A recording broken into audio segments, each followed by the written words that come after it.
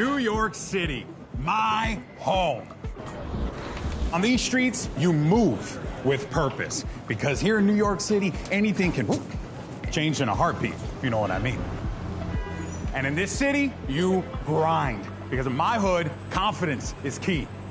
All of these qualities are at display right here in the historic Manhattan Center.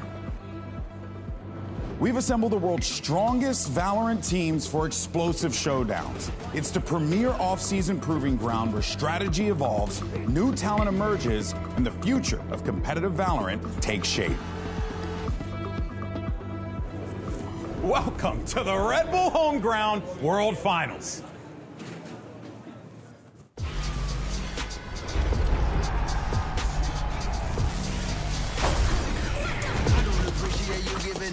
You need a hug to get moving away. I'm not a stranger to living in space. If they wanna test me, then they know my name.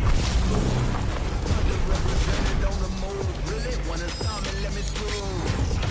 Fancy around me. Yeah, looking down from a cliff.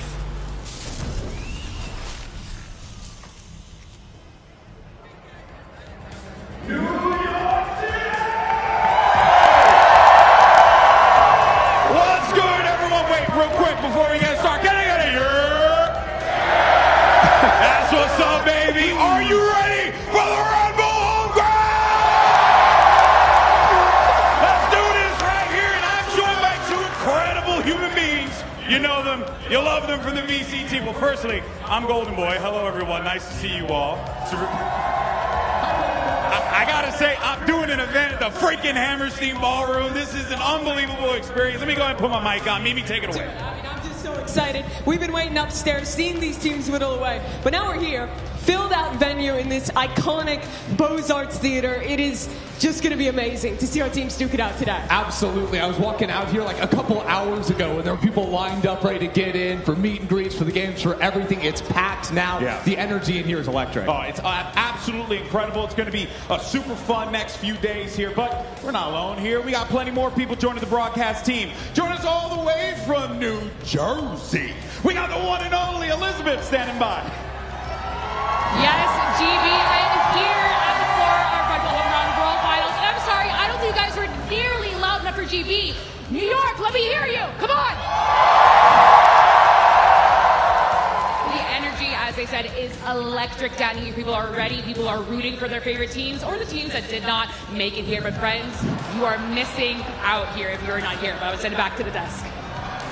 Thank you so much for that, Liz. Yes, all right. Well, let's go ahead and talk, of course, about, some of the incredible things that we have going on here. And we also do want to give some love to the partners who are making this happen. First and foremost, do want to give some love to InZone here for being a part of this. This is a brand developed by gamers for gamers, so we do appreciate InZone for supporting the Red Bull Home Ground here.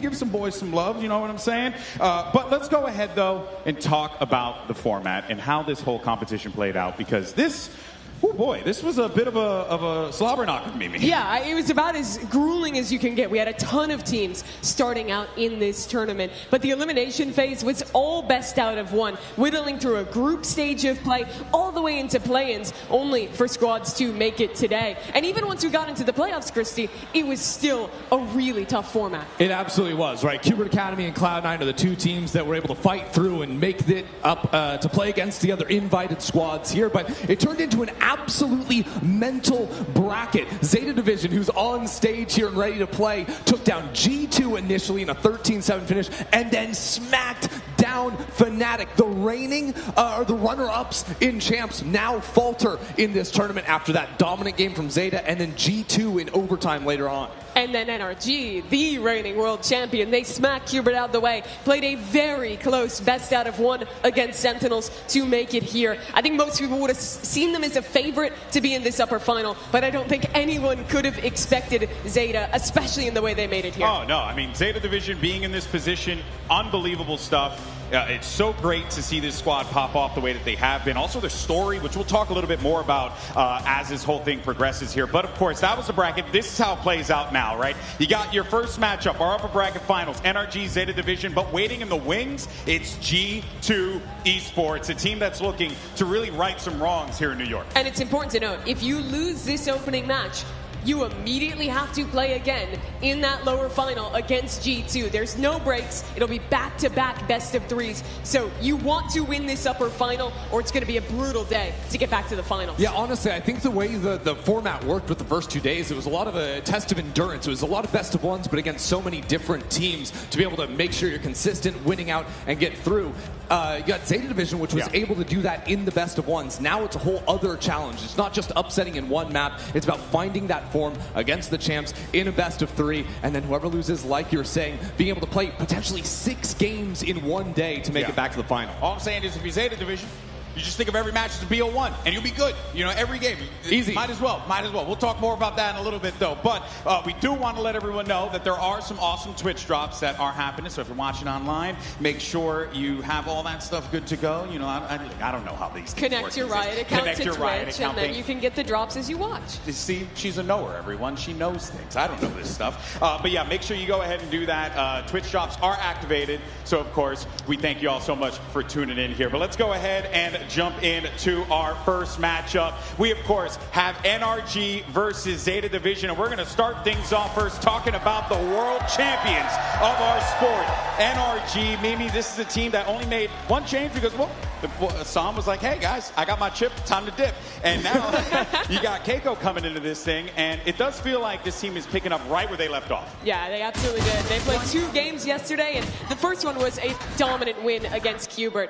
The biggest question for NRG really was how well would they manage to implement Kiko into the team on relatively little amount of time, but it all looked good. He was very comfortable. Well, he didn't have any complete takeover games. He was very consistent. And the rest of the team was just the energy you know and love if you watch Champions. Yeah, you know, no problems there. Still clutch when it matters. Still looking strong inside of the server. I think the most important thing for me with Kiko coming in here is the fact that he is such a flexible player. He played both the Omen and the Killjoy, can move it around depending on the needs that NRG have. And I think that's very important in a meta that's as topsy-turvy right now. People are still figuring out if you want to play double duelist, double smokes, double Senti. There's so many options. And this guy has done it all. Because even when he was back playing for Apex, trying to qualify up for EMEA through Ascension, fell just short. That was when he was playing some duelist options as well for the team. So he can do really anything NRG asks of him. Yeah, and Americas as a league has a bad history with European imports going the right way. Generally, it doesn't last too long. But thus far, I think Kiko is such a good addition. He's very flexible, as you're mentioning. He's incredibly skilled and just confident after having a kind of rough 2024, bringing it back this year and making a name for himself with Liquid to become one of the top prospects in the offseason to get to join a championship-winning roster. Yeah, he's no stranger to playing on the global stage, but wasn't able to make those deep runs with Team Liquid. I think just putting him here into NRG gives him the chance already a top 3 finish in his first international tournament and chance to go even further with this win today. Yeah, but of course, one thing we do got to kind of acknowledge here, right? There's a little bit of that champion's curse that comes and goes, right? Teams have a tendency to have reached the top of the mountain and then, you know, kind of fall down from there. Normally the team completely blows up and you don't even see the roster play again. NRG, it is a different roster, but it is only one move, and it's because of a retirement, not because of an implosion. Yeah, I will raise you though. There's the champion's curse, but there's also the Red Bull home ground buff. Because last year, T1, take Red Bull home ground, go on to win Bangkok. So all I'm saying is you win this here, you're looking pretty going forward. All right, well, let's learn a little bit more, though, about this champion's curse, shall we? No, I don't. I don't believe in the champ's curse. It does. Yeah. It does. I believe it exists. I definitely think the champ's curse is real. Oh, I was trying to curse people the whole year. It didn't work. But they have worked in the past. Nah. Nope. They get too much egoist. There's always that mental complacency the teams feel, you know? Basically, all those players, their biggest dream was probably to win champs. After they win champs, they need to kind of set a new goal. But there's no other goal other than, I guess we'll just win champs again.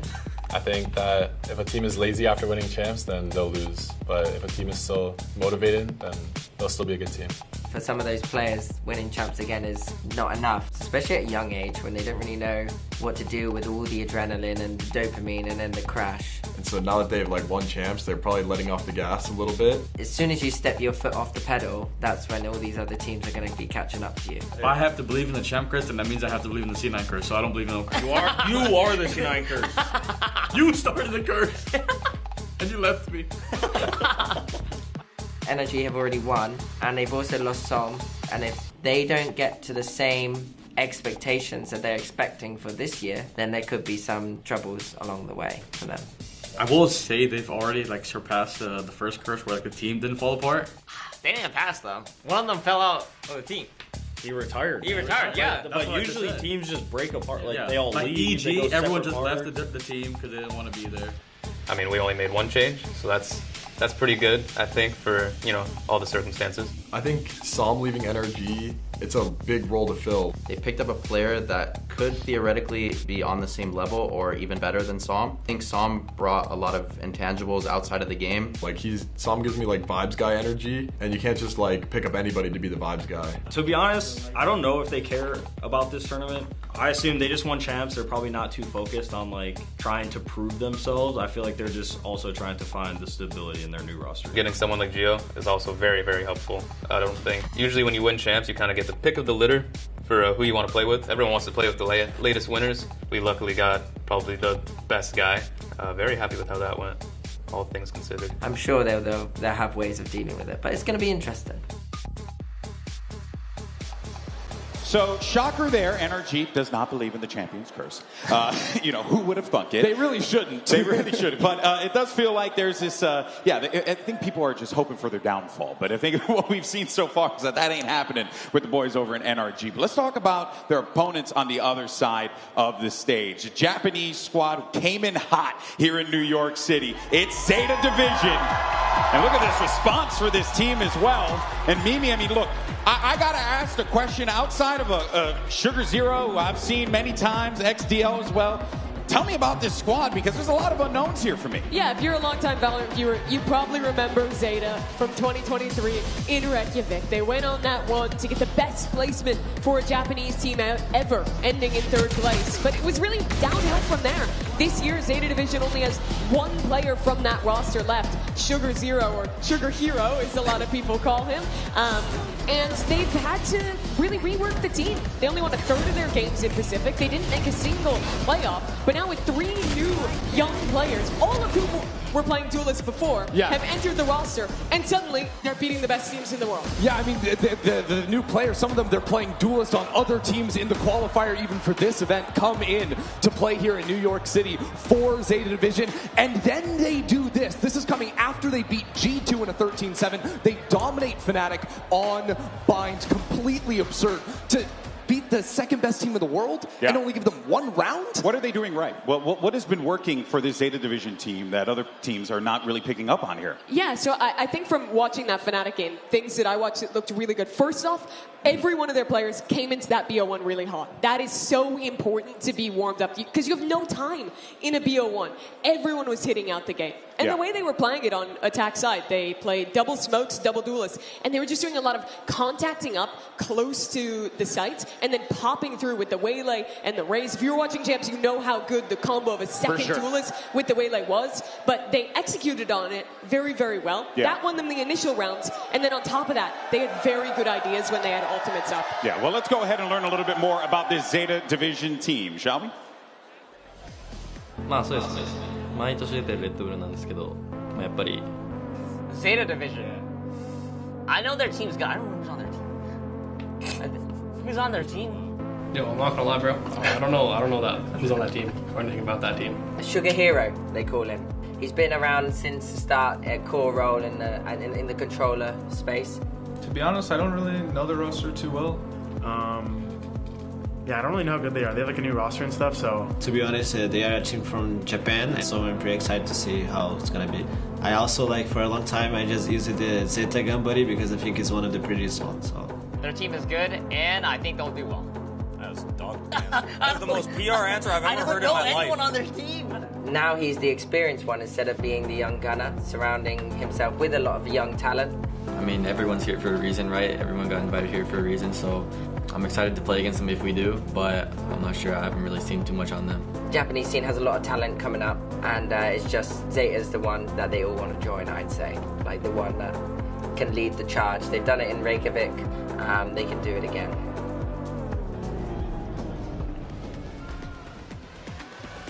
All right, well, there you have it. And it seems like Boaster had the intel. He did the homework. He's also going to remember them for a little while after that match. I think so as well, right? I mean, of course, this is going to be an absolute a barn burner. So excited to see what the Zeta Division team can bring to the table. But let's go ahead and take a look at our map vetoes and where we're going to be going to, because Bind is going to get taken out as well as Abyss. And this is where things are going to change a lot for Zeta Division, because it's been BO1s this whole way through. Baby, it's NRG's Corrode. We haven't seen it since Champs. They were excellent on that map at Champions in the run-up in Americas as well. That's very comfortable territory. Zeta will go towards Haven. That's a map they 13-7 G2. So something that they have shown this tournament. Yeah, unfortunately, the bind they beat FNATIC on was taken away by NRG immediately. We're also blessed, no more Sunset, at least in this best of three. We had so much of it in the best of ones, but very new looks across these three maps today. You look at this series layout, who you feel is going to lean toward? I feel like I kind of know the answer, but I do want to get your thoughts. I have to say NRG, not only because they're going to have a lot more experience in playing these longer series, and whereas Zeta has only been playing best of ones thus far, 2 of them with the new roster, but they get to start on what was probably their best map of the Champions run. It feels so comfortable. I think logic and reason tell you NRG. There's nothing else that would tell you otherwise, but Zeta Division played against 2 of the best teams in the world already in G2 and FNATIC and beat them. There's something magical about what they've been able to do just yesterday. Now the question is whether they can do it on the big stage in front of a massive audience and in a best of 3. The last time they had magic was in Reykjavik. That run ended top 3. If they lose here, that could be where it ends again. They're trying to go further and make a finals for Zeta's first time. All right, folks. Well, the time for yapping is over. So let's go ahead and bring out your 2 teams. It's time to introduce Zeta Division and NRG. As the defending champions, I think we definitely have a target on our back. It's natural once you win that everyone wants to beat you. Diamonds are made under pressure, right? So that's kind of what we are. Our mindset never changes depending on who we play. I think it's always we play our own game, play to our strengths, and we just play full force always. Just want to show we're still in form.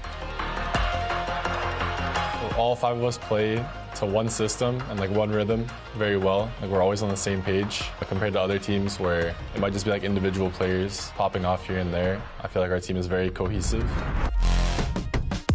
やっぱその新しいチーム、そのなんか1ラウンド取るとか、1試合勝つ、1マップ取るとか、そういったなんか成功体験がどんどん増えれば、まあなんかそのもし自分たちが長年やってきて、あいつらはゼータはベテランだぞみたいな、そういったなんか緊張感あるかなと思うけど、まあ新しいチームなんで怖いもの知らずじゃないけど、そんな感じでルーサーズ行ってもあんまそういうとこは気にせず、ただ自分たちのプレーできればいいかなって思ってます。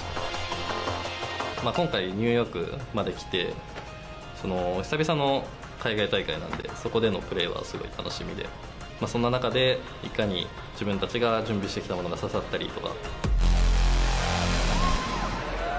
New York City! Give it up for your Valorant World Champions, NRG!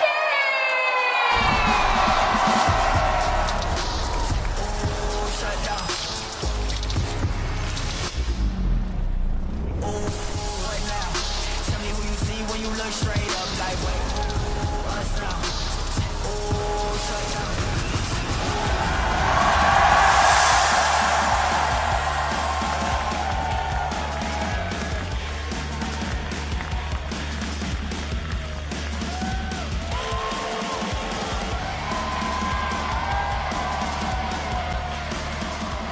And their opponents make some noise for Zeta Division!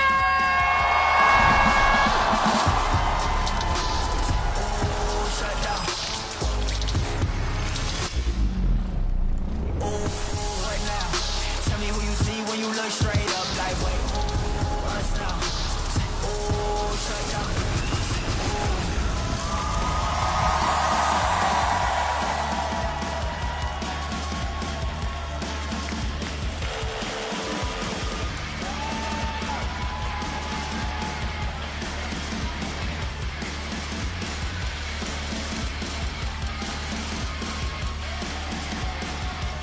And this is it, a classic David versus Goliath matchup here. You got the Japanese upstart Zeta Division looking to pull off the unthinkable. They have a chance to be able to unseat the world champions and send them to the lower bracket to duke it out for G2 as survival. They've been the biggest surprise of the tournament, but they're still unproven. They've won 2 best of ones to get here. Now a full series against Valorant's current best team. And this is a completely different environment they're stepping into, right? Yesterday, they're playing up in the ballroom, right? Yeah. Not a huge audience. Dark room. Yeah, today it is stacked in here, right? Full house, the lights are bright, and NRG just a month ago were on even bigger stages than this. They have lived in this experience for a while. They've already lifted that trophy. It is a huge difference in experience on the stage today. But I do think, though, that you got to look at it as NRG has a lot to prove here. Zeta Division, I mean, they're playing with house money at this point. They're chilling. You know, like, they made such a deep run in this tournament. Top 3 against some of the best teams in the world. You beat G2, you beat FNATIC. You have an opportunity to take on the world champions and beat them, too. If anything, Zeta Division should be feeling great. All that pressure, to me, is on NRG on that stage. I think there's pressure there, too, but what I see up on that stage is a hunger out of Zeta Division, right? You don't come here, get top tier, and say, oh, that's good enough. You feel like, wait a second, we just took down G2, best team in America's all year long. You take down FNATIC, second best team in the world. You just want more and more and more, and that drive is what's energizing them today. And even though it's an NA crowd and NA's the best team right now, Jimmy, I feel like I was hearing a lot of Zeta Division fans I think here. there was. Yeah, wait, well, let's do a little check-in with the crowd here. You guys think NRG's gonna win? Okay, that's loud. It's a healthy volume. Do you guys think Zeta Division are gonna win? I think it's safe to say the decimals went up a little bit there. I'm not going to lie. I think Zeta just won the crowd vote. I'm blown away by that. But honestly, I think it's pretty damn cool. And it's great to see that these two teams not just have the fans behind them, but they're really going to put on a show on this stage here. Because I think everyone's really, they want to start this offseason on the good foot, right? A lot of teams have locked in. They're getting ready for the season. This is a great opportunity to really show Mimi what work you've put forward and, more importantly, how you continue to build upon that going into the season. Absolutely, and what a start it would be for Zeta. As a reminder, 3 of these players were playing in Tier 2, in Japan Challengers. All of them were playing Duelist before being added to this team. So you're in your first Tier 1 squad for 2 of them. You're stepping into the biggest stage you've probably ever played on, and you've just swapped to a new role with a completely different roster. It's honestly unbelievable. Yeah, but what you are going to get with this team, the duels, whatever, a lot of cracked out players, a lot of individual skill. This team is going to be definitely looking to take that fight to NRG. You know, NRG, they played against control styles before, they played against aggro styles. I think they're going to be getting a little bit more of the latter today. Now, I will say it's fascinating, though, it's very reminiscent, again, of what happened years ago with Loud. They did the same exact thing, grabbed a bunch of duelists, put them in different roles, and then from there, they just flourish and shine. And Mimi, it does feel like Zeta Division certainly following that path of their Brazilian compatriots. Yeah, they absolutely are. I mean, you even look at the history, and all of these players are diamonds in the rough. Even those who have had experience before. You look at Echo, he played a year with Gen G. That was one of the lower points for Gen G. That was the year before they went on to win the first ever trophy for Pacific. But with all of them, Zeta has made that assessment, promoted players like Honey Bunny from their academy team, stolen ones from other Tier 2 teams, and are trying to start something fresh with what might just be the next generation of Japanese Valorant players. The crazy thing, though, is that they are starting off on NRG's Corrode. Yeah. Right? And this is, again, a very different situation because Zeta Division will have come in. They know they're leaving Corrode open in terms of the map veto. They know that NRG is going to be picking that, and they've seen so much tape, whether it's the Brock Odin or the Waylay, any of this stuff. This is all things that Zeta could have actually prepped overnight going into this matchup, whereas the rest of the tournament, you can't do a lot of prep because you're playing a lot of best of ones, you're playing different people, you know, within the same day. This is a match where Zeta can come in and have done their homework. We've talked a lot about the inexperienced players, those who have just been added, but for XQQ, returning to Zeta Division after leading them onto that run alongside Sugar Zero, he has so much experience at the top level as a coach, and I imagine especially for his young players, has been giving them the game plan, giving them the prep, because there's a lot of bots out there for NRG's Corrode. All right, here's your agent select, and we're getting, oh man, so much Waylay at this event, which has been really awesome to see here. Any big surprises that are sticking out to you right now, Christy? I mean, honestly, to me, I think something that's interesting is the KO coming out from Zeta Division, right? Ethan was one of the first guys that was really playing this all the time on the map, so Zeta Division maybe even picking a little bit up from there. The composition's looking sort of similar on that front in terms of double smokes, the Viper Omen, slight differences in terms of Initiator and the Duelist. The biggest battle this game will be for mid control. Which team wants to commit to early taking that space with the Duelist? Because both the Neon and the Waylay comp love going early aggro for that space. Yep. But with double controller on both sides, they're also going to be willing to slow down and play a lot more controlled rounds throughout this one. And well, it is a slight difference in that Duelist. Both these comps have a very similar style. Yeah, and you know NRG is going to have a lot of different looks. They have so much history playing this map, so many different ideas they can dip back into, even when the rounds get a little bit more challenging for them. I think it's important that Zeta step out strong out of the gate here if they're going to stand a chance on NRG's best map. Yeah, and that's the thing, right? You're going into this corrode. I feel like you could do all the prep work, you could look up all the footage, but when Brock is just gunning you down with the Odin through a wall nonstop, it's kind of hard to defend against that. There is a very big difference between watching the VODs, knowing what you should do, and stepping up on stage and feeling the power of that Brock Odin. It's a completely different ballgame. Oh yeah, for sure, for sure. Of course, we're going to wait for this match to begin here, but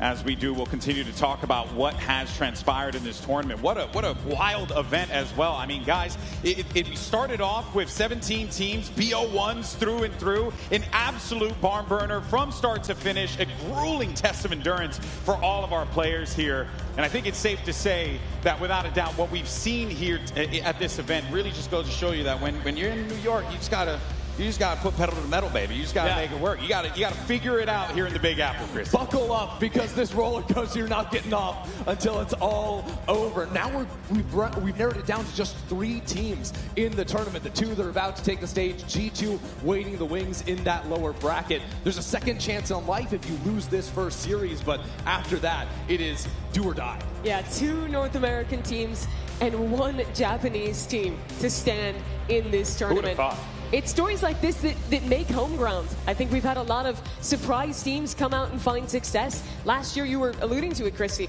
The first taste of how good T1 was going to be in 2025 was them winning last year's home ground. And then going on, as you mentioned, to lift their own trophy in Bangkok. If Zeta wants to make a name, there's no better way than beating G2, FNATIC, and then having a chance to beat NRG, the world champs, as well. I mean, what a statement that would be for 10 months out of 2025. Zeta is a team that fails to make playoffs in Pacific, to then come in, all of a sudden, be one of the strong forces of the offseason. 2026 will be big. All right, New York City, let's start some action, shall we? We got Zeta Division versus NRG. Let's get this show on the road. Let's get things started here on NRG's Corrode. Just 10 more seconds of breathing time for these 2 teams take to the map. NRG already looking to start things off strong in A main. Modest Waylay is so good on this map when he's playing solo. Watch the way that he's going to take early fights this round towards A main. His signature pick, starting things off with the rest of the pack, while Scuba a little bit solo, but Mata goes down first to Honey Bunny to find that shot. Now Scuba on the lurk is traded out, but NRG aren't slowing down. It's Honey Bunny in the corner. Got that first shot, it's gonna get a couple more. It's a 3K, and Zeta take the pistol. How is no one looking at Honey Bunny? Goes completely undetected, tucked close in the corner, and finds 3 kills to start this one for Zeta again. There is something about them in these pistol rounds. When they played their bind against FNATIC, it was a 3K on the pistol in a very similar scenario for Sugar Zero to get that train rolling. Here's Zeta do it again. Yeah, we heard from NRG but before the match started that they didn't really know who Zeta was. Who was on that team, they were wondering, but I think after that pistol, they're going to be remembering the name Honey Bunny. NRG lose the 3K from the Viper, now change things up with 5 down mid. A more reserved approach to mid-control, this time expecting that pop flash. Very good from XTL to tuck in. This is a play that NRG do a lot if you were watching them at Champions, and Zeta handled it beautifully. Yeah, just mowing him down. XTL with another 3K for Zeta. Actually means that Zeta are going to start stacking up some of these critical ultis early. I do like that Zeta's playing the KO as well, because you saw with the double controller comp, especially in a double controller mirror, there's no better agent for popping through and going for fast hits off of it. Zeta, when they were playing their binds, they were very good at going for these late contact plays into fast pops. There it was off the Waylay diving, but it's just as good between Absol and Echo. Energy's going to have similar win conditions as they get that Brock Odin online. It's finally there.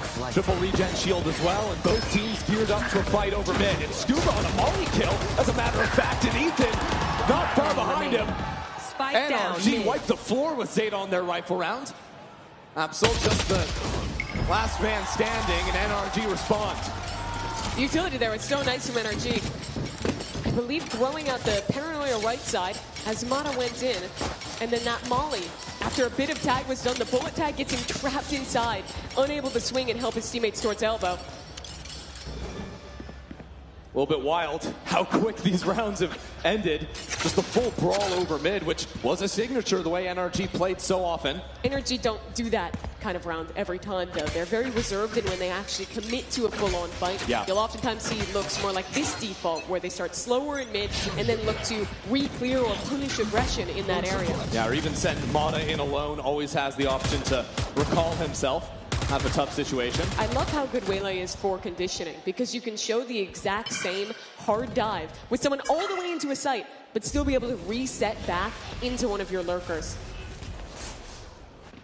Well, looking at things, XDL was matching the Odin from top mid, but down to 46 HP, has lost the spam battle to Brock early on. Zeta are very happy to be holding mid control.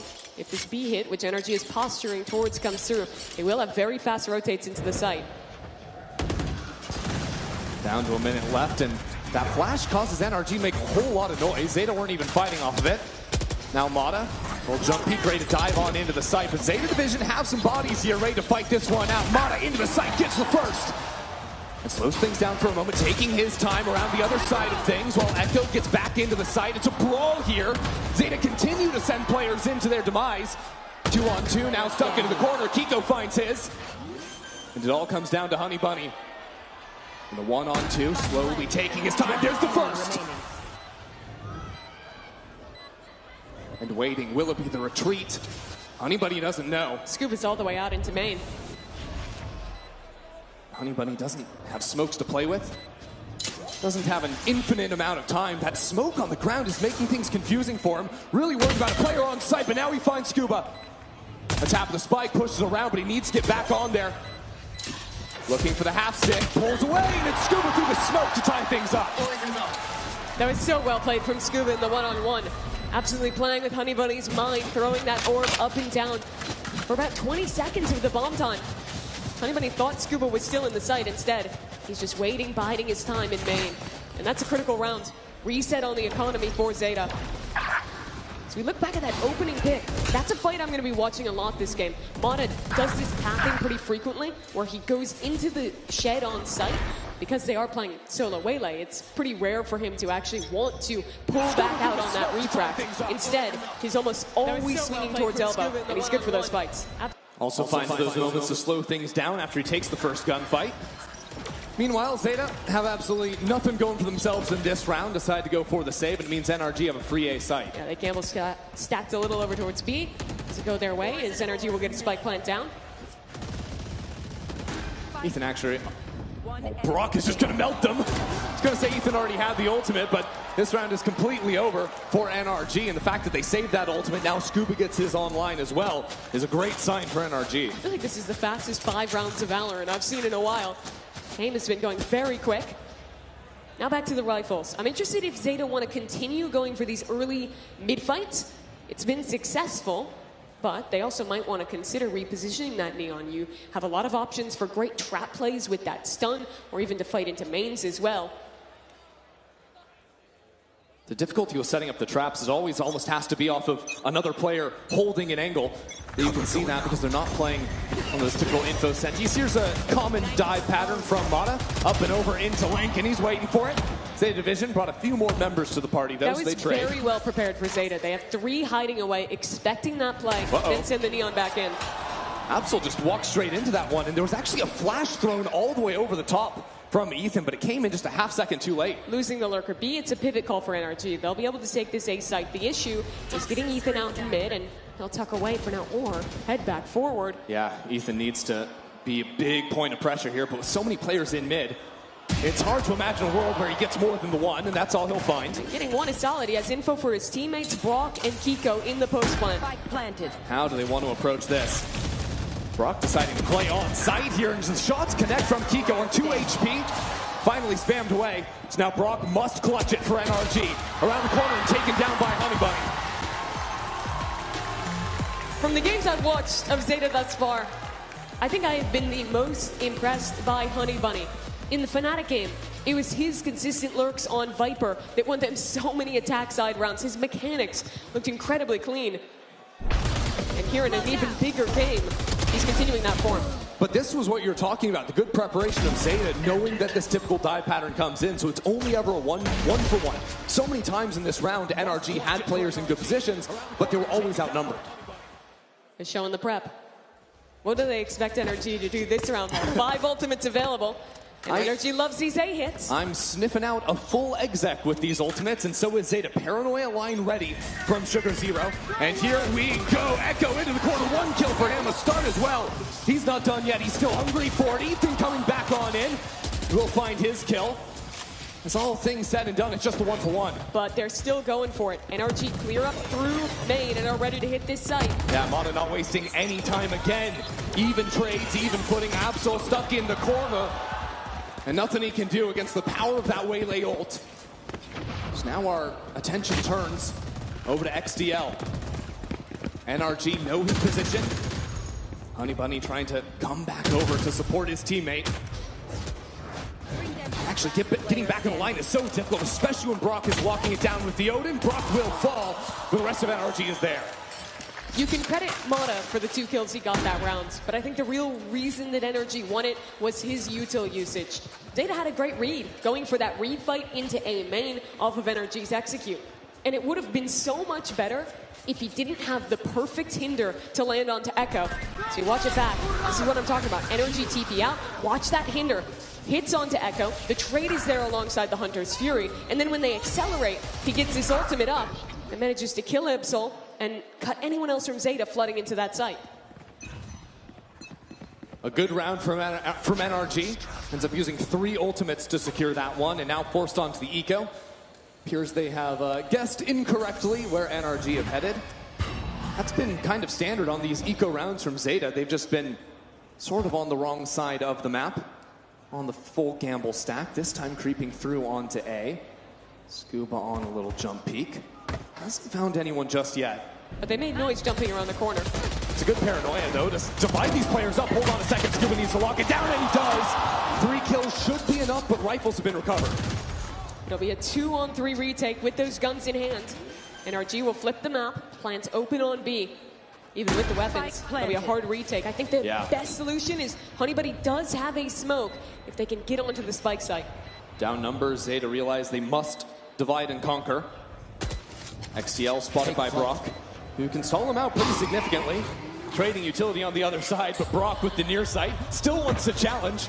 Has the ping lodged in XTL. But now with the clock starting to wind down, you look at how Honey Bunny has fallen out from mid. It doesn't appear like Zeta want to play this out. And yet XTL has nowhere to go, so his gun will be lost regardless.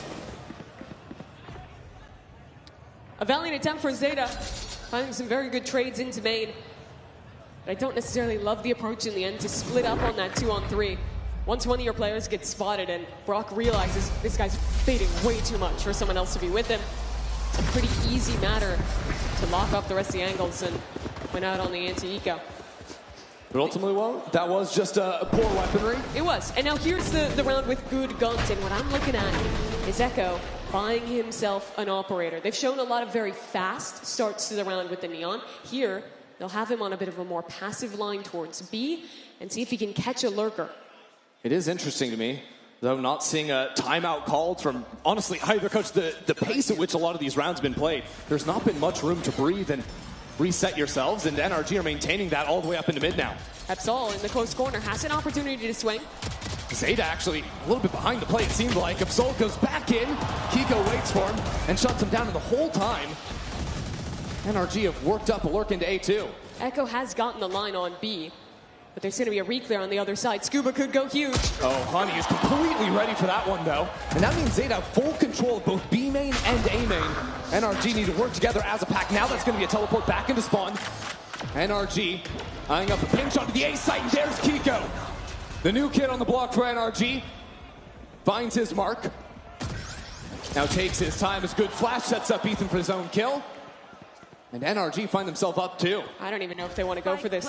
Holding on to the operator, which they've yet to show, might be a safer choice. It's full armor too, so 5,700 credits at risk of being lost.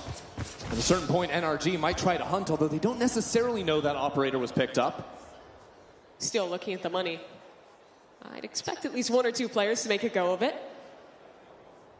For Zeta that round, though, they found great solutions on the extremity. An excellent kill from Honey Bunny to catch Lurk on A. Getting the op posted on B. I think the macro was all really good. Where it went wrong was NRG. Completely stuck in mid. Had that Omen TP to get towards CT on A.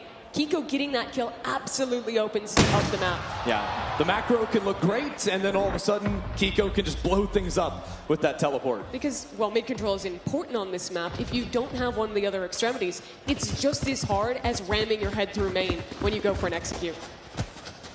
Which NRG have also been fairly successful at this game. Just the execs, the slow play as well. They're doing a little bit of everything. So Zeta lost that round. They've lost 6 of the last 7, but I'm not particularly worried at least about the last one.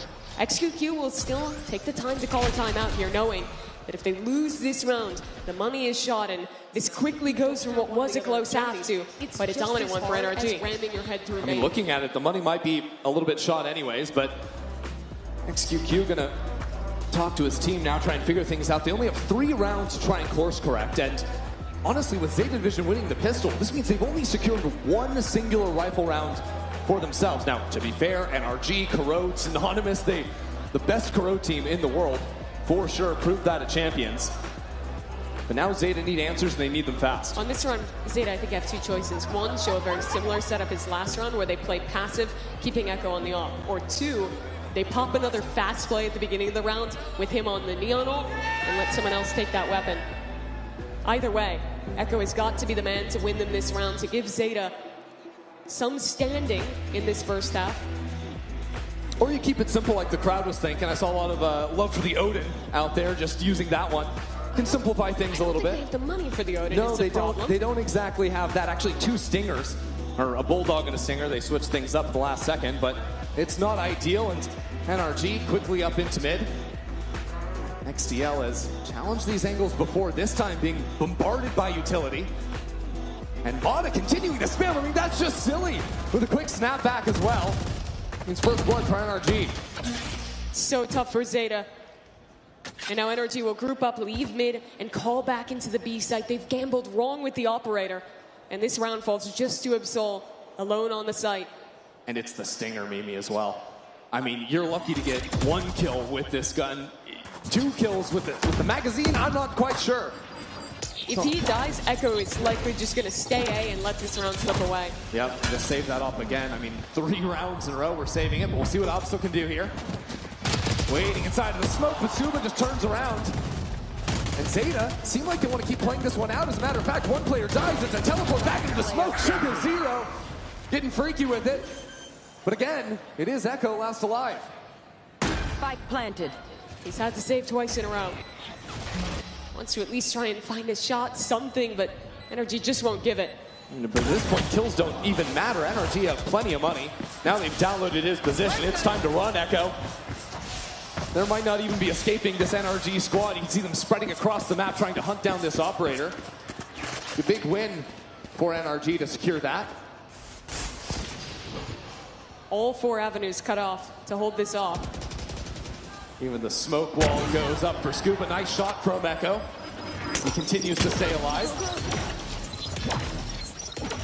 It tells you a lot that Ethan still has a flash and the nade up to hunt down the operator. Didn't need either of those things to actually take the B side or win that fight up into mid. NRG are looking a bit on cruise control on this attack side so far. Mid on this map is a lot like a bit more complicated game of rock, paper, scissors, and it feels like NRG always pick the right option. When they want to go aggressive, they pick the right timings to send Mata in. When they're expecting a play, they're willing to slow things down there. It's just a beautiful dive from Mata, exploiting that there's been a player playing either far top mid or in that close right corner every single round to get NRG their opener. And immediately after blowing up mid, NRG play around where they're not going to go there. Zeta were considering putting 4 players. in the space, again on Nico. This time not pushing too aggressively into either of the mains, but Mata finds that first shot. Yeah, that little angle on the boost is very hard to deal with. Is this a double outlaw round from NRG? Oh, yeah. That's just nasty. And they're patient this time. If they're picking mid, wait for any type of re-aggression. Because Zeta has been playing so heavily for mid, these sites have been very weak. And I mean, you saw in this round, on these later buys, Zeta has been doing some kind of gamble stack every time. The previous two was on one of the sites. Here was the stack to fight for mid. But either way, NRG has always been able to piece out where that stack is and avoid it. As it looks like they're going to again here. They can switch off the outlaws, go back to the guns. That's how much money they have in the bank. Like you're talking about with these weak sites, these empty sites, I do think a little bit of it is Zeta not playing, you know, a standard Sentinel on the map. They have way less just hard stall. A little bit more encouraged to go out and seek out the fights. And, well, they've either been finding the fights and losing them for the most part, or not finding them, and NRG just get free plants round after round. It's bad guns for Zeta on this retake. And it'll be extra challenging as the majority of these players are all grouped together towards defender spawn.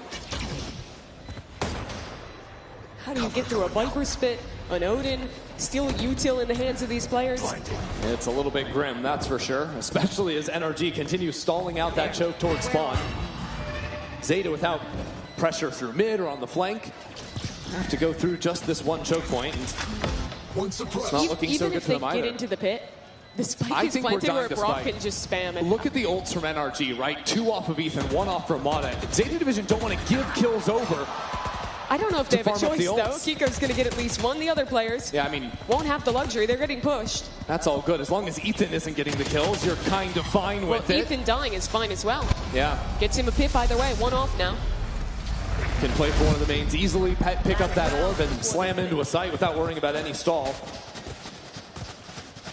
So that is now 5 unanswered from NRG. They are stomping this one. What do Zeta do? They struggled when they try and go heavy on the fights into mid. When they try and go in towards extremities, it doesn't work out for them either. And the pressure is on for them. On a big stage after winning 2 BO1s against top teams, you have to be on top of the world. But NRG is bringing them back down.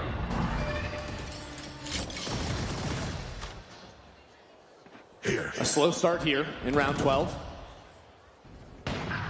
As Mata with the attack op just drills XDL in mid. He loves doing this. We were watching his games yesterday where he also pulls out these ops at the right time. Keith goes off. That one doesn't quite find the shot. Nope. After the double outlaw round, they go to the double op, but it's a mixed bag. Now, Absol with a chance to catch Scuba. Scuba was waiting for him, completely prepared, now advancing, but not ready, not with the gun out. Sugar Zero is there, and Sugar could be the hero.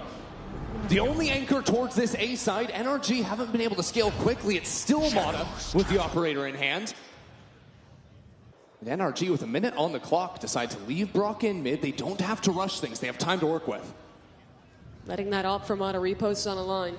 When they do call this execute, a waylay ult available. Yeah, waiting for that smoke to go down and waiting for the re-aggro. Ethan is for the 2K. NRG continue to run away with things here. Mata even dashing back spawn with the op. I mean, it's just brutal what NRG did. Resetting fully after the lost pistol to lead 9-3 at the half. Only 1 round besides the pistol and the conversion, 1 for Zeta Division. This was dominance on display by NRG. They outcalled them in the macro. Mata and Scuba were having individually excellent games. And Zeta just could not find the solutions. And you know what? It's a little bit of a wake-up call, I think, as well, right? We're seeing these teams on the big stage here in New York City for the very first time in front of a packed-out crowd. And Zeta Division, after yesterday, the last match they played, it's a 13-1 stomp up against the #2 team in the world. Now, they're the ones with their backs against the wall. A couple months ago, 3 of their players were just playing online matches in Challengers Japan. The rest of the team was watching Champions from home. Watching Pacific playoffs from home. This team didn't even make it there. Well, it was NRG, the ones on their screens. Making it to the finals in Americas, winning it Champions. A squad that is just so comfortable in this type of environment. Yeah, I mean, they love the lights, that's for sure. Looking good up there on the stage. But this is also a very different scenario, I think, for the teams even within this tournament. The last 2 days, we had 17 teams. They were always playing best of ones. They were playing different teams all throughout the day to try and make it now into the top 3. First time we're seeing a best of 3 between the teams. And of course, this is NRG's map of Corrode. So Zeta Division both have this second half to try and reset themselves and come up with the answers on the attack side, as well as potential map 2 and 3 in this series. And like you're seeing there, some Zeta love in the crowd. We were sort of getting people to cheer earlier on, and Zeta Division had a lot of support from the locals here in New York.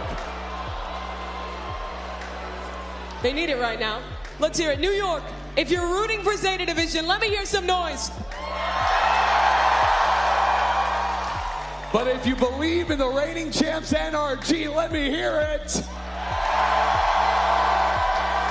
The NRG fans have gotten louder, fired up by what was an excellent first half. Yes, they are. We're going to be jumping back into the second half in just a little bit for these two teams. Now they've had a chance to breathe a little bit, to take it all in, calm themselves down, because that first half was lightning quick. I mean, those rounds were decided within the first 20-25 seconds sometimes. We'll see if that pace continues here on Zeta's attack. And at least on the first round, it looks like it just might. 4 players posted up towards A main. But Zeta did a lot of this before, right? Sticking together, 4 players, 5 players, just brute forcing their way on in, and that will continue here. Echo to lead the charge.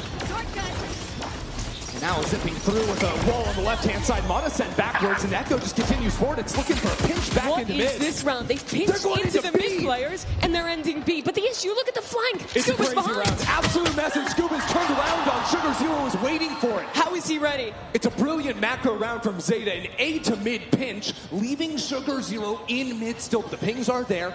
NRG are fully aware of his position, and he's low on 45 HP, right on opposite sides of the wall. Mata is there, so things start to equalize for NRG.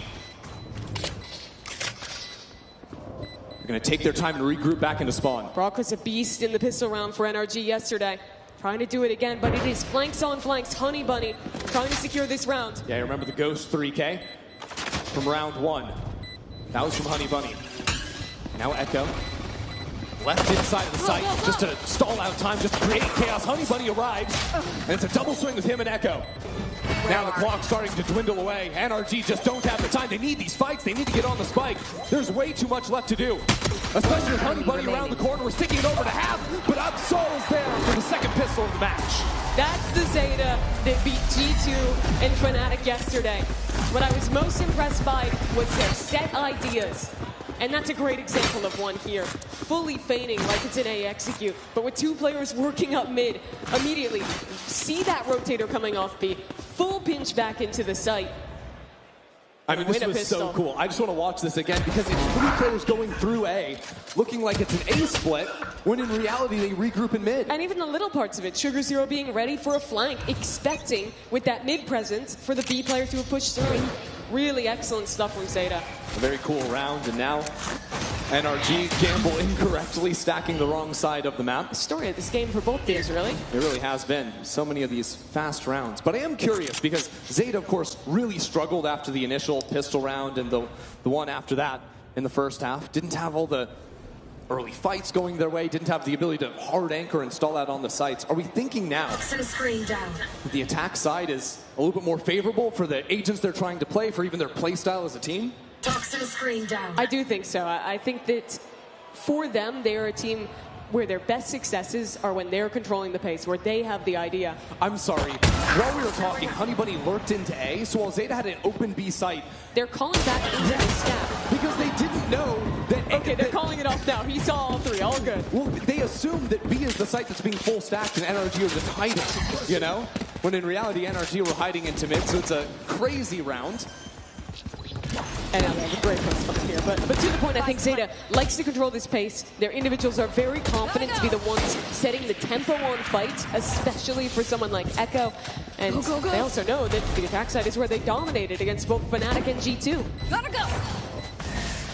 And already, I think, seeing very different macro ideas. Some cool looks from Zeta, whether it's the fun split from Pistol to now Trying to work back into Lurk and scout out where NRG were hiding. It was a pretty standard Eco to 4-1 For sure. like that and have basically your sacrifice player. It just got weird because the stack was so deep that he thought he had it for free. Anyways, the rest of NRG will die to the spike. Zeta will keep the guns they needed. And all's well that ends well. I can't die here. Another point beyond just the players like Echo is that Honey Bunny is great on these lurks. I'm excited to watch how he's going to play on that weak side. This is a map where it is very important to be able to call back into lurks. The two keys really are have mid control and have cancel options in the late rounds when it's not just a fast exec. Especially when teams are playing comps that don't have like a Vise in them or a Sage in them. No like, true Sentinel. Exactly. Then what often ends up happening is that A and B can turn into just 1v1s between one lurker and one side anchor when the teams are so committed into mid, which really allows someone like Honey Bunny to shine. Zeta this time, similar look to the pistol, fast towards A. Same from NRG too, a paranoia just to stall things out for the time being. And Mata is there inside the smoke, and with the shorty, Kiko to strike first, Mata as well. Eviscerate Zeta in main in 10 seconds. That one went a little different. Mata and Kiko last time got taken down by that split play. I like the conditioning from Zeta to show that fake into B through A. This time sent it as an exec, but those anchor players were ready. Is this not just the story of the first half, though? You know, the pistol one from Zeta, and then as soon as the guns come in from NRG, instantly a round over in the blink of an eye. Well, I think the question is if it continues from here, if it's NRG to win this next rifle round and run away with the game, or if Zeta really have a chance to come back. Zeta not so committed this time in terms of the utility and the noise, but still 5 stacked into A. And Kiko doesn't have assistance. So a great shot clearing the jump peak, puts Mata in the same position, but this time he's unassisted and Echo slides on through the gas. NRG now down 2 players without any real position left into the site. And still moving forward. Ethan going on his own, and he's just gonna get cut down. Echo's already got 3 into the round. NRG gonna choose to not even play this one out. Crowd demanding an ace. But Echo won't be given the opportunity. These players run for the hills. I guess that answers that. It is a different story to the first half, with Zeta firing on all cylinders here. After getting dominated on a fast A hit in the previous round, the util pattern they use there is great. Realizing that Mata is always playing that close left position in yard. To have a prowler through the smoke the second the neon is sliding. That is so tough to deal with, because you have to shoot the prowler or you will be blinded in a second. And you also have to shoot the neon or you will be shot in the head. It's a great exploitative play to an NRG who almost always has their 2 A anchors playing the crossfire from opposite sides, but will be cut off by that Viper orb.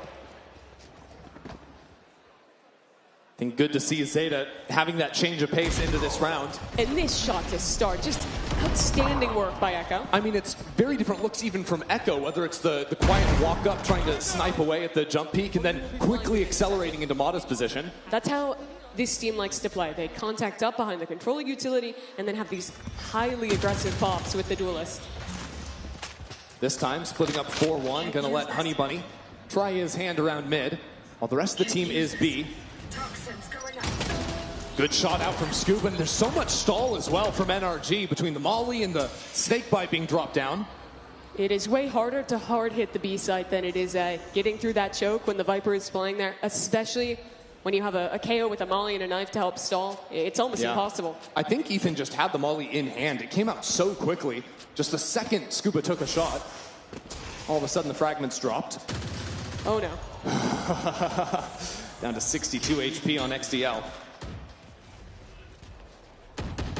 NRG are happy to give up mid with their player advantage already secured and Mata on a very forward line in A. But Brock will still be under pressure. Zeta have their eyes on an eventual B split. They've pinpointed Brock's location, tucks himself away for the time being. Just staying alive there makes it way harder for Zeta to get in. Sugar Zero teleported to regroup with his team, but back on site, it's a bit of a brawl. Ethan's still alive inside of Hut, and he's gonna get pinned down by Honey Bunny. The HP bars are low between XDL and Brock. This round not so simple, but with Kiko taking out Honey Bunny, it certainly becomes easier for NRG. XDL, good piece of utility, pushes him back, and NRG will move up. That's 11 on the board. And Energy that round, after getting the opening pick on B with what you're talking about there, the Molly in hand, ready for a fast execute. They have great protocols for how to play those slower rounds. They know Zeta will be re-clearing towards mid. And Brock does a great job keeping up the pressure with the Odin, while also maintaining his life. If he dies in that position top mid, then that allows Zeta to either have a much easier job hitting B, or even to think about canceling, pivoting, something like that. Instead, Brock locks them in. And with Ethan and the rest of his team on site, they shut down Zeta's chances. This time, though, it's ults for Zeta. So a chance to do something quicker with a little more oomph. And it's going to be coming over towards the B site. Now, Mata has the ultimate, positioned to throw that straight down this choke point. And that means Kiko's the one to set up to take the fights. Good shot from him initially, and that's even before Paranoid, before the ultimate online. Second round in a row, Echo has died that early. Zeta will contact out now, but still Mata's ult waiting in the wings. Oh, this is going to be brutal. Now with Brock there, hitting the spam as well. I mean, they don't even need the ults. They don't need anything. NRG just dominating this A site. Zeta were not given a chance to start this round. NRG recognize how dangerous it is to let them contact into you. Instead, they are ready with the spam. They shut them down in the smoke. And truthfully, this is the make or break round. NRG about to go up to game point. Zeta Division without one of their initiators and without their duelist. Without much of the map. Just a slow walk back through elbow, trying to split into A. I don't think you're winning 6 in a row against the best Kuro team in the world. Zeta need this round badly. And that's going to require heroics. Honey Bunny has been good, but the positioning locked up into sight is even better. NRG, flawless so far. I don't even know if they took a point of damage. Kiko and Mata, the only players to even take a lick. It's flawless from NRG. They didn't.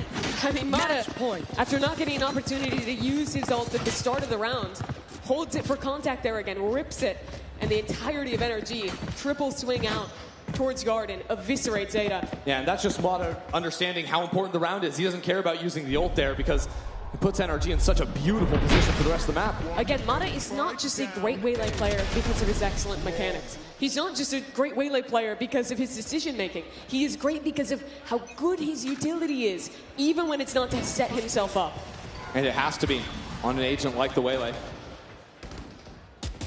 So pivotal for the team in stage 2, and there's some revenge. I mean, Zeta lose Stu to spam in the last round. Now they get an opener onto Ethan.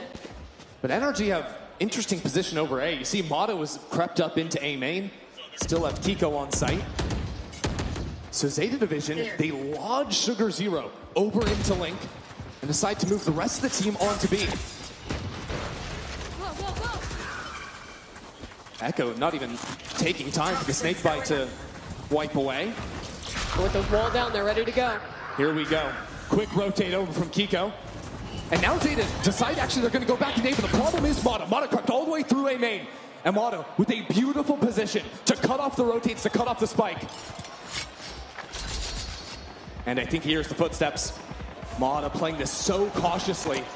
Have Zeta actually gone the right direction? They're taking the spike away from Mata, so Mata only has access to 1 kill. That is not a round ender for the team. But he's waiting.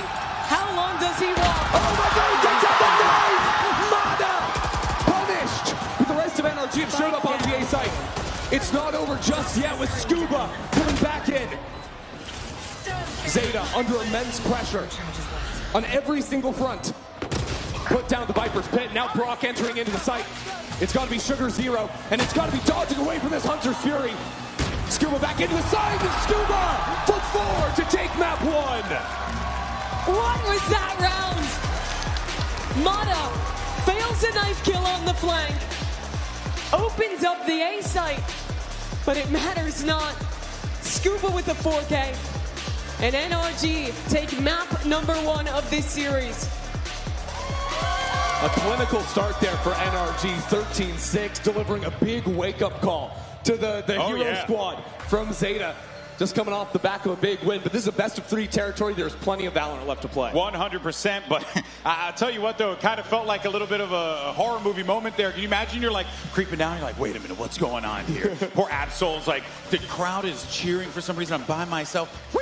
Oh my God, Mana, it's Slender Man right behind me. I know, it really was. It had to have been. It was crazy. But what a great game there for NRG. We saw a strong start for Zeta Division, right? But I think it goes to show you, especially on this Corrode map, Mimi, like, it's NRG's playground. Yeah, it was that piss around win and pretty much nothing after the fact. NRG had such great calling on their attacking side, the way that they were choosing when to play into mid, punishing Echo on these forward plays. And when they got into the second half, it was just as lights out. Their defense is excellent too. Yeah, I mean, I thought the duo play between Mata and Kiko over on the A side was really good. Even Really after good. they lost the pistol, I think the timings they were taking to like push through spokes, especially Mata. Like the second Kiko is getting engaged, he's the one taking an opportunity. I think he finishes the game 19-10. It's just a great showing for him up here. And I think they made Zeta look a little one-dimensional. They had some nice preset rounds, but their attack side, the whole game plan is contact close on these smokes and then rip through with a KO flash and the Neon. Energy just started spamming smokes and they got an outrageous amount of value from that. And once those initial execute ideas failed, Zeta really struggled to find plan B. Yeah, and I think that Zeta now, they're in a real difficult spot here, needing to go back to the drawing board, excuse me. They don't have a lot of time to do it, obviously. With that being said, we're going to take a quick break. When we come back, we're going to talk about map 1 and so much more right after this.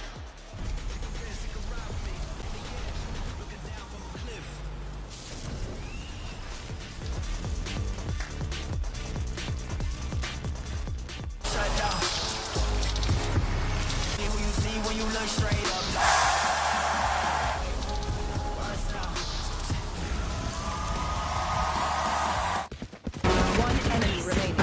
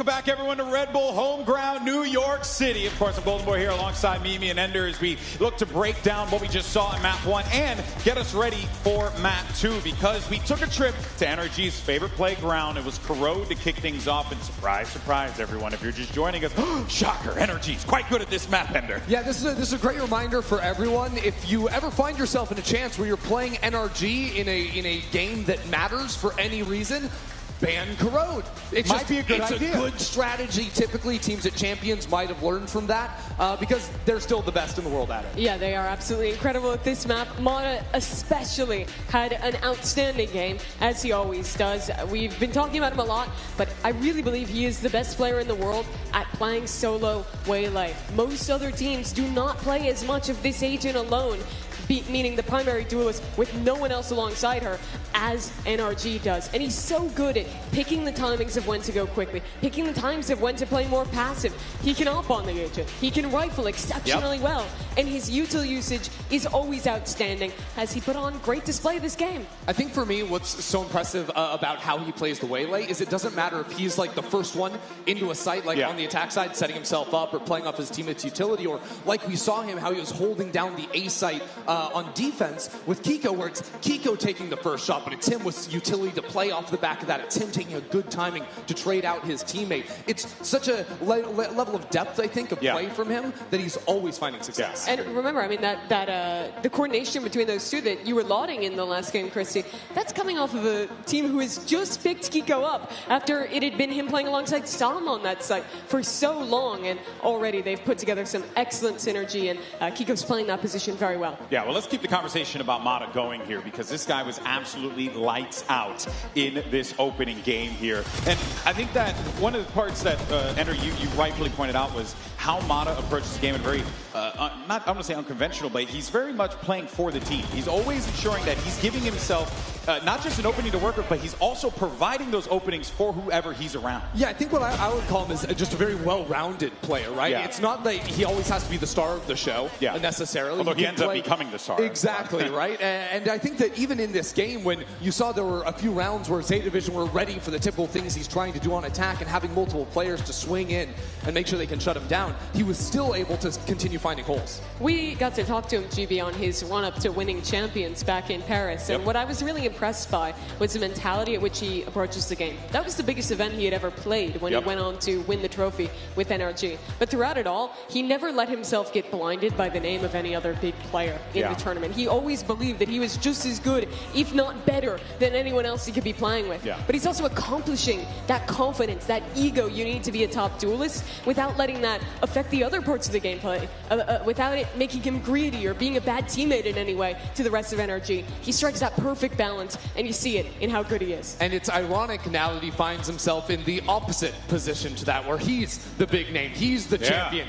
coming off that stage, and it's Zeta that have to put the name tags off for a minute, right? It's Zeta now with their backs against the wall, having to battle back and win twice in a row, or else fall to the lowers and play another best of 3 after this to try and get the rematch. That's tough. It's a tough one, and you know, when you had mentioned when we talked about Mata, and we talked to Mata in all those conversations in the past, and it really does resonate with me. I remember him saying, like, I'm built for the stage. I'm ready for the stage. Put me up there, I will destroy. And look what happened. He's back up there now, He's back up there now, and he's already doing it. The man is an absolute treasure. And of course, Zeta Division, as you see on your screen, those boys are going to need to figure out how to shut him down. Heck, we didn't really talk about Scuba. He also had an exquisite game as well. Lots of work to be done here by this Zeta Division team. They're going to need to figure it out. But for now, though, let's send it down to the legend herself. I think we got, oh no, we don't have Liz ready? Okay, Where's it's all good. Liz? Where's Liz? Liz was supposed to be around. It's all good. We'll find her. We'll go to Liz. We'll go to Liz. She's in New Jersey. Yeah, that's right. Yeah, she went in the tunnel. She's on the other side already. The path train got canceled for the 18th time today. You hate to see it, kids. But yeah, we'll be, of course, chatting with folks down here in the venue. Lots of people coming out. Hey, New York City, having a good time today?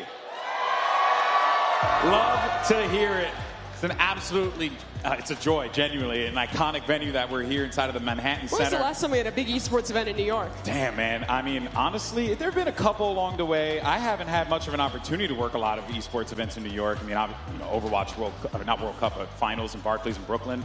When I think about But I think that might have been literally the last time a big esports here. event was there. Was IM after? I think I IM don't was care an about MSG. those things, though. I care about Valorant. Have we had that yet? Yes. No, and Well, that's guess what matters. We have it here now, baby. Right That's here what in I'm New talking York about. City. Best damn city in the world. All right, guys. Well, let's go ahead. And I think we got the legend herself, Elizabeth, standing by with a fan. What you got, Liz? Thank you so much, GB. And I'm here with Angela. Can you stand up for me? Look at Angela here, the number one Zeta fan. Yeah. Why are you the number one Zeta fan? The number one Zeta fan. Why is it you? I love rooting for the underdog, but if Zeta starts winning, this is who I become. All right, since you're the number one NRG fan, Kiko or Som? Som 100%. I was like, why does Som look a little different today? And then I found out. This is how you found out Som's no longer on the team. Exactly. Well, he just retired, but thank you so much, Angela. We love you and miss you, Som. But we have a game to get back to with Kiko on NRG. Oh, man. Guys, can we give it up for Angela? Give it up for Angela, the absolute legend. Got an underdog. All right, let's go into the Agent Select here squad. Let's So see they're what we running get. it back. This is the comp NRG played when they 13 forward Qbert with this Harbor in play. That was off stream. So I'm excited to see how it works, especially because it's a Harbor Omen, not the Harbor Viper you would have normally seen on this map. Yeah, or even the Omen Viper was another Yeah. thing that a lot of teams were playing towards the end of this year on Haven, of course. And I do think that NRG might struggle to have faster hits into sites with like the Yor and the Omen. You don't have that aggressive dive agent that can play off of teammates' utility. So instead, you're going to be relying on a lot more of that smoke utility to guard the entrance and guard some of those teleports. That will be no problem for Zeta Division, though. They're rocking the double duelists this game. We saw how aggressive Echo was on map 1. Now Absol, what a pretty solid performance, joins alongside him, piloting that Yoru for NRG. I'm really looking to see how they want to play into this Cypher. Because in my opinion, the Cypher nerfs are pretty significant. It makes hitting into a Cypher site a lot easier. That slow instead of the stun, that wind-up time being pretty tough as well. So I think that exploiting that Cypher is a good plan for NRG. Yeah, I also just think it's hard in general for Honey Bunny to play this game when there's a Yoro on the other team with the clones to break. You're going to have double teleport agents going into the site too. So Honey Bunny is going to be fighting two players on top of him before he can play off of anyone else that will be running through the trip. So instead of hard anchoring, the way I would expect him to play it, it's more so if he's flying C, have the retake cages, have his setup more for information, and then get to play Flood retake with the cages to get his Neon or his Yoru, who can very quickly make it their way over to help him on site. Or even have some like really deep trip set up for some anti-Yoru tech to catch him right when he comes out of the teleport. There are options for Honey Bunny, but I think for him in particular, it's much more about when he's lurking on the attack that I think he could have a chance to Which take even in the loss, he was very good on map 1. He was the best player in my mind for Zeta there, as he has been performing all event long. Oh, yeah, he really was the one that you can kind of look to on that squad as a shining light, and he's going to need to continue to do that as we get ready for the action to start here. Haven, of course, the battleground for map 2. If you're just joining us, your world champs NRG currently up 1-0 in this series against the upstart Zeta Division squad, who came in hot in this tournament, really showing the world what they're capable of. But for NRG, it's a great chance for them to just continue to establish themselves as not just the best team in the world, but a dominant team to boot. I'm especially excited to see NRG do that here because it is Haven. This is one of the maps they strayed away from at Champions. Only played it 3 times, lost it twice. I didn't think it was towards the top of their map pool at all. And now with a pretty different composition, moving away from a Neon comp to now pick up instead the Yoru with the Harbor.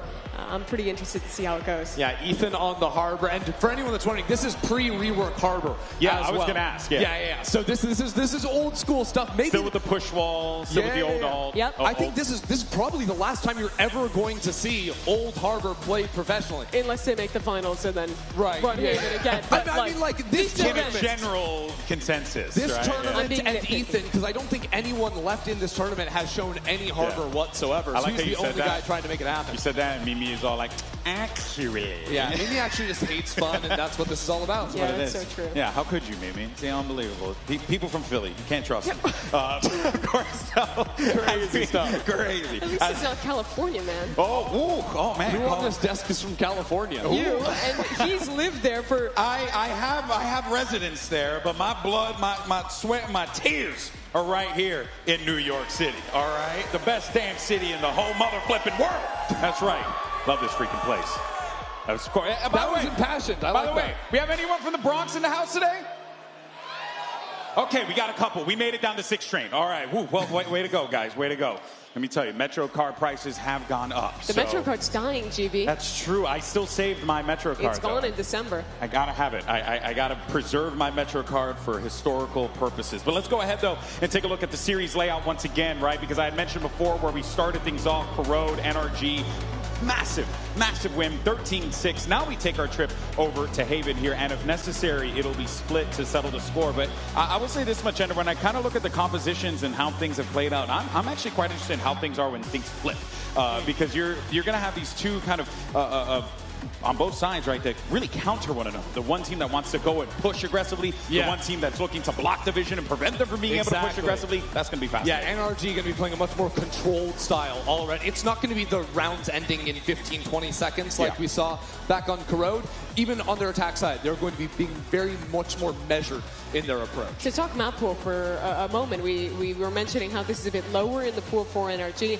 Split is like the lowest. Yeah. We didn't see them play it at all because of the rotation in the map, so we don't even know where it is and what they're going to be playing. So I do think that is a very exciting way to end this series, to get to see what the World Champs read is on that map going into a new year and a new meta, which is probably still just double duelist. Yeah, well, not according to NRG, single duelist in both the games they've played so far, so keeping things a little bit different. But I do think there are chances for us to move to a third map, especially given the fact that Zeta Division, their debut here at Red Bull Home Ground, was playing this map and beating G2 13-7 on it. That was how they started off their day yesterday. So definitely uncomfortable territory heading into map 2. Yeah, Zeta Division need to find that essence that they had yesterday that allowed them to be able to take down G2, allowed them to be able to take down FNATIC as well. But for now, though, let's actually go ahead and talk about, well, rather, let our players talk about the being here, being in New York, and of course, how incredible this city is.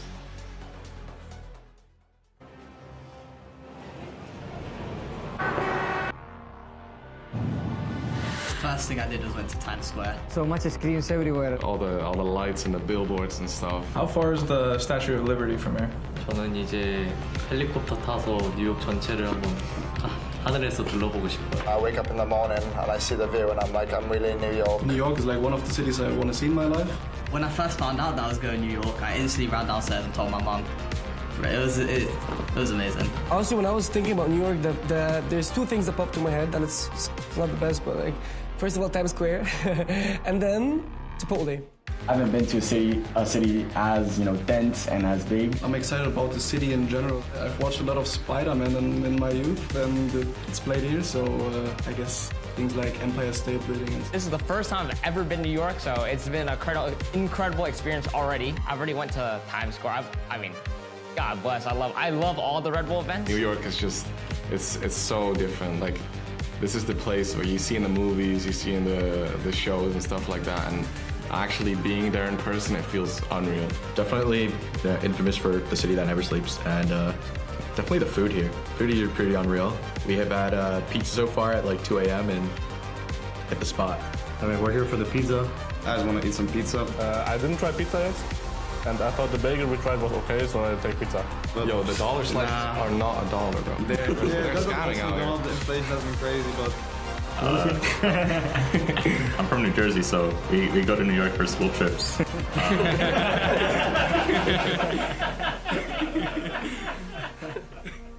So not every day you get to play an esports tournament here in New York City, and well, some of our players are definitely in the moment with that one.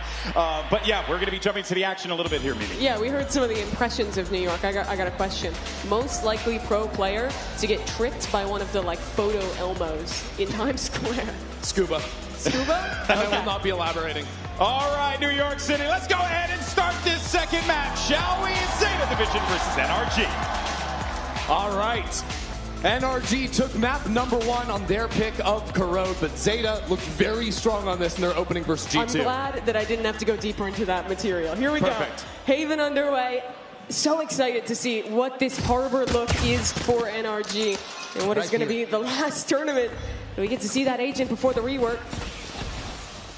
NRG are going to start things off. 5 players down long. I guess it's Brock to take the first fight. No issues there. The double sheriff start for NRG, already off to a hot start. What's Zeta up to? They've grouped up towards mid. It looks like they want to push through pretty heavily on a flank here for the retake. And you'll see that Scuba, by going for the sheriff, means no alarm bot, and put his turret back on site, so he's turning around to hold this himself. Yeah, he's got a sheriff. Perfect angle to use it. Sees Sugar Zero, sees a couple of players actually running that way. That means Absol is left on his own towards spawn, a slide across the side, and Scuba still gets one. Nutty shot out from him, and now the rest of NRG turn around to deal with this flank. It's a timing game, and it's game of aim for Brock. Now Absol is able to get back into the site, but it's too little too late for Zeta. After winning both of those opening pistols on Corrode, they falter here on the second map. I do like the read they showed there to try and go for heavy flank retakes playing against Harbor. One of the most challenging things to do on this map is retake the A site when you're getting perma-stalled by Harbor util. Oh yeah. Remember, you can throw up two cascades and the actual high tide, and all of those slow you as you try and run through. Right. Where it went wrong was how quickly NRG was able to turn and react to fight this flank. NRG finding the answers to deal with the flank, and of course, once that Harbor utility falls down, you've still got Omen smokes to layer on it. You've got a Paranoia on top of it too. A-site retakes. Very, very challenging, so I think that's why NRG heading here again. What? Okay. Scuba just shotgun straight out of the sky. NRG's worried there was something else hiding behind that. But all the presence is coming from the flank. 4 players walking up, and with that alarm bot down, Brock is holding for it. Nice shot through the wall. Brock is finding all the spam shots, no matter what the weaponry is. And so, another 30-second round finish for NRG, and they didn't even leave a lobby. Be it the old NRG when Finesse is calling, or this new one with Ethan in the hot seat, they've always been very good at finding the right time to pause in the mid-round and wait for re-aggression. Oh yeah. Here they get this opening cost of Scuba traded out, and then they think it's an anti-eco. They're gonna still try and make a play and hold and get rewarded. Now NRG have shown the first 2 rounds, all 5 players heading up into A lobby. This time though, maybe some different ideas. Scuba isn't with the team initially, pivoting into probably your typical turret being dropped out here into grass. Well, Zeta Division actually pushed forward for a bit of a fight.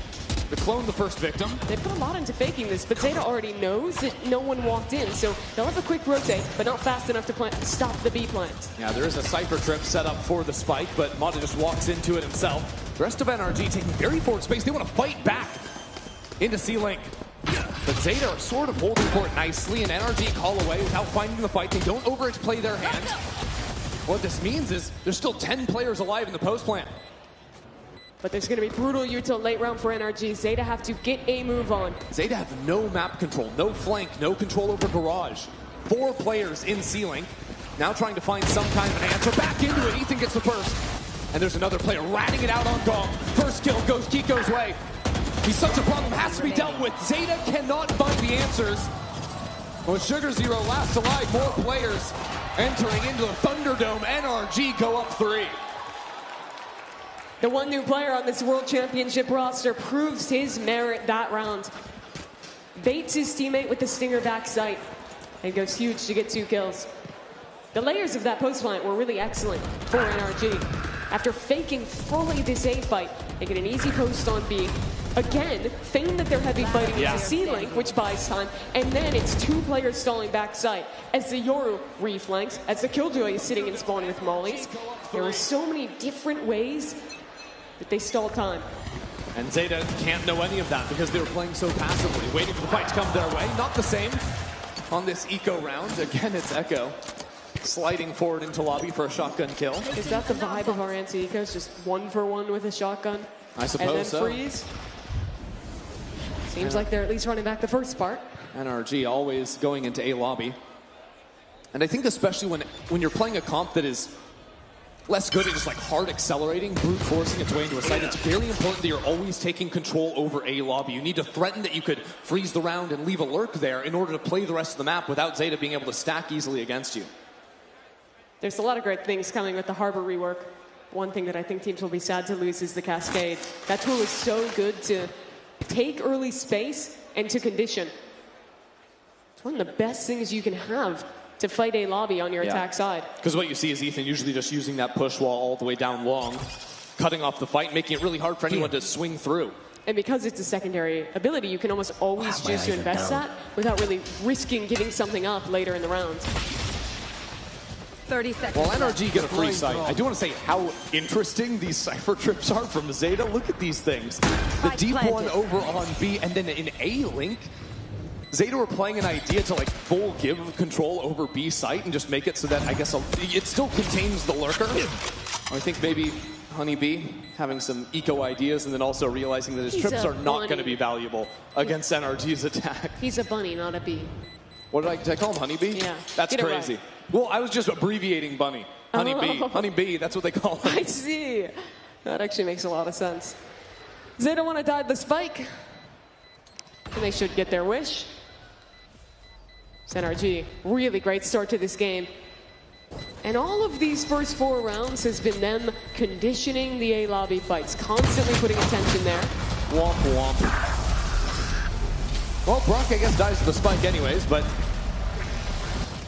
gets his ultimate for it. That's all he wanted. So what do they do with that conditioning now? They've shown excelling into A off of it. They've shown fighting back towards B off of that same fight. Now they have Zeta thinking. Well, the important part of the conditioning is Ethan has to still be over towards A to throw that push wall if they want to keep that look going. Instead, setting up C, and there's a problem here. And that's that Absol is going for the operator play, but with Ethan playing on the Harbor, you're very often going to see a push wall down here on long, just like this, to help you scale on forward, and Absol still goes for it. Nice trade, though, from Brock. But Honey Bunny got caught by the dart. They know he's backside, but doesn't matter. Finds Brock on the spam and dips back to safety. That ultimate laid down and a teleport in from Kiko. Still, NRG are down in numbers. Look at this wall, though. Allowing NRG to fight forward, and Scooby's positioning in Garage could carve up Zeta. Very hard to clear this window without someone coming in from Link. And to teleport straight into him. Scuba can be patient. Scuba can wait for Echo to come straight into his crosshair. And now fall away to the rest of his team. He's just dancing over him from underneath. And still connects for another. NRG were down in a 3-on-4. But Scuba's the only player that matters. It is picture perfect from NRG. That round is the Harbor effect. What a weird wall that Ethan throws up down numbers all the way back towards spawn. Makes Zeta think that someone had walked through CT, was holding close to pop out. No, instead it's just Scuba tucked in the corner of window. Yeah, getting those critical kills. Scuba ends up being on the other side of that wall, so they think they're totally safe. Yeah, they're putting full attention to clear that out. That's why you see Sugar Zero walk that way to meet up with his CT player.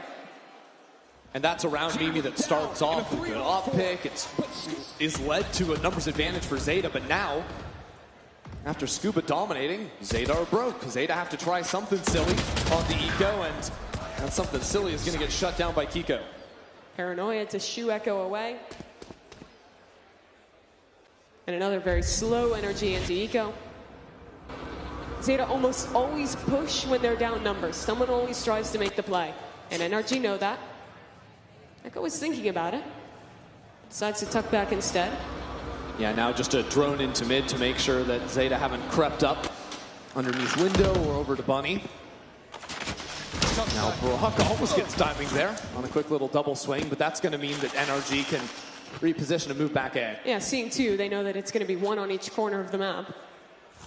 Does with mean those two quick players, rotates. yeah, exactly. We'll be fast into that A site. Yeah, so NRG won't be surprised that there's multiple bodies on this site, even after that info. Oh, they're fighting up. Yeah, going for the re-clear up short. This is good because NRG have not sent someone short. Eventually, Scuba's going to go there. But he's going to be an individual player. That could easily be punished. Maybe not so much. Echo finally gets in there. And now quickly wrapping around onto long.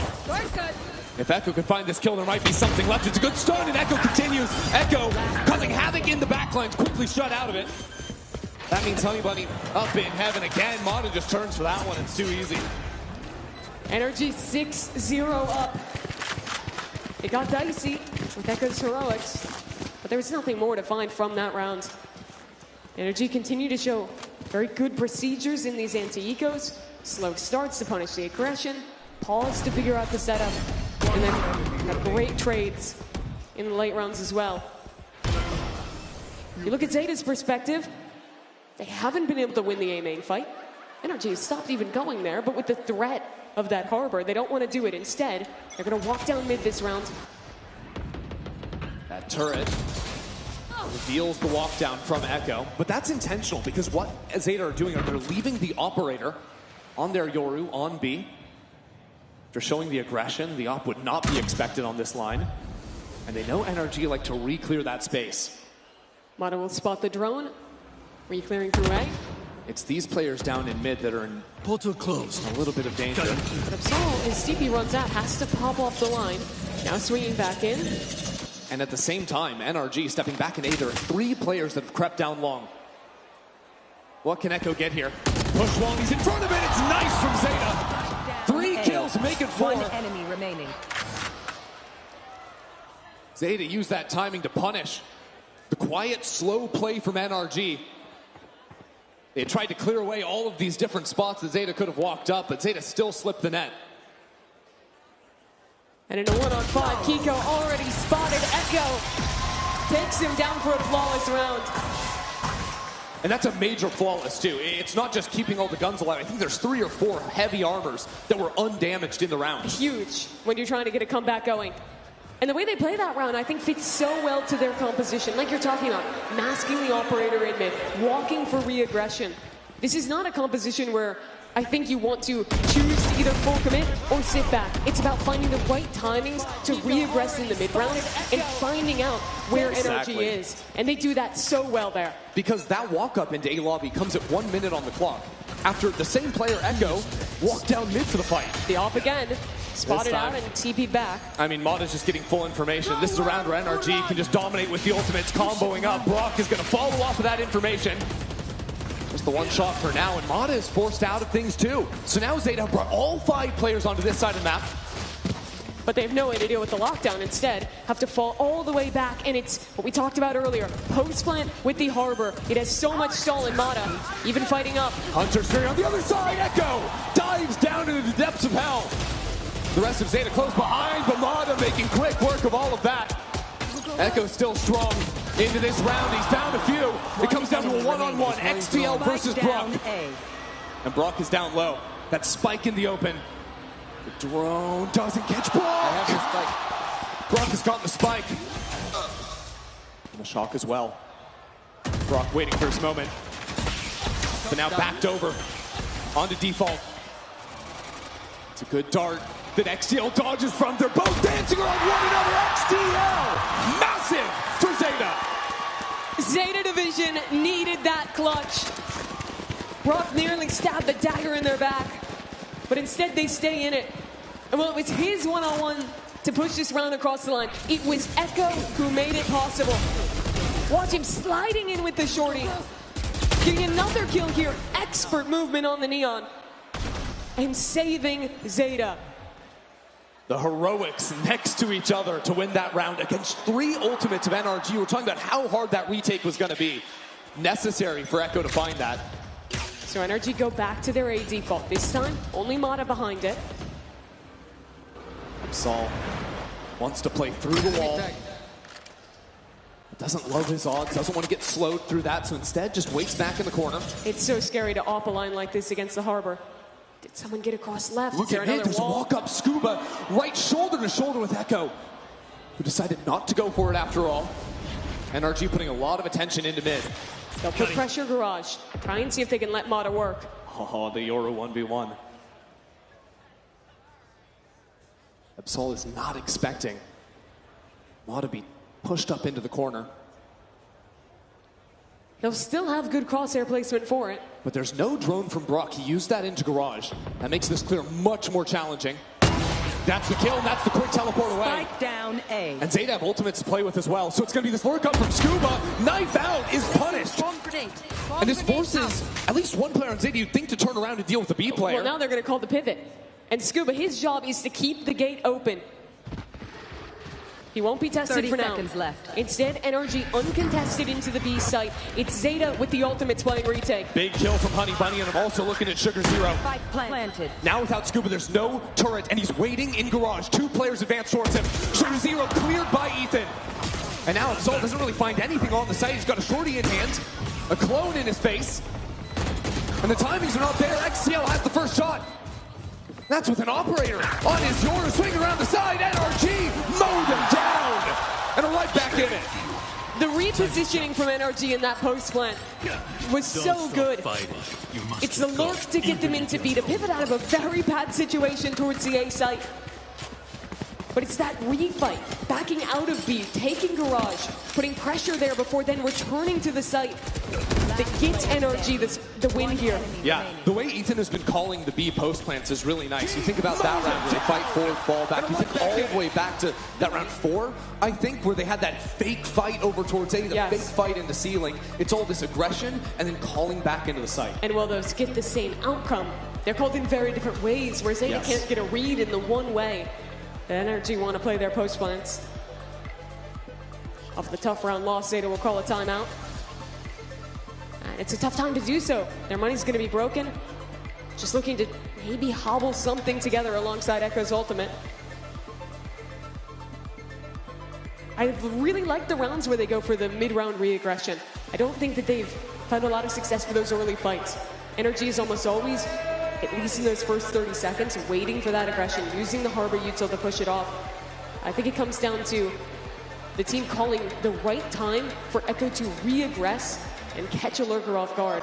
Yeah, that seems to be probably the only win condition available to them in this next round with the money low, because the other thing I'm looking at is Absol with the operator has been good on his first 2 shots with that, but he's only fired that weapon a couple of times because whenever they lose a round, their money is just broken. They have 4A. I'd like to see them play this as a trap play.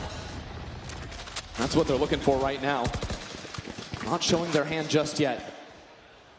NRG are playing it quicker than they have in the past. Here we go, straight on through things. Echo cut down by Scuba.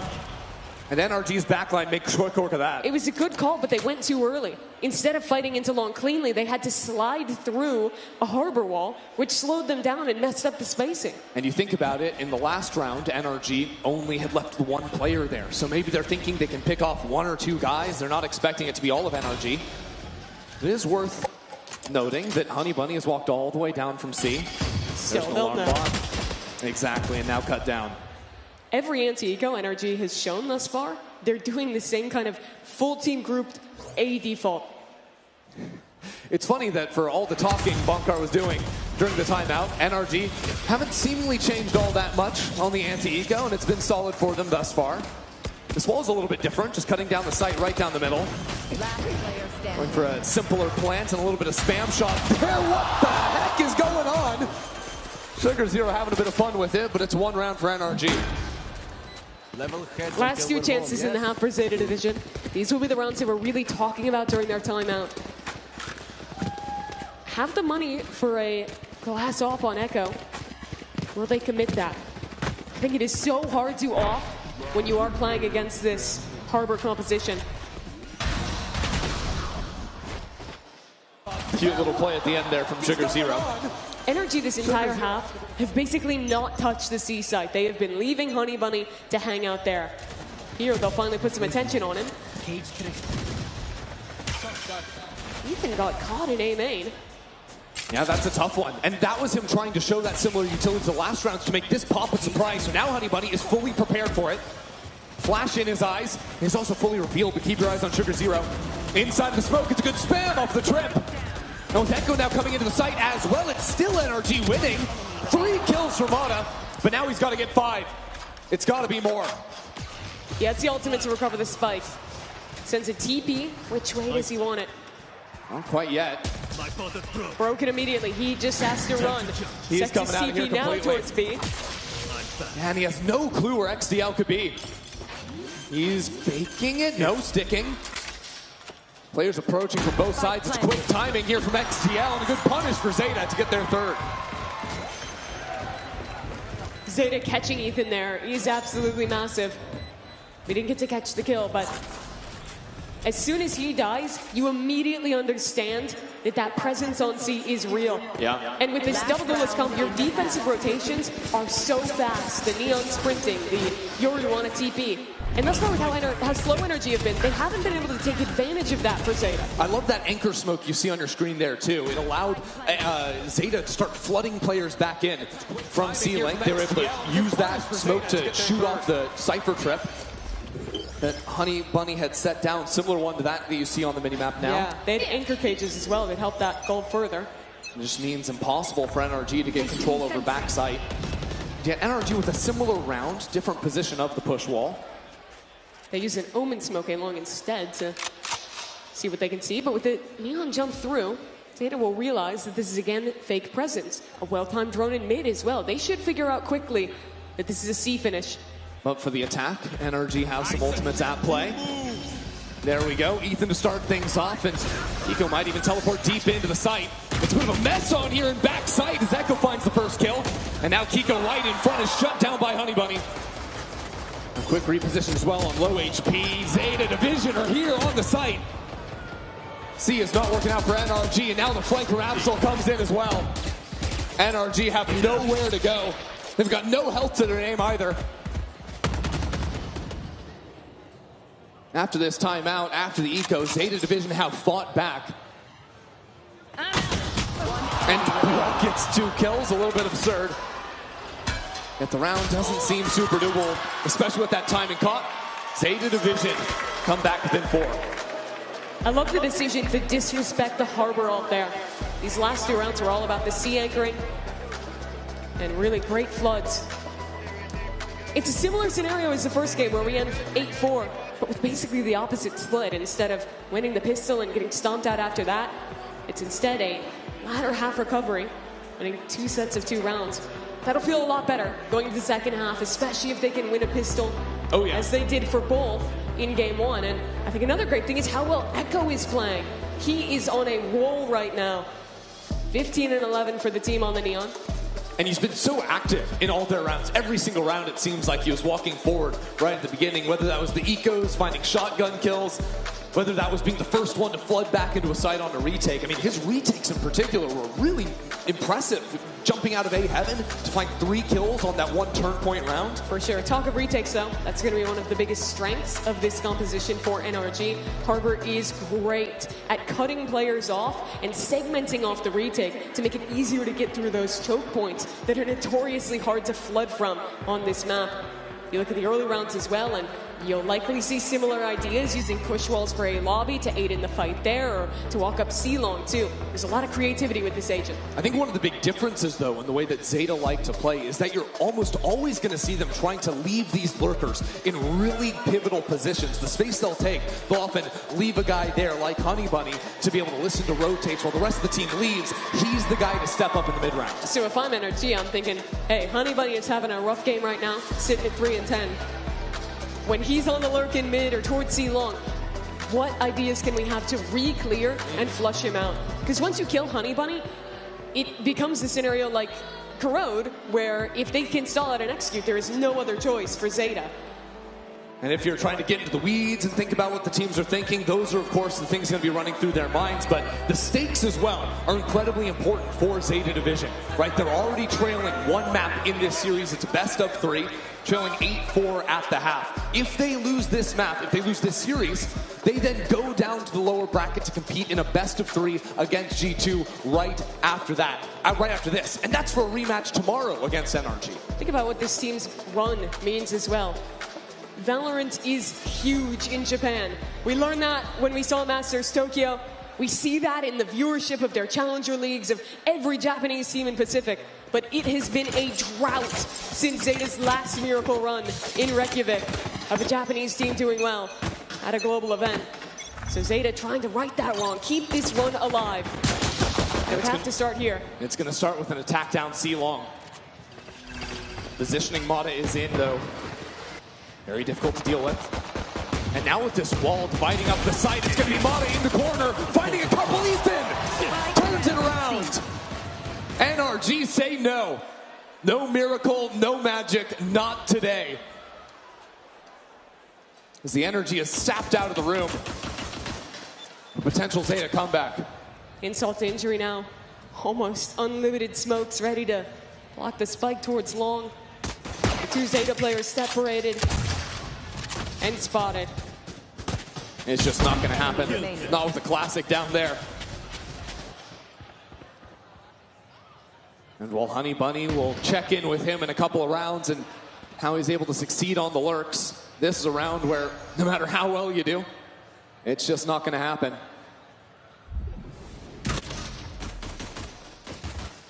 Such a great hold from NRG. Man.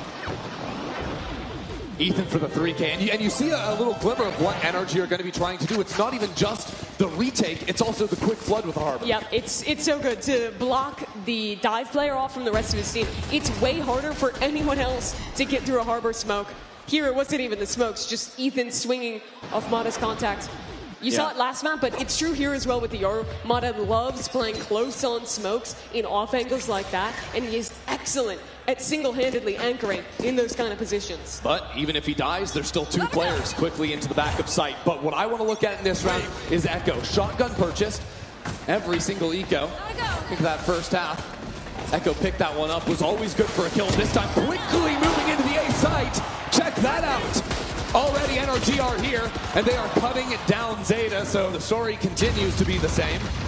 It is a nice kill to start things off, and a nice second one there, but a 2K through the smoke is a little bit silly to end things quickly and bring NRG up to double digits. This is the round for Zeta Division to show anything they have left in this series. Full guns available, and a chance to showcase what their game plan is. Looks to be an early start towards A with the double duelist.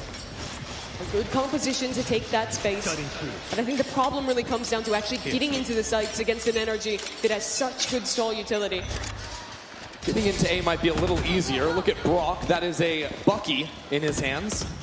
Isolated towards A currently. Still, your TP a Harbor wall up, and quickly it becomes more of a problem if you can't run him over immediately. It's all about the quick rotates and the quick flood from NRG, and that's why I think a guy like Honey Bunny is going to be especially important.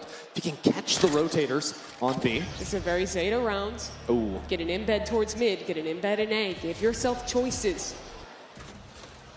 But where they move from here is a little bit unclear. Going to be sending the drone and Echo into garage. Good spotting out from that. Forces Mata backwards. And this was just to create threat. Maybe even leave Echo in garage while the rest of the team work up into A. 3 players grouped there. Kiko. Oh, NRG dropping out. It's a good kill from Absol, but you can see NRG already had the read. Ethan was calling his team over into the A site. Brock trades 1-1, and now Ethan. So strong on the pistol, now with the rifle in his hand. Tag team with the squad, but Zeta have left the spike all the way over to C. I'm interested that Sugar Zero goes back in there. Maybe had a chance to dip away. That'll bait the ultimate out. And the round comes down to Echo and XDL. Left. Echo continues to inch forward. But if he goes forward, it's straight into Scuba's judge. And now the gun's been spotted. Spike planted. Little damage dealt. The match resting in the result of this round for Zeta. They must win this. It's going to come down to this forward fight. A turret put up to stop the advance. XDL now walled away from the angle. Isolates the fight, but it's Ethan to rip his head off. Echo in a 1-on-3. Ethan turns for him, and he's bringing a knife to a gunfight. Ethan for another 3-piece. Shuts this game down. There's something about Ethan in New York. Not his first time here on a stage like this. And having such a good game for his team. 17-8 on the Harbor. He topped the scoreboard on this map against G2 as well. And now, just 2 rounds away in their second international final in just a few months. Ethan just completely beasting it, yeah. That's the look of 2 coaches that don't need to do a whole lot in this one. At least not yet. Not until Zeta put up more of a fight, but... I don't think Energy have even called a timeout. They're chilling. No, not beating NRG. Or rather NRG, that is, of course. Yeah, against their bonus means that Zeta are forced down to a low by again. Mata can take some liberties outside of Garage. It's hard to believe much in a round like this, especially not with Ethan there. Ethan is always the first guy onto a site because he's so often playing right down the middle. But now this fight forward makes things a little more interesting, and Mata pops straight out for 3K of his own. If you're playing against Energy, it feels like Mata is everywhere. You spot him on one angle, and he's steeping back. He is always so fast to rotate in, and part of the reason is that Scuba and Ethan have done great jobs of constantly stalling enough time for him to be here, but he's just a nightmare to deal with. I mean, Mata and Ethan both are just seemingly teleporting around the map. Doesn't make a whole lot of sense. Combined, sitting 38 and 14 on KD. Not too shabby. So, yeah, Zeta are going to call their final timeout here, and it comes after losing all 4 rounds on their attack half. It would need 8 rounds in a row to come back against the world champs on a map where they're comfortable, against an Ethan and a Mata who are confident. And as a reminder for the stakes, NRG win here, your day's over. You hang out, watch your opponents play, and get to prep for a BO5 tomorrow. For Zeta, if they lose it, you are right back in the meat grinder. You have to step back up on that stage against the 3-time America's champion in G2 to try and beat them again. Now, the promising thing about that prospect is the fact that, okay, yeah, they already beat them one time in a best of 1. The problem with that is that G2 have been watching this game. They've been seeing NRG, this controlled pace, really posing problems to Zeta. And guess what team loves to play that style? It loves to play that pace. It's G2. So, to decide it all here, round 17. To go to finals, NRG just need 1 more round. And it's Brock holding the line with this own, and it could just be over right here. 2 for 1. Puts NRG in a beautiful position. Zeta are sent scrambling. They have found themselves in a good position. They're calling towards the right side of the site. Even still, they need a pick. They need some way to even these odds, and that is their opportunity. Sugar Zero takes down Scuba and opens up the entire left side of the map. Sugar Zero teleporting all the way back in Gong. He can hear the footsteps. You see the pings on the minimap. He knows where Kiko is. It should be a free plant for Zeta. And chips in the night. Mata walks straight on past Sugar. It's another pair of footsteps Sugar Zero's hearing. And he's got such a quick timing on this with his knife out. He could even find 2 here. A Hunter's Fury off of the info from his teammate. The footsteps to push them back into Sugar Zero. Now a paranoia. The utility from Zeta off the information is perfect, but at the same time, Mata's on the site. Now he's out. A great round, a signature round from Zeta, but it still comes into a 1-on-1. Kiko stepping into Psalm's shoes for NRG.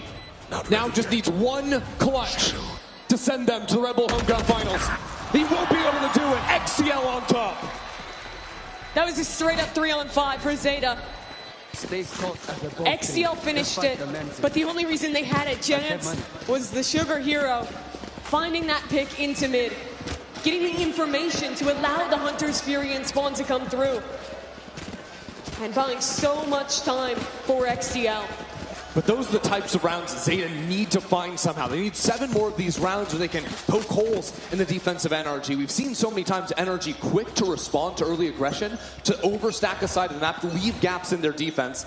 Zeta need to poke and prod and find themselves in forward spots.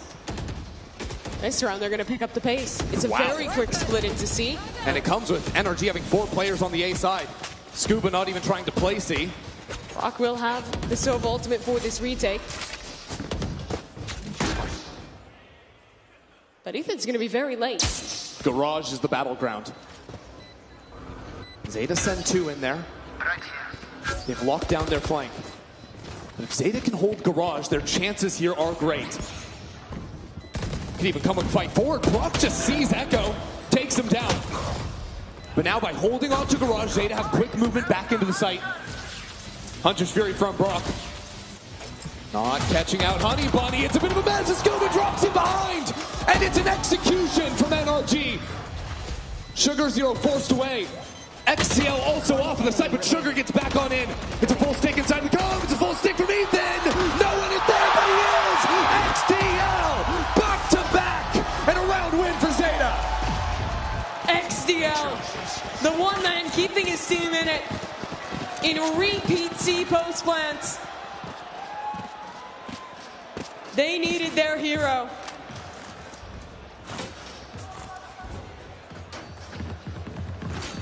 And looking back at this round, so many moments where it could have gone wrong.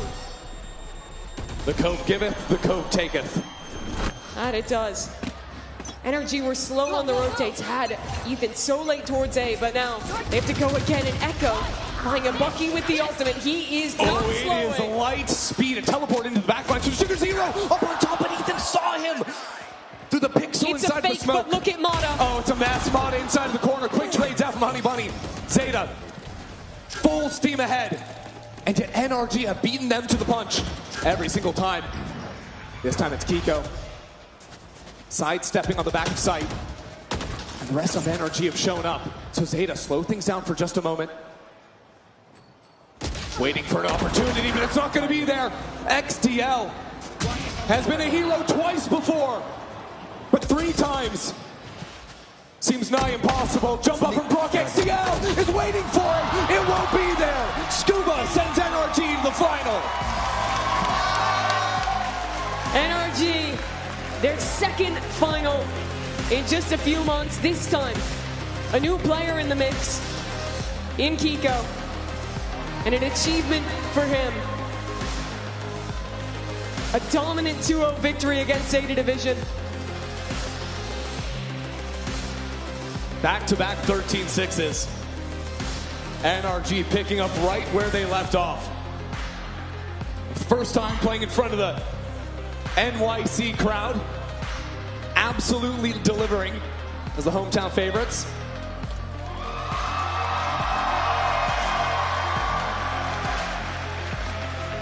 This is a team that thrives on stages like this. They've been there as a squad before. Ethan has been here so many times. Now yet another final, leading this team to success. And also for Kiko, stepping into this team with the departure of Psalm. Heard him speaking about how, yeah, he's been to global events before, but hasn't been able to make it past that initial hurdle, make it into playoffs, make it into a deep run. Now in his first tournament here with the team, it's a finals in perfect form. It's always been heartbreak in the past for him. This time, just that bit different. And of course, NRG picking up the win. They're moving to the finals here in New York City. Give it up one more time for NRG, everybody. Wow. Not only did they do so in dominant fashion, but the fact that they were able to do it 13-6, 13-6, and how they were able to do so, you had some of those moments of heroics there, Mimi, from XDL and the boys in Zeta, but it was just too little too late at that point. It felt like it was only the heroics that Zeta were winning. This was a game where NRG was ahead of them in the macro on both sides of both maps, in my opinion. Credit to Ethan. They run back their Corrode that they knew they were great on, that they showed they were great on, and they also show us the Harbor comp that you basically never see in current age, and look excellent there as well. I think Haven was more impressive to me. Obviously, we know how they play on Corrode, and I think they showed us a lot of similar looks, but especially the ideas he had in the B-site post plans to fight forward, call back. He was so fluid in that calling, has a very tight control over the team, and NRG were firing on all cylinders. Oh, most definitely. But let's go ahead and head over to the stage and meet the newest member of NRG. It's Kiko standing by with Liz.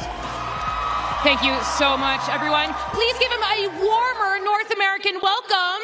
Welcome Kiko to North America. Come on. Kiko, a fantastic best of 3 from you. You just said to me, you were just having fun. We didn't have that much prep to do. So talk to me about what prep, if there was any, that you guys did. Like we had a week and a half of prac, just getting into the team, just getting comfortable. sort of like integrating me into their system. And yeah, that's all we had, to be honest. Well, let's talk about it, because yesterday, your best of ones were your first officials with NRG. You didn't have that much time to prep with the team. How has it been acclimating to the boys, the world champions? I think it's a bit different from Liquid. These guys have a different system to Liquid, so, it's hard to get used to, but, we're getting there day by day, basically. Can you elaborate a little bit on what the differences between the systems are? I think with NRG, they have a lot more structure and a lot more protocols and systems in place. So we're kind of playing as a team, and we're winning, so it's whatever. I mean, yeah, you're going to go into the best of 5 tomorrow, facing, who may be from the lowers. What is your thoughts on the best of 5 tomorrow? Is it, it's a long haul. I know you have lots of experience with just playing in general. Where does that stamina come from? Where does that kind of grit come from? I'm just excited to hopefully win with the boys. These guys won world champs, so I want to win something as well. So little Red Bull home ground. That's it. Yeah. Now, something else I want to ask you is that I think, there's been constant comparisons between you and Sam, obviously the player that you took the shoes, and Sam retiring. I'm going to push Sam to the side for now. I want people to get to know you, Kiko, because you are such a fantastic player. I don't know if you heard us talking. You are, my favorite pickup ever, because you are such one of the world's best, I think, genuinely. Right, guys? Exactly. If maybe people who are just meeting you for the first time and maybe haven't watched you before or don't know who you are, what can they look forward to with you in the regular season? I think we have similar play styles. I'm a super aggressive player, so hopefully me and Mada going in with double duelist entries sort of thing. So yeah, I'm just an aggressive player, so hopefully you guys can see that. But yeah. Any words of warning to any other teams facing you in the future? Words of warning? I'm with the world champs, so hopefully everything's going to be amazing. But yeah. All right, we'll give it up for Kiko one more time. Everyone, I'll let you rest and send it back to the desk. I'll tell you what, that was one hell of a warning. Yeah. Hey, watch out, because it's going to be okay. Watch out, because friendship's going to win. That's basically what Kiko said. I don't even think he said it like that. He didn't, but you should help him out with the trash talk. I got it. When you're in New York, this is the home of talking trash. So is that official? Oh, 100%. Okay. People talk trash all the time out here. It's how it always is. Now let's go ahead and talk about the match that we just saw there. NRG pulling off a big win. Zeta Division had one hell of a run up until this tournament, but the Cinderella story had to take a little bit of a detour here for Zeta Division now that they're taking that trip to the lower bracket. Yeah, 13-6 loss here, but the interesting thing to me is the first kills, 11-8 in favor of Zeta. I think so much of that was Echo finding those first shots, but it goes to show how effective NRG were at both finding trades in the rounds and Ethan's calling in the mid rounds to win out.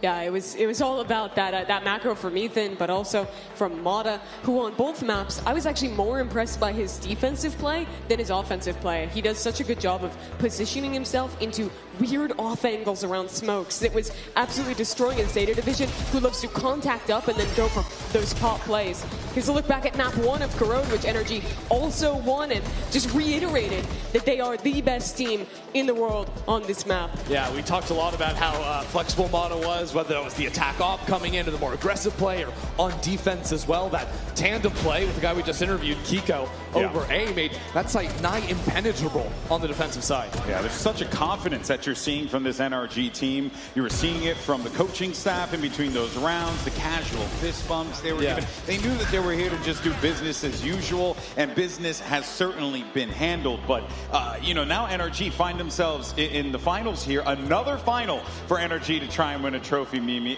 It's crazy to think that at the beginning of 2025, those are words I just did not think I would utter. No, they had to make such big changes in the mid-season, pick up 3 guys who hadn't had a Tier 1 chance since we began the partnership era, and to immediately find this success and even double down on finding a new recruit to replace Sam in Kiko. And I feel like it would just be such a good way to continue their dominance if they could win champs, win home ground, and then head into 2026 with a big chip on their shoulder. Absolutely. T1 already shows the blueprint, right? Yeah. Winning home ground means you win Masters 1. So by NRG winning this tournament, that's going to be 3 global wins in a row. I think you're really thinking far ahead there. That's just how it works. That's just how it works. You got to be a visionary, right? If you come off fair. a champs win, you can't be thinking about any one little thing. Got it. No, this one tournament, it means Gotta have the everything. vision. in 2026. It happened 100% of the time. Sample size 1.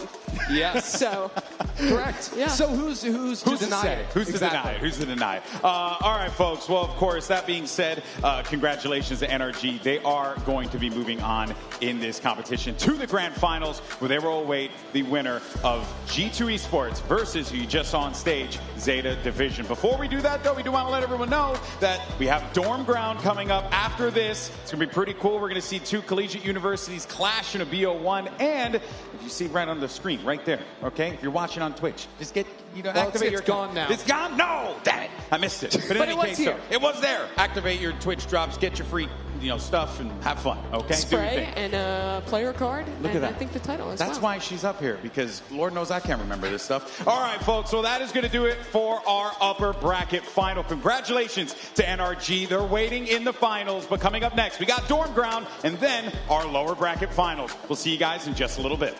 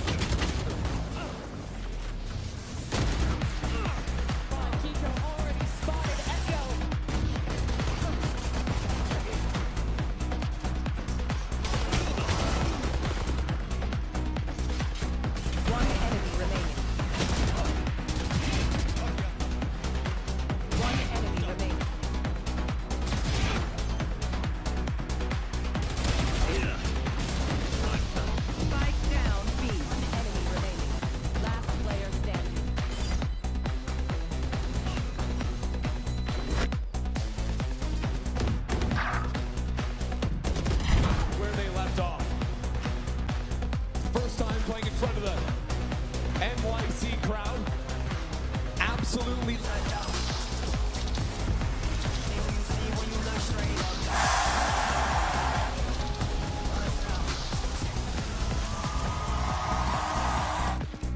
One enemy remaining.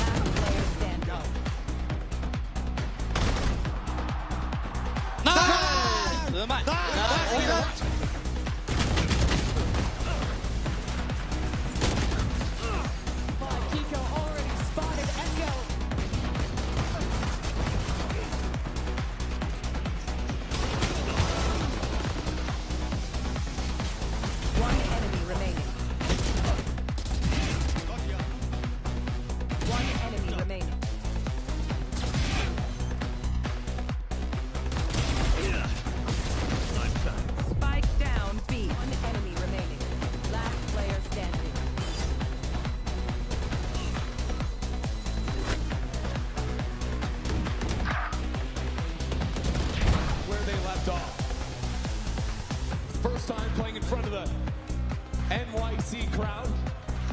Absolutely.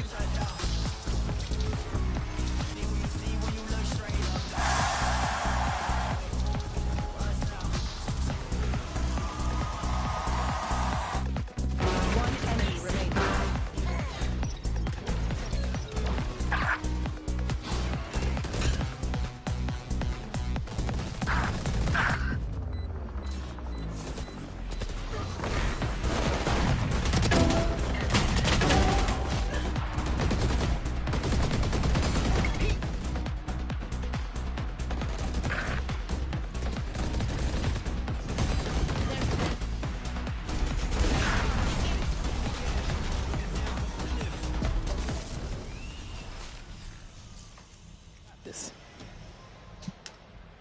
Hello, everyone. Welcome back. Oh, that was a bit of a sudden.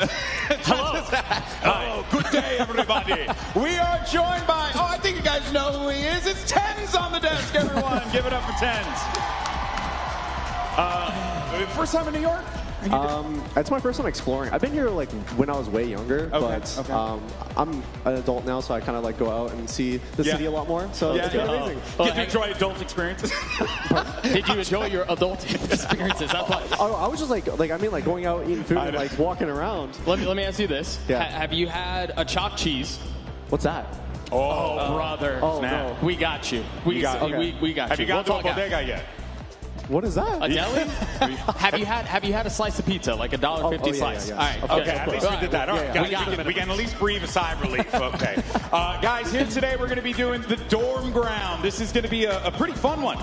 Red Bull, have organized this collegiate competition to allow some of our, like upstart young players who are looking to make a name for themselves in the collegiate ecosystem have an opportunity to be able to compete here in New York City on this stage, and we're going to be meeting them in a little bit. We got WVU as well as Fisher who are going to be taking the stage in a moment here. I'm excited for this one. This is it's always cool to see, Doug, the collegiate space, and also just see these young players who want that opportunity to be able to get that here today. Yeah, I mean, I have such a soft spot for collegiate esports as a whole. I think you've got really awesome opportunities. You're going through college, and then for a lot of these schools, they're providing rides for you to be able to do that while competing and pursuing a professional career. I think this, honestly, is where the investment should be going, right? And you think about esports as an ecosystem and the pipeline of talent all the way up, and we've already seen a couple of universities do that in our game. Yeah, Winthrop's been doing really well across like America's Ascension and Maryville. It's also just a sick opportunity for these players to get to play on a big stage in front of a big crowd that's all hyped to watch them play. So it's a fantastic opportunity to just get a feel for what it's like being a professional player. Yeah, for sure. I mean, I definitely think for the young players, it's an amazing opportunity, not only just for experience, but like to also get eyes on yourself as a player. As we've seen from this year of VCT, actually, the rookie players coming in, like for example, like Brock, Mata, Scuba, like a lot of these players are from Tier 2, and so they kind of work their way up to the highest peak. Yeah, you've watched Valorant for a very long time. Obviously, you competed a little bit as well. What do you make of the distinction between Tier 1 and Tier 2? It almost seems to me like it's like Tier 1 and Tier 1.5. I don't even know that there is much of a gap. Yeah, I think it depends, though, because sometimes I do think right now Tier 2 is very top-heavy. Like, there is teams in Tier 2 that they do compete with the Tier 1 teams. And when my time on Sentinels, when we were playing, we were actually using these teams as scrim partners more than other franchise teams. Oh, nice. So basically, like the way that you guys kind of look at this here, it's this is going to be not just a great opportunity for these players, but also a great opportunity for these universities as well, right? To continue to establish themselves within this space, continue to build and show like these programs that can have some longevity and also be able to bring students into the fold as well, right? Yeah, I think there's a ton as you look at universities watching an opportunity like this and go, yeah, we should invest. This is something really cool that we should be continuing to put resources into. Yeah, or you might be somebody like Golden Boy who's just looking to get a little bit more knowledge, and you might think, oh yeah, maybe I should go back to university and learn anything. You're trying to go back to Queens Community College and start competing? Actually, I'm trying to hook a ride up to Hostos College up in Grand Concourse, go back to my old school. No, but honestly, it's really cool, and I've always been a big fan of this. I remember years ago I did like something similar with a whole collegiate event that we were doing, and it was just so great to see those players, like, they were hungry. They were hungry for this opportunity, right? And right now we're, of course, going to be seeing seeing them in a little bit. But before we do all that, let's actually talk about the tournament at large here. NRG moving on. Tenzin, what's your read on this NRG team, man? Because they have been absolutely incredible. Yeah, they have. And I think that they've kind of maintained their performance. And this is like the best team that's won champions and have shown what they are. I think a lot of times, like a lot of teams, when they reach that peak, they end up like falling off. But especially with the insane addition to NRG with Keiko, I think overall this team's just insane. It's almost like we were talking about this yesterday. You take a team that wins a championship and somehow maybe gets better in the off-season, right? Like, it's a wild addition. Yeah, they definitely could. I mean, Kiko just unlocks different things for them too, being able to play like double duelist kind of compositions. But I think it is interesting what you say. Almost every team that's won champs has had that like Super Bowl hangover afterwards where they don't quite play as well at the beginning of next season. But yeah, NRG are looking scary good. Yeah, this seems a little bit different for right now. But, you know, before we get things going, let's play a little game. I love games. I'm a big fan. I haven't had a chance to do any games. You know, like when I hosted this, I get to do some games. So let's do this. Because, you know, of course, our friends over at AOC who made this, you know, been a part of this whole event. So we want to thank them so much for joining us on all this and supporting Red Bull Homeground World Finals. They wanted to do something pretty fun. They wanted to do like a little competition. So you guys are going to have to determine on that AOC monitor what map are you looking at on that blurred monitor right there. No. Look at the screen. Don't look at the giant monitor. Oh, no. I was looking at the crowd to see if they would know to help me out. Does the crowd know? Crowd, what do you think it is? Say it out loud. I'm hearing bind. I'm reading you guys' lips. It says bind. But if you're wrong, I'm blaming it on you. No, I don't think that's bind. I don't think it is either. I'm looking at that, and I think that's a new map. I've never seen that before in my life, I swear to God. Pearl? Pearl? Yeah, I got a thumbs up. My boy helped me out. It is. Shout out whoever that is. You know, that's not fair. You guys just go turn around and use the crowd. What? I didn't know that was in the rules. Oh, I guess so. Yeah, you're right. I wasn't very clear about what the rules were. Yes, it is Pearl. Congratulations. You know what was clear? That image. Because of the monitor. Because of the AOC monitor, of course. The Aegon by AOC is the world's #1 gaming monitor brand. Ain't that right, everyone? #1 gaming monitor brand. Give it up. That's right. And of course, here we deliver top performance at all the levels. And more importantly for AOC Gaming, it's about everyday gamers enjoying what they love to do best, which is play games on crisp monitors with absolutely beautiful frame rates and all the hertz you could possibly have. What was Puckett saying out there? He said 280 hertz or something like that? That's a lot of hertz. That's a lot of hertz, man. I don't even need that many hertz. But you have it. You have enough back hertz. That's true. That's true. I just got what my mama gave me, though. That's just the facts. That being said, though, guys, jokes aside, big shout out to AOC for making this happen. We're going to be jumping into the dorm ground in a little bit. And then after dorm ground, we have our lower bracket final, which is going to be G2 Esports versus Zeta Division. And in Sideshow, we just saw Zeta Division really struggle to be able to figure out how to crack the egg that was NRG. But they have defeated G2 Esports before. And as an egg, I want you to tell us, how do they actually crack the egg? Well, if they've already cracked it, then it's scrambled all over the floor, isn't it? They've already beaten them once on Haven. We don't know really what the rest of the map will look like. I think you need to be getting big performances out of Absol. Absol was going nuts in their previous games. My goat. Demolished, when Zeta was playing against G2 and FNATIC. So, and getting some of the confidence back too. They obviously hit an insane run of form yesterday, but carrying that through to today might be a bit more of a difficult task. If you're not feeling it, and it can be a little difficult to get back into the groove, and they haven't played a lot of games. They only played 2 BO1s yesterday, so they've got to find that magic again that was working for them. 13-1 win against FNATIC. They clearly got what it takes, so you just got to harness it. Oh, yeah. It's going to be exciting. We're going to be checking out that action in a little bit. But for now, let's get ready for the dorm ground. We got Elizabeth standing by on stage. Thank you so much, GB. And yes, we are here for the dorm ground on stage. It is West Virginia University versus Fisher. I'm going to go to Fisher first. I believe, Psych is working on something. We're going to go this way. We're going to go to West Virginia. Pardon me. Guck, arise, Mr. Guck. Great to meet you. Nice to meet you. Well, I mean, if you've watched any Valorant stream ever, we've seen you play. You know, you are someone who has been in the Valorant community for so long. Talk to me about your team here, West Virginia. I mean, it's a great group of guys. West Virginia University, Morgantown, West Virginia. Our program, I came in here, I want to say last year, after I left Winthrop University. And I mean, we've been growing as a program for the past year and a half, I want to say. And yeah, we showed up for the dorm grounds. We came to play, and now we're here. What's the tale between these two universities? Like, is there rivalry? Is there animosity? Or is it just buds playing Valorant? Honestly, I don't think there's any animosity or rivalries. Great group of guys, friends with them. And we're just here to play some Valorant, make it entertaining. Can you give me a scoreline prediction? I'm going to say 6-13 West Virginia University on top. Okay, very similar to NRG. Zeta, thank you so much. I'll let you get back to it. Now, I think, Psych, you're ready to speak to me. Or go over to Fisher right now. I'm going to shimmy on by. Psych? Hello, how are you? Can you stand up for me really quickly? Thank you. Now, I see you're choosing your sheriff. Got the Exo Sheriff going on here. And I just asked Duck, you guys are friends. You guys are chill with each other. There is no rivalry. There's nothing between Fisher and West Virginia? I've known these guys for a while. It's kind of an old rivalry, but not really. It's kind of new faces here and there, but no bad blood, no. Okay, well, talk to me about your program. He discussed his program. It's a growing program. What's the thing about Fisher's program? I've been here since the beginning. There's a lot of changing faces, but we're all just friends. Like over the years, like we've gotten each other in. It's been a pleasure to play with everybody I've played with at the school. What does it mean to be here in New York City on the stage for Red Bull Dorm Ground in front of all of these people waiting to watch you play? I'm honestly really grateful for the stage to be here, for the opportunity that Fisher and Collegiate has offered me. Red Bull, I'm really glad they're dipping their toes back into Collegiate a little bit, so it's good. For anyone who maybe doesn't know the Collegiate system, what is your 3-sentence pitch to them to watch Collegiate Valorant? You might find something more interesting than you think, I guess. A simple sentence, we love it. Well, I'm going to let you get back to it. Good luck today. Now, GB, I'm going to send it back to you so we can get this game started.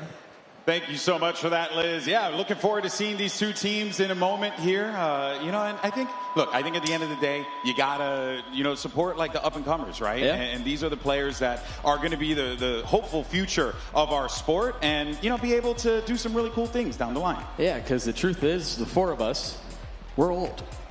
Well, Tyson maybe not. Maybe the three of us. The three of us. The truth is, that's the future. Yeah. I mean, that's the truth. That's what's next. He's pointing at me. That's the future. That's the truth. That's what's next. I think it was over your shoulder. I'm on the come up, man. I'm on the come up. Yeah, you're just a young whippersnapper looking for an opportunity. I've been watching the Tens VODs. I've been grinding. I've been trying to replicate what he's been doing. Hasn't been working yet, but I'm hopeful. One day, maybe in a couple years, you'll get your shot, kid. I believe in you. Of course, we mentioned AOC before. Big part of this event, but we also want to give a massive shout out. We do have a little toy up here. We got the MSI Dragon. Oh, you missed it. I'll show you again later. But of course, big shout out to MSI. Let's give them a massive one because they are the official Red Bull home ground PC and laptop sponsor. Our players are competing on the incredible MSI Aegis gaming laptops, delivering top tier performance all weekend long. So big thank you to MSI for powering the competition and bringing that energy to Red Bull home ground. And Sideshow has managed to pull off a balancing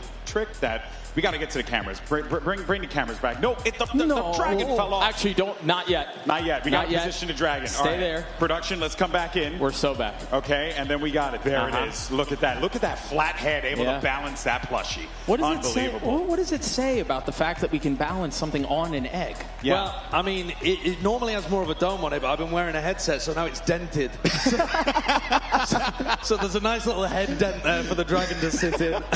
Oh, man. All right. So, of course, big thank you to MSI for that. We're going to be jumping into the action in a little bit, but let's check out the map veto because I believe it's going to be a BO1, right? Yes. So it is a BO1. So let's see where we're going to be playing at here. And the choice is Bind. All right. So good old Bind, it's going to be the bread and butter here, right, Sideshow? Yeah, Bind's a sick map in order to play a solo match on because you're into the action off barrier drop every time. So if the job is to try to make it entertaining, then Bind's the map for you. That's true. I mean, we saw a couple of really swingy binds just in this tournament in a best of one. And so, I mean, who knows? Yeah, we saw a 13-1. I'm hoping it's a little closer than that. Yeah. Don't pull off a FNATIC. That's all I'm hoping for. Yeah, whatever you do, just don't get 13-1 here. No, but I do think, though, that there is a great opportunity here, Tense, for not just these players, but also for fans to be able to get introduced. Because you heard one of the players on Fisher, you saying, hey, you never know what you're going to see here. And I think that's kind of the beauty of Valorant, right? You never know really what you're going to get. Even when you think, oh, hey, the compositions are standard, it's how they approach the game that can be different. Yeah, 100%. I mean, I think a lot of young players also bring young ideas, so to say. Yeah. And so I do hope that we can see something pretty cool cooked up on Bind here. I mean, me personally, I have bias towards Bind. It's my favorite map. But I do think it's a very fast-paced map, and there's a lot of creativity that you can do. What do you want to see them run? What's a silly comp on Bind? Ooh, a silly comp? Phoenix. Phoenix? I don't know about Phoenix. I mean, Phoenix would be silly.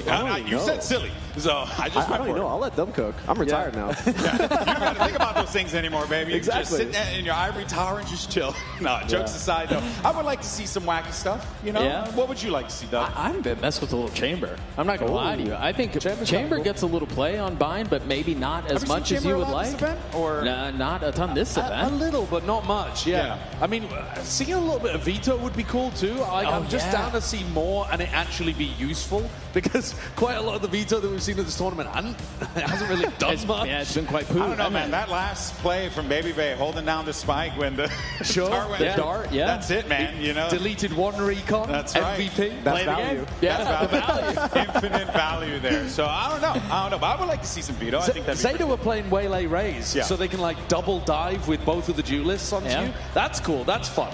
That's funky stuff. Yeah, I think you can go and do that, right? Maybe play the Sadak triple controller comp. You know what's funny? When I think of Bind and Chamber, I think of Sadak. Yeah. And so I mess with it. Shout out Sadak, my goat. We got that one in there, but yeah, should do I'm like all 4 for it. initiators, 1 sentinel, just see what you just do. Get real silly. By the way, was told that Tarek's giving away some free stuff. So guys, hunt Tarek down. Look at him. Wait, was that a deal that just went through? What did he sign? Did he just sign a Metro card? Yeah, did he sign a student Metro card? I think he did. Where's that at? That's the most New York thing I think I've ever heard of. Oh, okay, that's crazy, because I never thought in a million years I would see that. But I mean, he does look like Rapunzel letting down his hair. Why don't you do the same? People clamoring at the back of the balcony. That's messed up of you, actually. That's messed up. Yeah, now I just want to get more Metro cards. There's Tarek right there, guys. Give it up for Tarek joining us here. Give it up for all the people coming through. Plat Chat's in the house as well, up on the top floor. You guys literally are in your Ivory Tower sideshow. How'd you pay for that? Yeah, well, it's just to keep the people away from us. They start climbing up the rafters, seeing if they... Bro, we've got Demon 1 is here as well. Yeah, Demon 1's which up is there. so sick. Yeah, that's really cool. Right. It's We good to also see him got again. Sassy and Verdi over there as well. We had Laz co-streaming. I assume he's still in the house. That's right. Not 100%, but I think so, yeah. Yeah, no, it was great. Big day for Zeta. Big day for Zeta. And Japanese fans in general. Yeah, and you really want to see this squad really step it up in that lower bracket final. There's an opportunity, right? They beat them before, so I don't want to count them out. Brother, I've been the biggest Zeta fan all weekend. I've been on the Zeta train since like after map 1 yesterday. But I was in, and I was all the way in. And unfortunately, they kind of let me down a little bit, but it's okay. I feel good about it.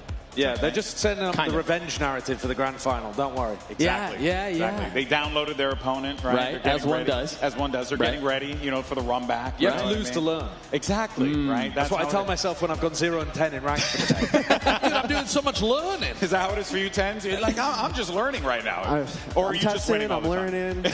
I'm experiencing it all. Oh, man. All right, well, we did actually find out. We're setting up everything on the stage right now. And if there's one thing that, we all like to do here is give our opinion, right? And we like to sometimes give some spicy takes, some hot takes. Did find out that this gentleman right here gave a couple hot takes of his own. Let's go ahead and check it out. Who's going to win the whole tournament? This tournament will be NA dominated. The NA crowd will cheer for them, so I think they'll have a boost. I always like playing international. It gets a little boring playing against Americas only. If it's not us, I think either FNATIC or Champs Winners Energy. Besides us, FNATIC for fun. You think it'll be FNATIC? I think it'll be G2 Energy. Really? I'll go FNATIC or Energy. And then you're questioning me. Well, you said G2. Yeah, G2. I don't think G2's winning bunch of bums. I mean, I'm excited with our new roster. We just got Baby Bay. Nate's been a beast, so... Why is he lying? What? I think G2's going to win it. It's controversial. It's not a hot take no more, so... It's a guaranteed top 2. I guess I have to say the same. It's a guaranteed top 2 because last time I played a Red Bull event, we got top 2. I think the highest % chance in my mind is FNATIC. Definitely not us, so any team but us. If Energy, Sentinels, and G2 don't at least make top 3, there's a big problem. Crashies. Okay, we hear you, buddy. He also was like, not FNATIC, but you were big on FNATIC. What did you feel like was FNATIC's whole thing coming into this tournament that made you feel like they could pull off the win? Honestly, I feel like I just started believing in Boaster's calling. I mean, I think any team that Boaster's been a part of has always just been a top-tier team. Yeah. And I think just in a tournament like this, I think that they were going to have a better showing than what they did. But I think it was just kind of like some growing pains. Obviously, replacing Chronicle, not an easy task by any means. No. But I'm excited what they are going to do for the future season. It was also incredibly close to them being able to make it here today. Right. Was it 15-13? Yeah. Crazy OT game playing like the similar compositions back and forth against each other. So I think there was a decent shout that they would have been able to make it to a spot like this. Yeah, 100%. And you mentioned Boaster and his calling. I think that was, we talked about it on the cast. That was something that stood out to me as well. I think he showed a lot of depth in how he wanted to call, particularly the attacking side. They're generally known for this slow, burn the candle at both ends, wait until you're 10 seconds in, and they executed exceptionally well. But they showed a little variety in that, too. Sometimes they were a little hot and heavy. Sometimes they slowed it down. I think there was a lot to be excited about there for FNATIC. Outside of Zeta, because I think that's the obvious answer here, do we feel surprised by the results that we're seeing coming out of home ground? For Zeta? For just like in general, like our top three, for our top three, right? Because I feel like this, if you would have told me like, oh, hey, like Energy G2 are going to be in the top three, I'd be like, yeah, that makes sense. Yeah. Right? Do you feel like, though, that like there was opportunity, there was a great chance for someone to be like, like another Zeta that come through here, maybe surprise anyone? Was there anyone that like kind of stood out to you in this tournament sideshow that maybe could make some waves going into the season? I mean, you're saying another Zeta. I'm going to take it, unfortunately, flip it and reverse it, because I think Envy was the standout that didn't make it through the play-ins, where I thought they were going to be one of the teams actually to be able to make a run top 4, maybe even top 3, because coming off the back of their Ascension form, they should have been like red hot, raring to go.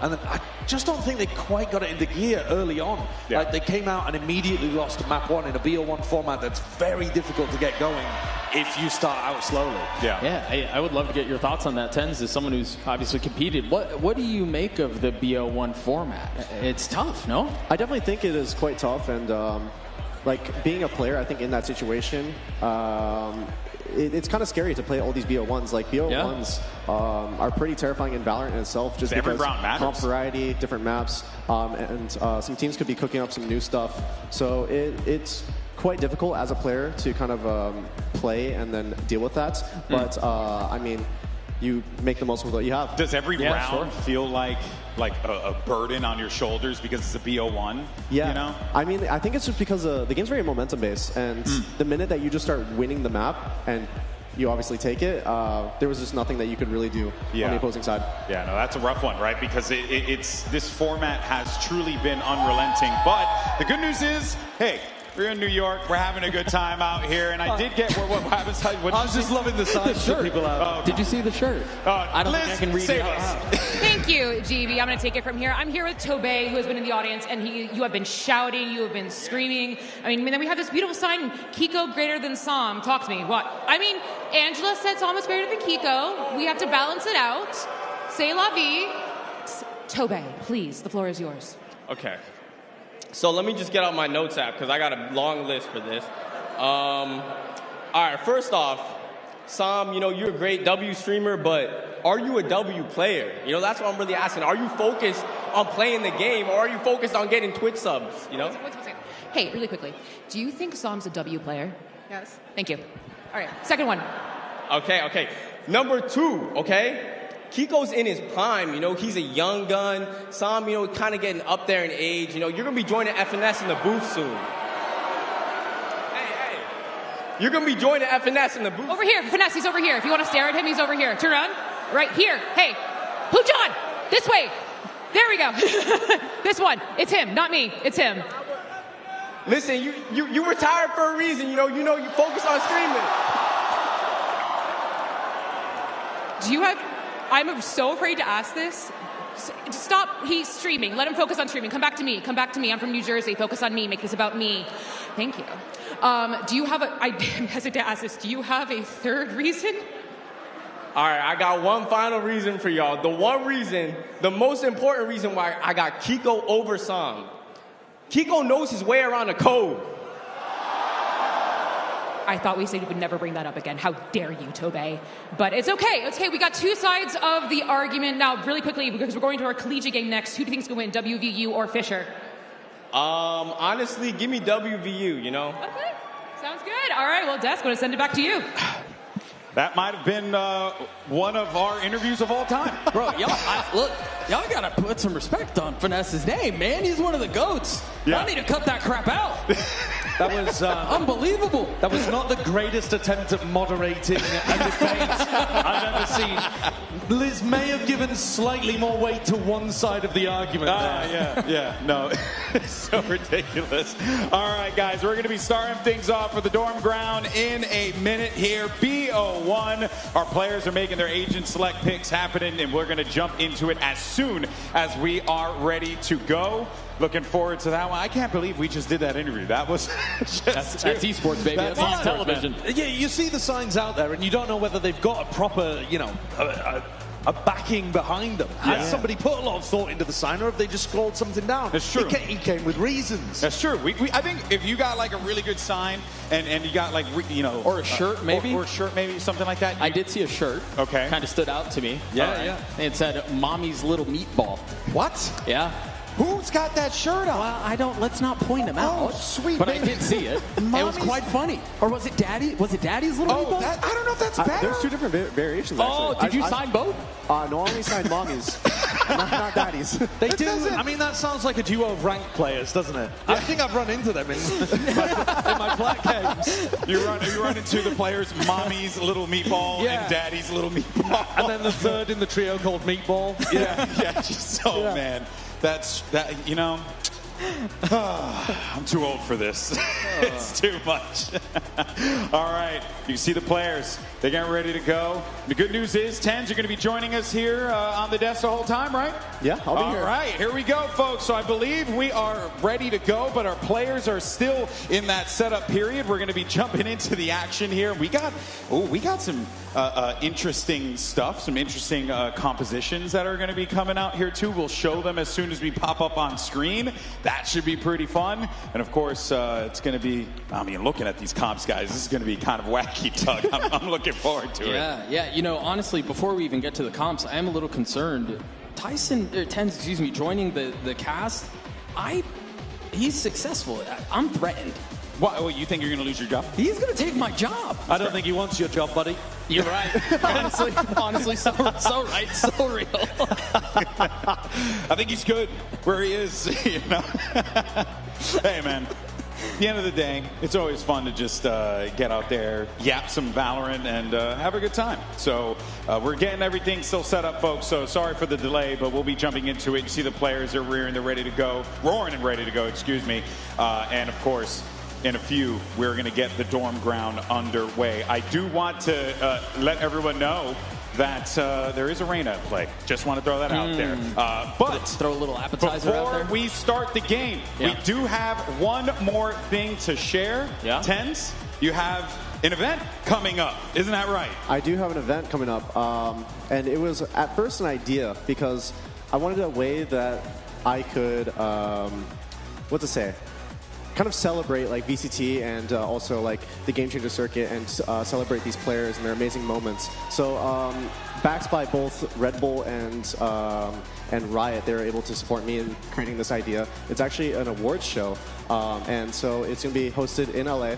And obviously giving awards to like best team of the year. Going to be giving individual awards like best controller. A lot of it actually is voted by each team as well. So it's not like. It's not just Ten's favorite player. Yeah, exactly. Because my votes might be a little bit biased, obviously. So we're collecting votes from everyone, all around, from all the teams, coaches, and stuff like that, and basically doing it from there. Yeah, I believe we have a video. I think. Yes, right? there is a video. So let's go ahead and take a look at that, shall we? Bangkok champions, Toronto champions.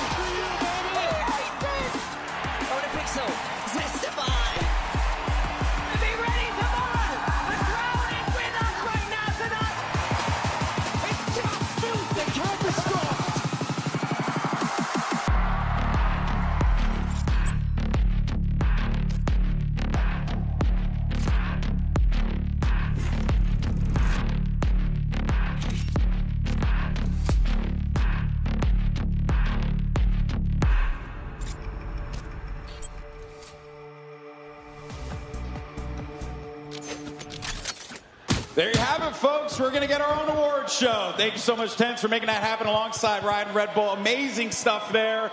But I did get word the game is ready to go. It's now time to start the dorm ground. Fellas, take it away.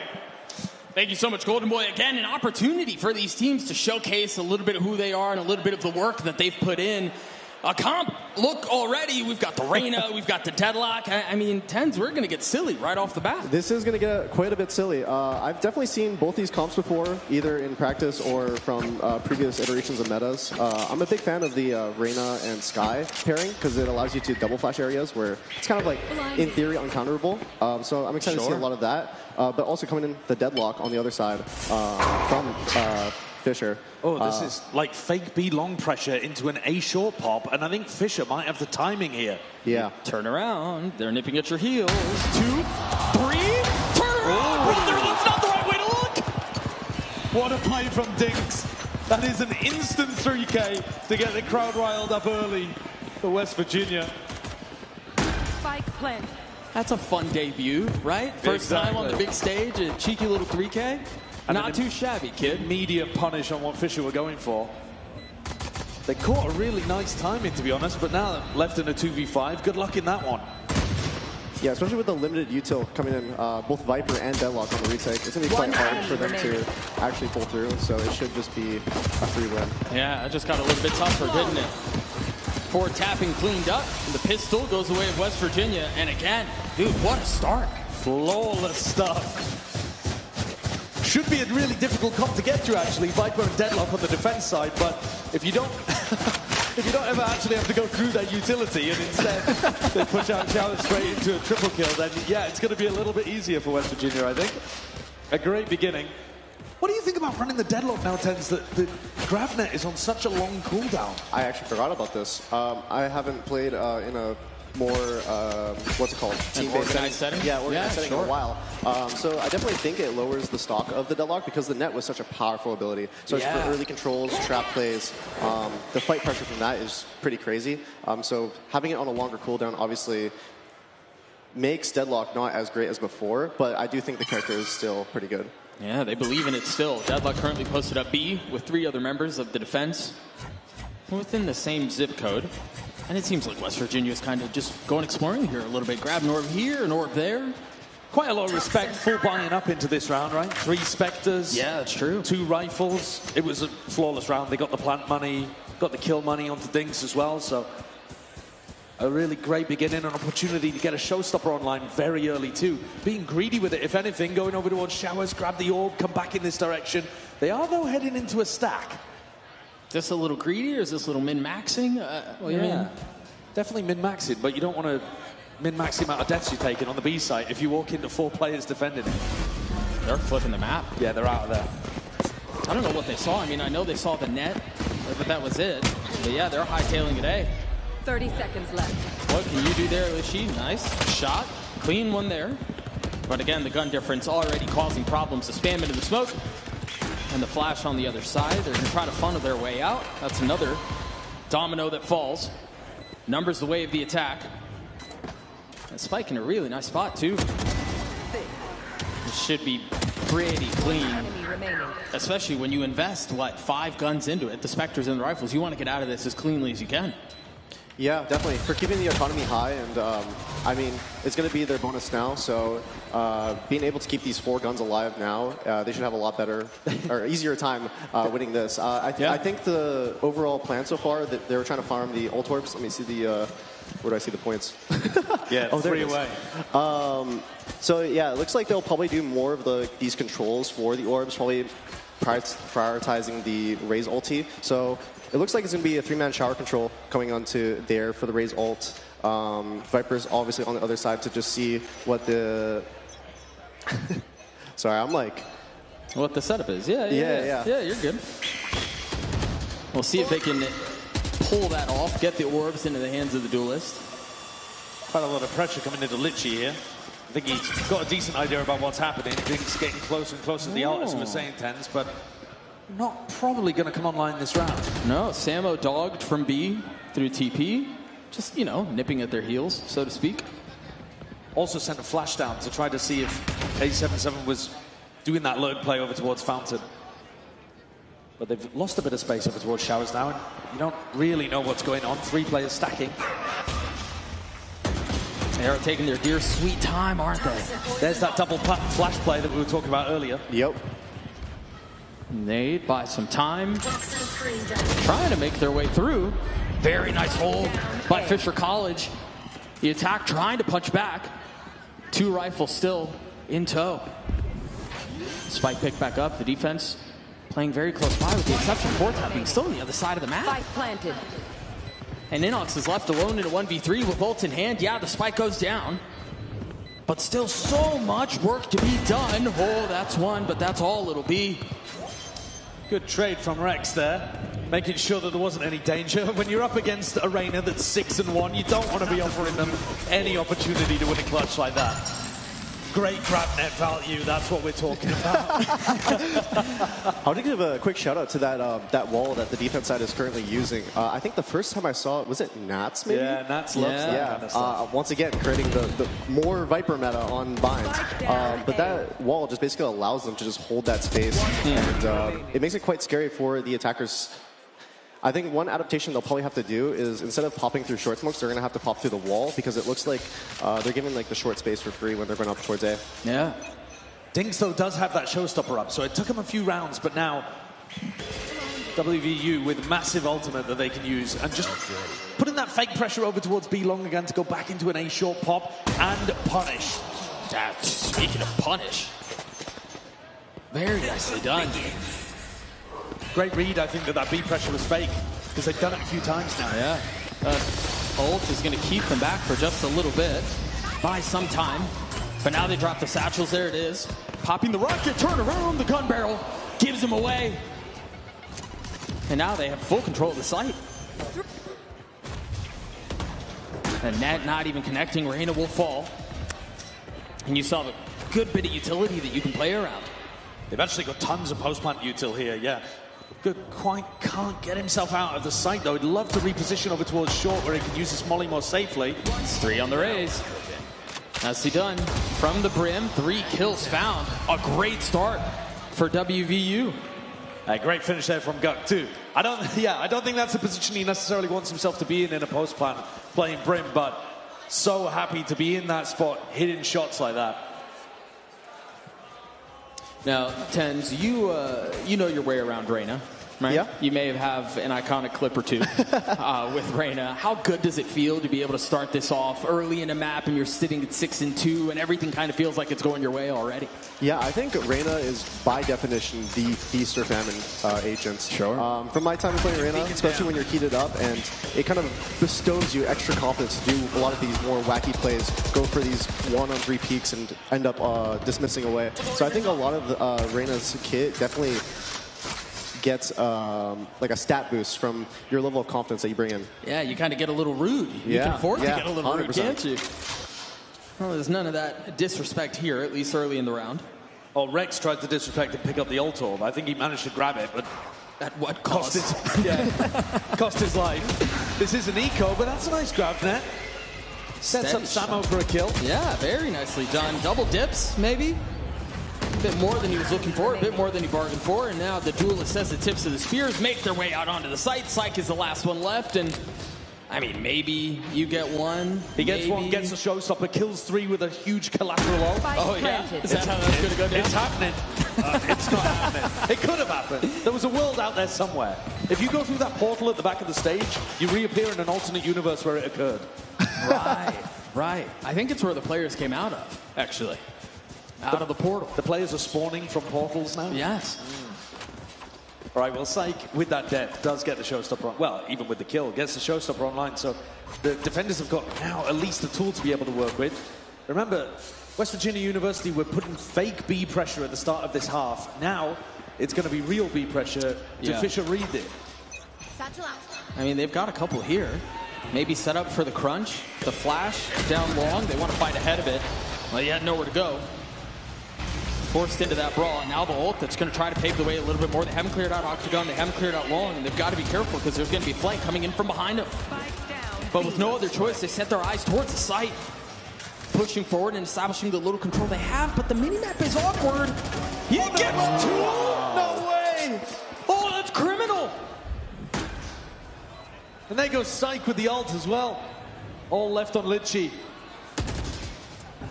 You have a wild story for this one? No. No? But at the same time, that snake pipe does put on a lot of pressure. Hold on. The wild story's real. He's got to find one more, and he does! Welcome to the stage, kid. Ice cold. Rest of the team on their feet. Did he hit a little? Did he hit a shush? Is that what I saw? Was that a shush across the stage? I love it if it was. Not too bad. One enemy remaining. I mean, just off of that round one right there, I mean, looking at Fisher's ult, I mean, looks pretty insane at the moment. Yeah. Basically have every ult in the game. Their economy's under a little bit of pressure because obviously it was only the single Viper that was able to stay alive at the end of that round. So still coming in with a Guardian and a Stinger, but yeah, the ult advantage is massive. I'm honestly a little twisted. He was using the Minima skin, to be honest. That was like my one smear on the play. Well, here's one advantage out of the ultimate. Pick goes down into short. A little aggro. The Roomba to get some info. Yeah, Psych knows that they're here. It's a dangerous game. You're playing the Stinger. Gets a kill there. Tries to buy a little time. And overbites. You still have to clear this pit. Seekers are going to help. Can you spam off the back of it? No damage done yet to Litchi. No. Hero of the previous round. It's got to be so tough to deal with that pit. You get a tag? Yes. Yes, he did. Free me. Spring goes down. The pit's still up. And again, that hasn't been dealt with. Just 2 left on the attack. Oh, you're looking the wrong way. 2v2 now. Dink's the last one standing. Looking to pile it on. Oh, that's a satchel into the flash. No shot. Ult advantage comes through really nicely there. Took them a long time to be able to work their way through the pit in short. And of course, getting the deadlock ult onto that player at least caused chaos. It forced the Viper into a really awkward position where he could get picked off, even if he didn't get the kill out the back of it. I always find it really funny just watching the deadlock ult just slowly take away your teammate. Yeah. What are the comms like in those moments? Save me, save me. I don't think we'll have that up here, actually. I mean, two pips closer already. So maybe we will get another one. Back to the fight over showers. A lot of this game has come down to winning or losing in showers. That's an aggro wall. Doesn't stop the bullets, but they whistle past Rex's head, and counter spam comes back, taking Xi off the field. That's exactly how they drew that one up, right? I mean, Fisher Uni has been very good at clearing out other areas of the map. Yeah, they've been super aggro. Round 1, pushed out through showers. They've done pushes down sand, pushes down B long. This is another situation again where, based off that pressure over towards showers, they take Fountain for free. And it's going to allow Psych to get into a really good position on a flank, maybe, or even just giving his team the confidence they need to stack. Yeah, he's got a rocket too. Nicely done. First one falls, but the rain arrives at the scene. And again, has a ton of kills to boot and piling it on even more. With an ult to play around, no armor left. I guess it doesn't really matter. He does it again. This guy's frying. Litchi is playing so well. He's had some amazing moments already in the first 8 rounds. Yeah, so far, I mean, all of Litchi's kills have just been pure impact. Yeah. I mean, that clutch to start off the half now. And then that one too, yeah. Yeah. Yeah, that's 5 out of 8 of the kills. Absolutely round winning. Pretty incredible. And that's just a tiny level. Doesn't really matter. 4-4, and they've pushed West Virginia down onto an eco round. 12 kills for Inox, but he's going to need more. I think this is the first time we've seen him in eco too. Meanwhile, I've lost count of how many orbital strikes we've had. That's a nice shot. Pushing into the smoke like that is bold. It's reckless. It's dangerous. 2 left on the side of the attack. Did we catch anyone? No. Sorry, Tens. But just 2 left. Kind of stalling out here a bit. You can cut some noise, I suppose. Or you can be really loud and take the TP and flip the map. Nobody on Fisher stayed B to stop that from happening, but the spike is coming back over to A. Oh, cheeky. And Fisher are basically in spawn right now. They don't know which way to go. Oh, they're coming back. Something. It's giving it away. They do have a really good read on what's... And what they're trying to do, yeah. I mean, you were right. You called it. They read that perfectly. Yeah. It was a... I think they didn't end up like having any space towards B, so staying towards spawn as a pack of 4 and just retaking together. Yeah. I mean, obviously, they're not even going to make it in time if they end up going B through the portal. So I do like the fundamentals there from Fisher there to just stay as a pack and just kind of deathball. You say just the smarter play overall in a situation like that, because yeah, I suppose if you do try to lace the Nikes up and head over B as quickly as you can, maybe you get picked, you know, what's waiting on the other side, and yeah, no, Tens, I think you're right. So we'll get a quick timeout here, courtesy of West Virginia. It's Fisher College, who's currently up 1 round after some heroics at the very beginning for them to kind of swing the pendulum back. I mean, you were talking about momentum, Tens, and especially in a best of 1, and given the nature of our game, where do you feel like the momentum is now? I definitely think the momentum is falling back towards the side of Fisher. I mean, their comp is a very defense-centric comp, though, so it makes sense that they should have more rounds on this half. I do think if you're West Virginia, obviously pretty happy right now, but they do have quite a bit of ults they can still expend to get a few more rounds off in this half. Would you say there's a magic number that West Virginia need to get to, given kind of the comp situation, if they want to feel good about the next half? I would say, I definitely think, I would take it 6. Yeah, 6? Yeah. Okay. Well, West Virginia, you've got a couple more you've got to pull together, and as you were mentioning, they've got the ults to do it. I think this tank timeout will also be for West Virginia to realize how fast and aggressive Fisher are playing. And look at this again, so quick into Fountain. Brother, they didn't talk about it enough. Yeah. Through the teleport as well. Any punish? Not quite there. Oh! Whoa. It was an anime battle! That was amazing! Both raises take flight. But it's left in the 3v3. Viper booking it over, but the pit is not going to be here in time for the attackers. Deep flash in the spawn. I don't think he got a tag. But I mean, they're trampling out like Clydesdales. They know where they're headed.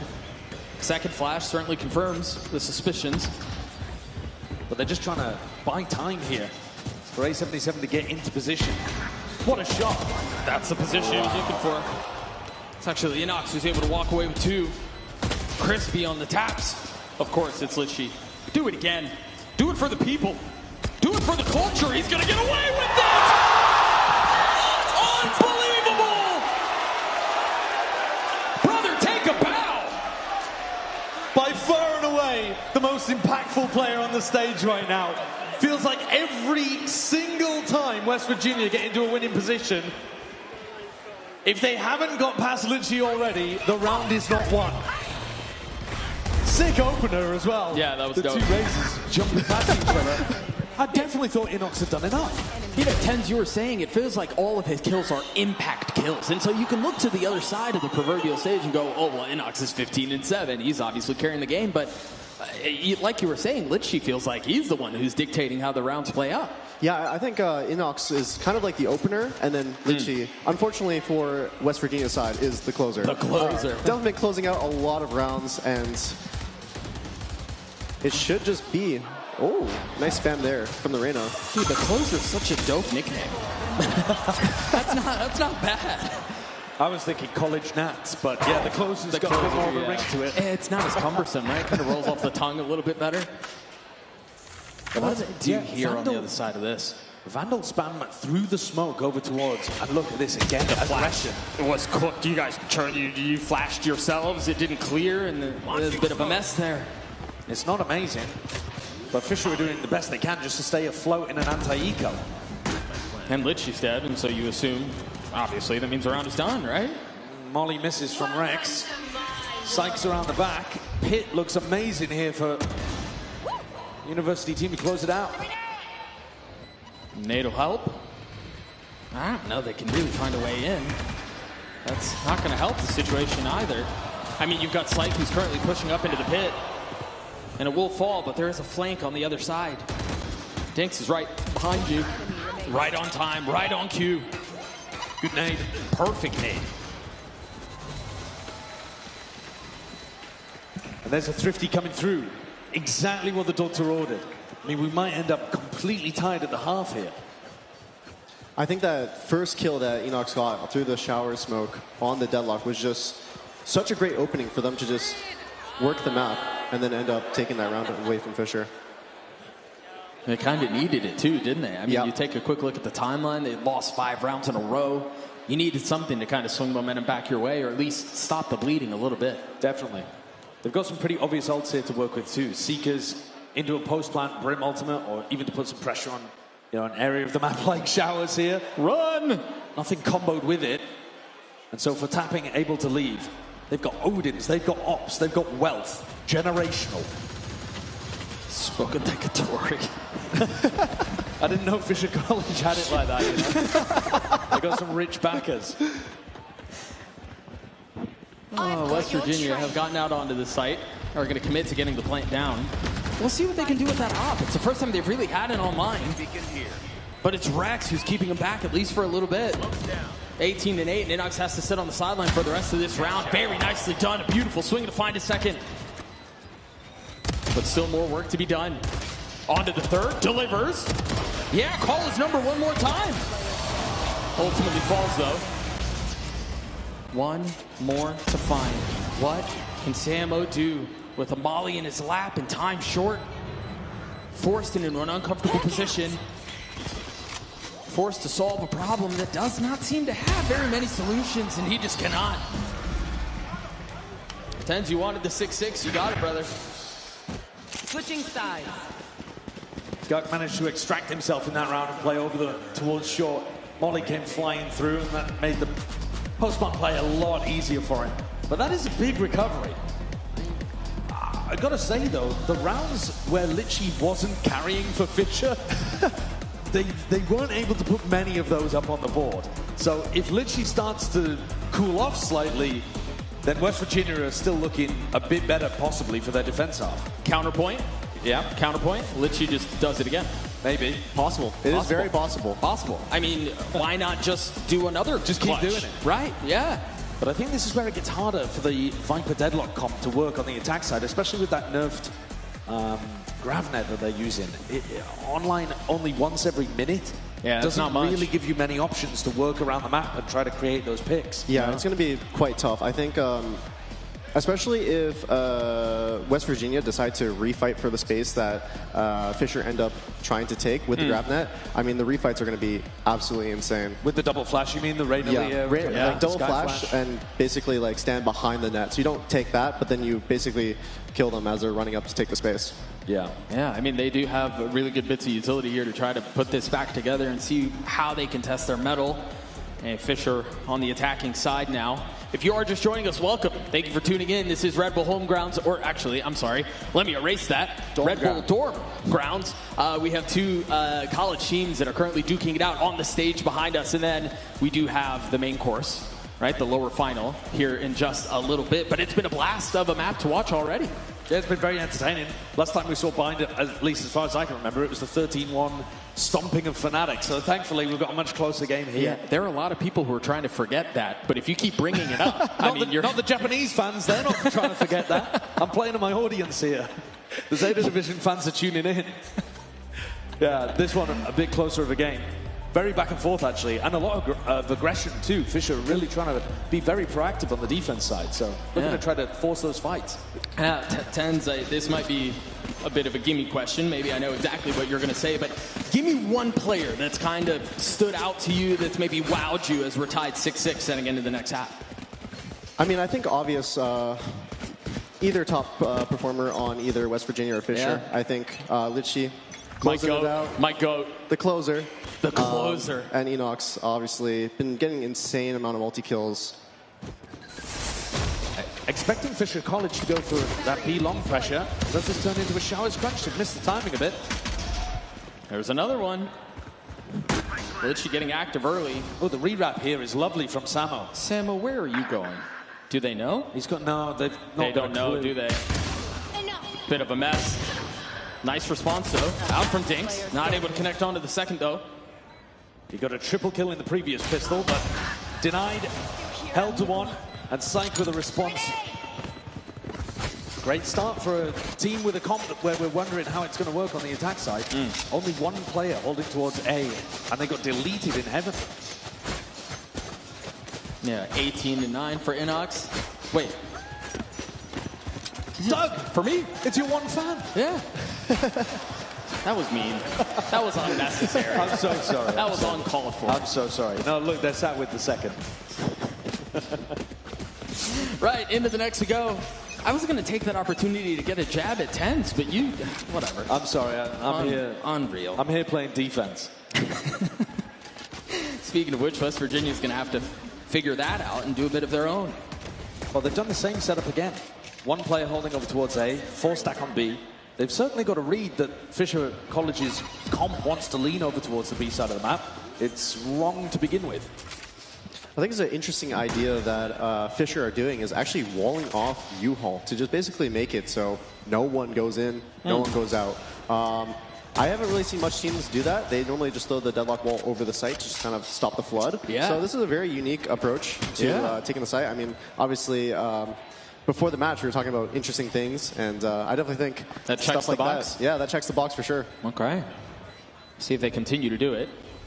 Meanwhile, West Virginia have given us an opportunity to podcast here a little bit, kind of yap and chit-chat, as it seems like they just want to die to the spike, not give over any orbs. Meanwhile, I mean, you take a look at the next round for Fisher. They're going to have 2 Guardians, a Bulldog, and Stingers, you know, kind of whatever, but this is a great bonus for them. Yeah, I think West Virginia have got to change up what they're doing on the defense. This idea of 4 stacking over towards B hasn't worked now 2 rounds in a row. So let's see what their more default defensive setup looks like. Because there's no way that that's their usual plan. It's to try to counter what they're expecting Fisher to do on the attack side. So they've rotated Viper over towards B to play with the Sky. They're not playing the Sky and the Reyna together over towards B long. I thought they might try to go for something like that. Yeah, I was thinking the same thing with like long refights. But I guess having more stall power, I think, is what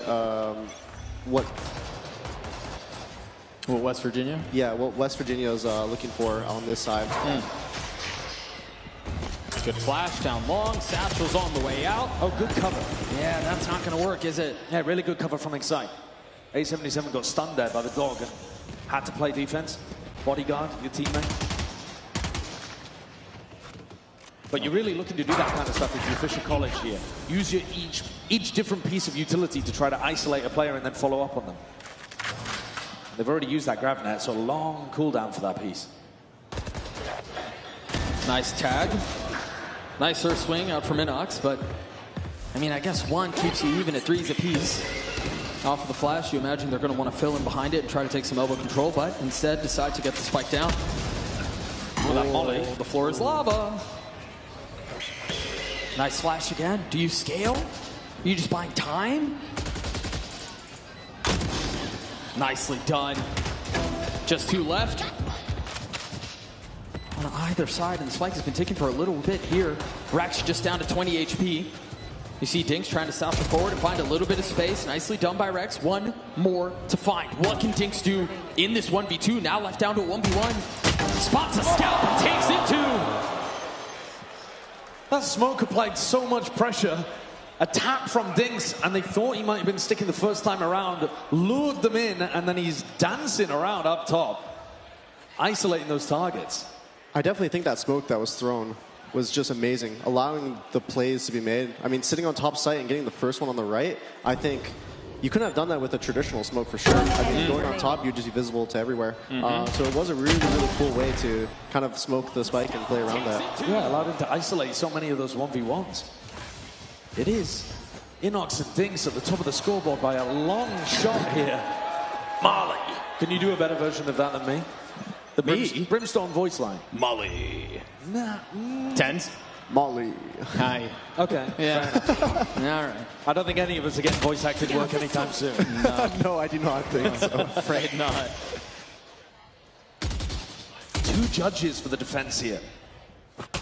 1 tight to short, the other into hookah. Yeah, a bit of an interesting, purchase, you're right. Yeah, the money is just not that great. No. Excite can help out in hookah. Maybe a little bait. Draw some attention away. And allow A77 to strike. But I don't know that they're headed that way. If they are going down short, it looks like they Doug's are. going to have something to say about it. He's still got all 3 smokes, but that's not a great fight to take, just a bit outside of his range. Nevertheless, Dinks with a showstopper active. He is there. He is on the site. The Roomba's going to clear out showers. You see the smokes. The eye through already cleared. Oh, but they decide to flip the map. The judge does get one. It's another long-range fight for the judge, though. 30 seconds left. Oh, not this. Oh, gosh. Oh, not this. Nicely done. Thought there might be more of a flood out from Hookah. But now the spike is sitting in no man's land. And remember, Dinks still has the rocket. The double swing out from Hookah's perfect. No way! Very nicely done from Psych. That's crazy. The Dinks swings back in to try to trade the kill as they double flood out from Hookah, and somehow, some way, Psych kills them both. I think Dinks could have probably popped his ultimate there and just guaranteed the round. Yeah, zone out if nothing else. We'll take a look at that one more time. That was so well done. I think that should have been a checkmated position, though. Yeah, I agree. Dinks is going to want that one back. And now a 2-round deficit and an eco. Remember, the bye was broken for West Virginia previously. They had to bring 2 judges into the former round. Both Skies use their flash. The dog up towards B. There's the satchel. Josh, as you were mentioning, oh, he's in the smoke. A77's in the smoke. It's just a classic, though. Cool idea, cool little trap, but no value found. Now they can really accelerate off this. Surely Dinks doesn't pop his ult here, right? You wouldn't expect so. Surely not. I do think if they end up getting one more kill, like this one. Pop that thing! Was the Annihilation denying space to begin with? Spike's already hit the floor, but here it comes. Here it goes. Takes flight, immediately grounded. Oh, it's a mess. And now it's just Inox with a classic 1v1, upgrade to a share. Has to land the shot and just cannot. Puts a bullet in the shoulder of Fortapin, who manages to hold out with weapons. A 3-round lead now for Fisher College. I definitely think it was quite unfortunate from West Virginia. I mean, getting that first kill and gave them hope, investing the showstopper, but unfortunately not placing it anywhere near any opponents. It's fool's gold, man. Got stunned on the way down. I think that was a big deal as well. Yeah. I think that's value from the Sonic sensor. I think so. Nice. Whoever that was, they're the GOAT. I agree. Flash into showers, looking to try to take the fight to Inox. That's a dangerous position to be extracting a grab from. that is pretty wild in my opinion. And Inox, top fragger, does land an opening kill. Psych shut down. No showstopper to work with on the attack now. Dude, I feel like he's got 30 kills. Yeah, he's been finding a lot of kills, but you know, some of them are towards the beginning of the round, or he gets traded out, or something like that. Right. And you can't always rely on the rest of West Virginia to actually close the round out. Fisher have been doing such a good job of staying scrappy. So Orbital strike out towards U-Haul. Seekers in exchange. Oh, and a bit lost there. And there's Inox once again, retaking shower control. Spike planted. They managed to get the spike down on the other side of that. That's crazy. Inox has his ult. Rotations from the defense starting to come through. They have a lot of numbers here. West Virginia need to find a way to close this one out. They cannot afford to let it go. And with just 2 pieces of Fisher College left, you assume this is a foregone conclusion. And that's exactly what it is. Tens, I need a momentum check out of you. Momentum check? Yep. I definitely think still on the side of Fisher. I mean, the round going off of the first 2 initial kills from Inox, I mean, pretty hard to play with that. Yeah. And they're kind of trapped like sardines. I think the op's a really interesting idea from Dinks. It didn't find too much value that round. He tried to take it over towards Sand, got hit by a grab net. Bit of a weird scenario. But if you can get posted like he is here, where the Viper Wall is not a big threat to you, I could see this being really effective. He's got 1 flash, basically, that he has to dodge. And other than that, Fisher don't have much to push him off the line. We haven't talked about him a ton, but he's 18 and 13 right now. It's not like he's not shooting. Oh. Bit early with it. Yeah, takes a shot at his finger and doesn't find the mark. Oh, the no-scope. Right, you hit that. Meanwhile, the defense keeping him back. That's 3 kills found. Momentum swing the other way. What can Sammo and 4Tapping do? They don't even have the spike in hand. It's an upgraded weapon. Sammo, what are you going to do here? Well, are you going to do this? In front of this crowd? Tough when he's only got 38 health. And the spike not in his possession, so he can't actually pivot away to B. I mean, he did get halfway there without taking anything, but does not find the last 2 steps he needs. West Virginia continuing to pull off this comeback. The gap down to 1. Fisher still in the lead. An opportunity to get onto the side, get a pit down, but I still think it's going to be difficult to get past this operator. Dinks, he fired a little early. Was a bit antsy on the trigger finger in the previous when he was on short. But if he just holds for a moment, it's either going to force Sammo to use a lot of utility. He's going to burn the flashes and the dog way early in the round. Or right Dinks is going to find his opportunities to take fights. He's on the other side of the map, though, now. And he's not going to get an opportunity.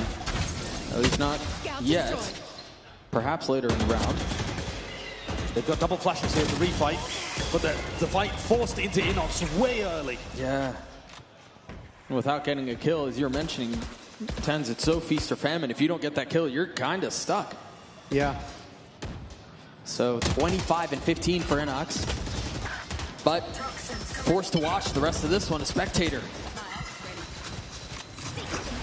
And Fisher, I mean, in full control. They've invested the Seekers too. If they go through the teleporter, Dinks is going to be waiting for them. Here we go. Can he get some value from the op? Defending A. He's going to be tested. He's got to land it. Nicely done. The nade is there as well. Satchel's up, repositions. Perched to take another. Meanwhile, you sneaky little devil in the smoke, gets a kill, pops out at just the right time. Now we've stalled out once more. The spike's committed. 30 seconds but so left. is Guk. He falls, leaves Dinks in a 1v3, and that's not the weapon for the job. Can we, just real quick, are you calling him Guk? Yeah. You don't want to read Gucci off of that? You're calling him Guk? That's his name, bro. Guk?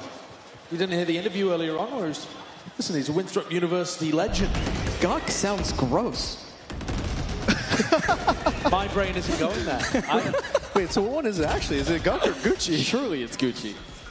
That's not the weapon for the job. Right, well, we'll take this time out to look it up. He's the 100th confirmation. He's the 107th of his line. The Guk lineage, really. His father before him. It's Guk? It is Guk. Nah. I need to talk to the kid. For 100 generations, his family's been called this, and how dare you dispute it?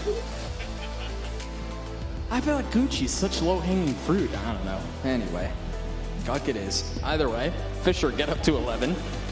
Mixwell go pro again. Oh, Tens. I gotta ask. Oh. Yeah. Oh yeah. You know I'm going to. Do you think you could go pro again at this point? Do I think I could? Yeah. Not argue. I won't. I mean, you can leak that later, but. I definitely think I could. It would just give me. I would just need a little bit. Yeah. I think for practice, and I could probably get back into form. Okay. You think Mixwell could?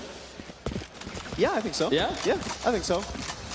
Bit of hesitation there. Yeah, he did. I think. Don't mean to put you on the spot, but he hasn't been playing in a longer period of time. I think I just retired like pretty recently. I would say compared to Mixwell. So I do think for him it'd take a little bit longer of a period. But I believe in his abilities as both a teammate and as a player.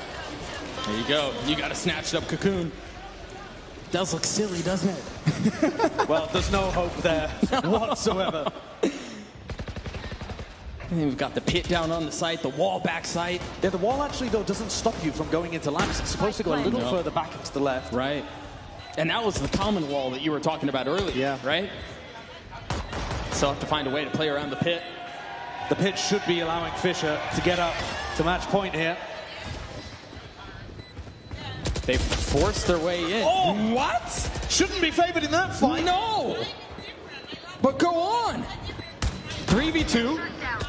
What can Samo and 4-tapping do? Gets a little messy, but finds a shot anyway. Has to snap onto the second and does. But the defuse will land. West Virginia refusing to go away.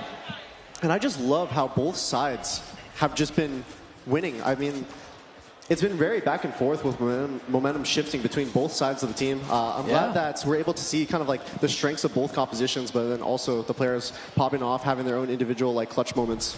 Yeah, I mean, because you were talking about how momentum-based this game can be. It's easy for something like that to kind of run away. I think especially when you've got a pin down in the 3v3, gives us an advantage in this round. Momentum should be in the side of Lucci and Fisher. Right? It was the Viper on the other side slinking his way in and somehow winning a fight to drop the pit that changed everything. That should have never happened. You're right. And so it's Fisher College who are up 1. With a showstopper at B long, ready to take the fight. Off of the flash, the dog comes through, and there's the rocket. He gets up high, gets the kill, drops to try to find the second, but the Singer at a distance puts him away. Actually, really good protocol there from Litchi to run forwards towards the showstopper, save the rest of his team. No double kills. Great response. Inox again, set to the side. These Guardians are going crazy, and that's the Viper's pit drop now for the defense. Short open. I don't think they have any idea, though, that Guk was here. They thought it was just the Viper. I definitely think there's one man to do it. It's Guk. It is Guk. It is Guk. Well, here he comes. Stand up, Guk. Oh, they are looking at him. Guk gets 2. Now 2v2. Oh, Psych has a rocket. What a round! Psych might have to use the rocket. Finds 1 kill. Yeah, there it is. I mean, surely that just buys time, right? That zones things out. You got to check it to make sure there's no one there defusing it, but all the time in the world. Look at it. There's no way! How on earth has that just happened? Unbelievable out from Guk.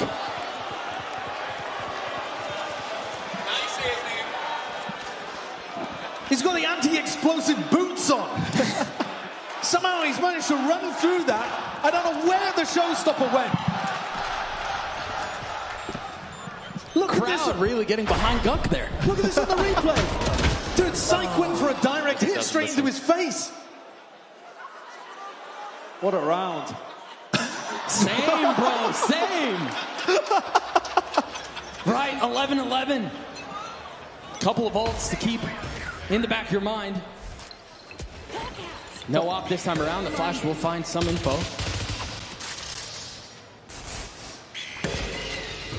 Excite with the Spectre just denying a little bit of the pressure from the Trailblazer, clearing that corner. These are the spots where you could see them going for a refight over towards Octagon, but Inox isn't quite there. He's trying to take dry duels over towards Showers instead. It does make B a bit weaker. They're not even rotating people. They've lost the whole of Octagon, and they're still keeping 3 players stacked on A. They've got a bit of a wrong idea about how Fisher's playing this attack. I've got your trail. Oh, and they're about to find out. That veil's about to be lifted. The Seeker's in the wall. Even tagging someone out in sand.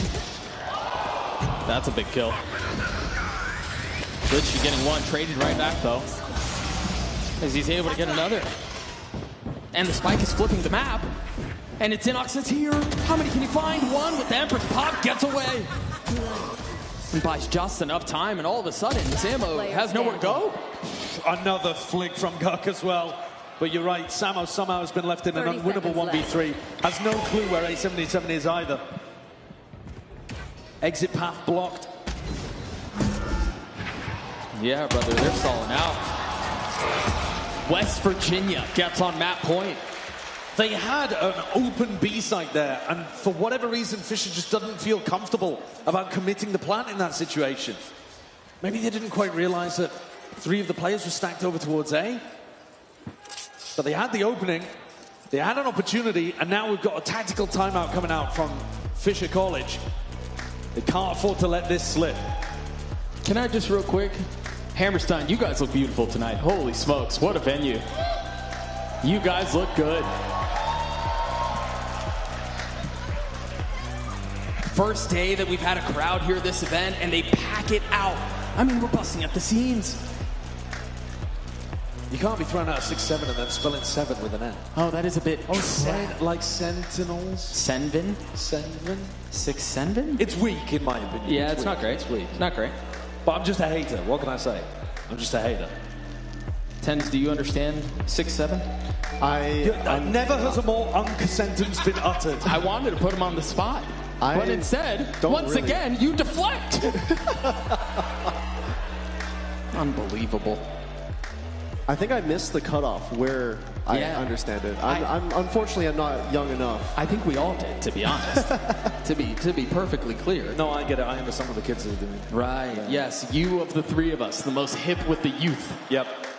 I lost my hair, but I gained the knowledge, the hidden arcade knowledge. 1 round away from OT, and we're getting back into things. I would love a little OT here. Dude, you might well get it. It's been back and forth the entire way. It's just the weaponry kind of sucks for Fisher. Yes, it does. Oh. I mean, it's just a sheriff for tapping. That is risky from Excite. There's no presence on the A side of the map right now. Yeah. I think Fisher is just going to basically do a redo of last round, but actually commit to the site. I think they kind of cooked and unfortunately burnt the kitchen. But oh my gosh, they burned it all!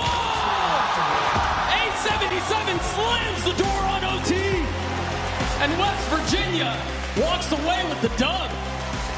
What an insane way to end!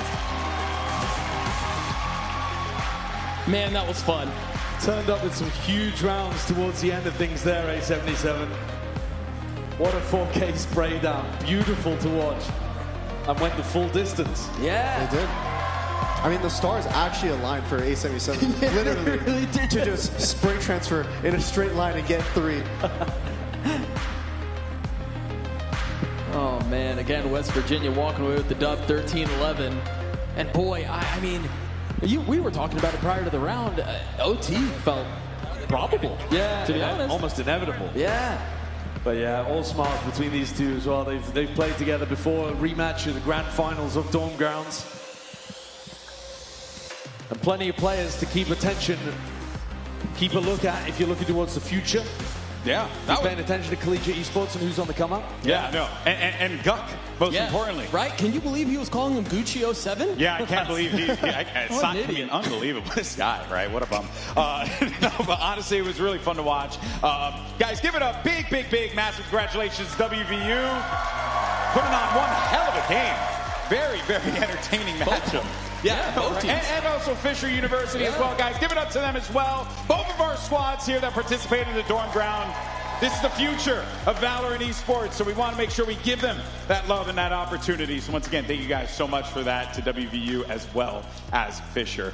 And also, a little quick love to Red Bull for giving these universities and colleges an opportunity to do something like this, to showcase, to have insane moments. I mean, Ten's nicknamed a guy the closer.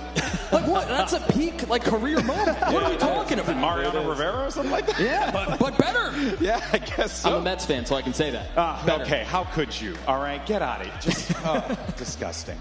No, but seriously, it really is something special, and it's cool to check out there. So congratulations to both of these teams. We'll be getting words with them in just a little bit to hear from the players. And then, of course, coming up in just a little bit, we're going to have our lower bracket finals. But Tens, my man, thank you so much for joining. How was the casting experience? Did these guys treat you well? Because they're a little mean. I think they treated me great. That's good. I think so. That's good. Except for him. Yeah. He's a jerk. Doug kept trying to fire shots towards them. Allegedly. I was having a body count. What do you mean allegedly? It was Allegedly. all on film. It was all on film, Doug. Yes. All right, guys, give it up one more time for Tens joining us on the desk. And of course, don't forget about Tens' Community Awards happening December 15th. But for now, let's send it down over to the one and only Liz, who's standing by with one of our winners. Thank you so much. And congrats, Tens, for an amazing casting debut, I'm pretty sure. Give it up for Tens' casting debut. Wonderful work. But we have to talk to one of our winners from West Virginia University. So I did a little investigating before I say your name. You just don't correct people. It is not Guck. It is Gucci. Yeah, it is technically Gucci 07, but everybody just says Guck, so I kind of just let it happen. I think we should call you your name, Gucci. Oh, or like Channing Guk. I guess I'm Guk now. He's Guk! He's Guk! I mean, when I interviewed you, I think you said a 13-6 scoreline, but you managed to have the closest match we've had thus far all day. Talk to me about kind of that match and what made it so close. Honestly, we were shooting for the 13-6, but we wanted to make it interesting and entertaining for the crowd. We wanted to give tens more material to cast with. Yeah. So, we had to make it closer, 13-11, make it more interesting. It's just how we do it. Yeah, I think for us broadcasters, we really needed that. And that's very kind of you, very benevolent of you. I talked to you about the program. I want you to talk about your boys there, the ones you lead. Go down the line, talk to me about what makes them so special on your team, what makes you guys the Red Bull dorm ground champions. Site's my roommate, so we got a lot of chemistry inside and outside the server. He's also the GOAT. GOAT IGL. He's picked up IGLing pretty recently, so he's been improving a lot over the past few weeks. He's been doing great. Dino, silent GOAT, silent assassin. This guy doesn't say a word, but every time he's in the server, he's getting those entries, dropping 30 every game.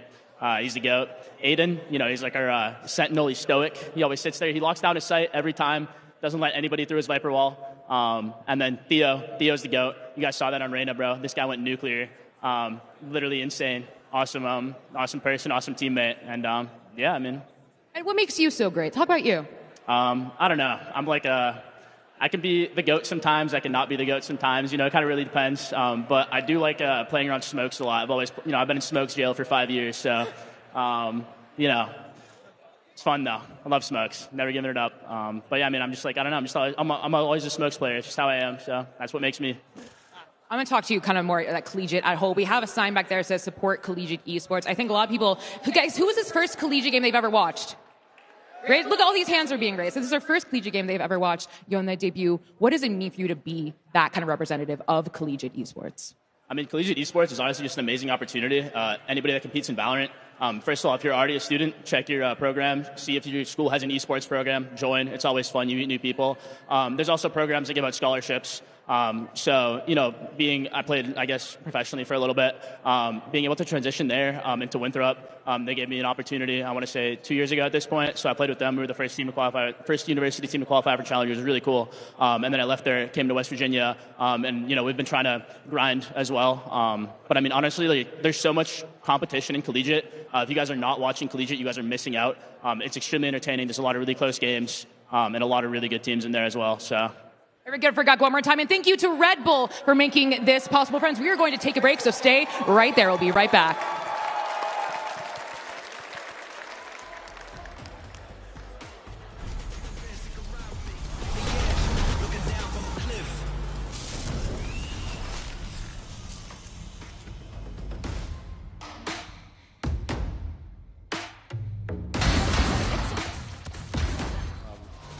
It's going to be their bonus now, so. One enemy remaining.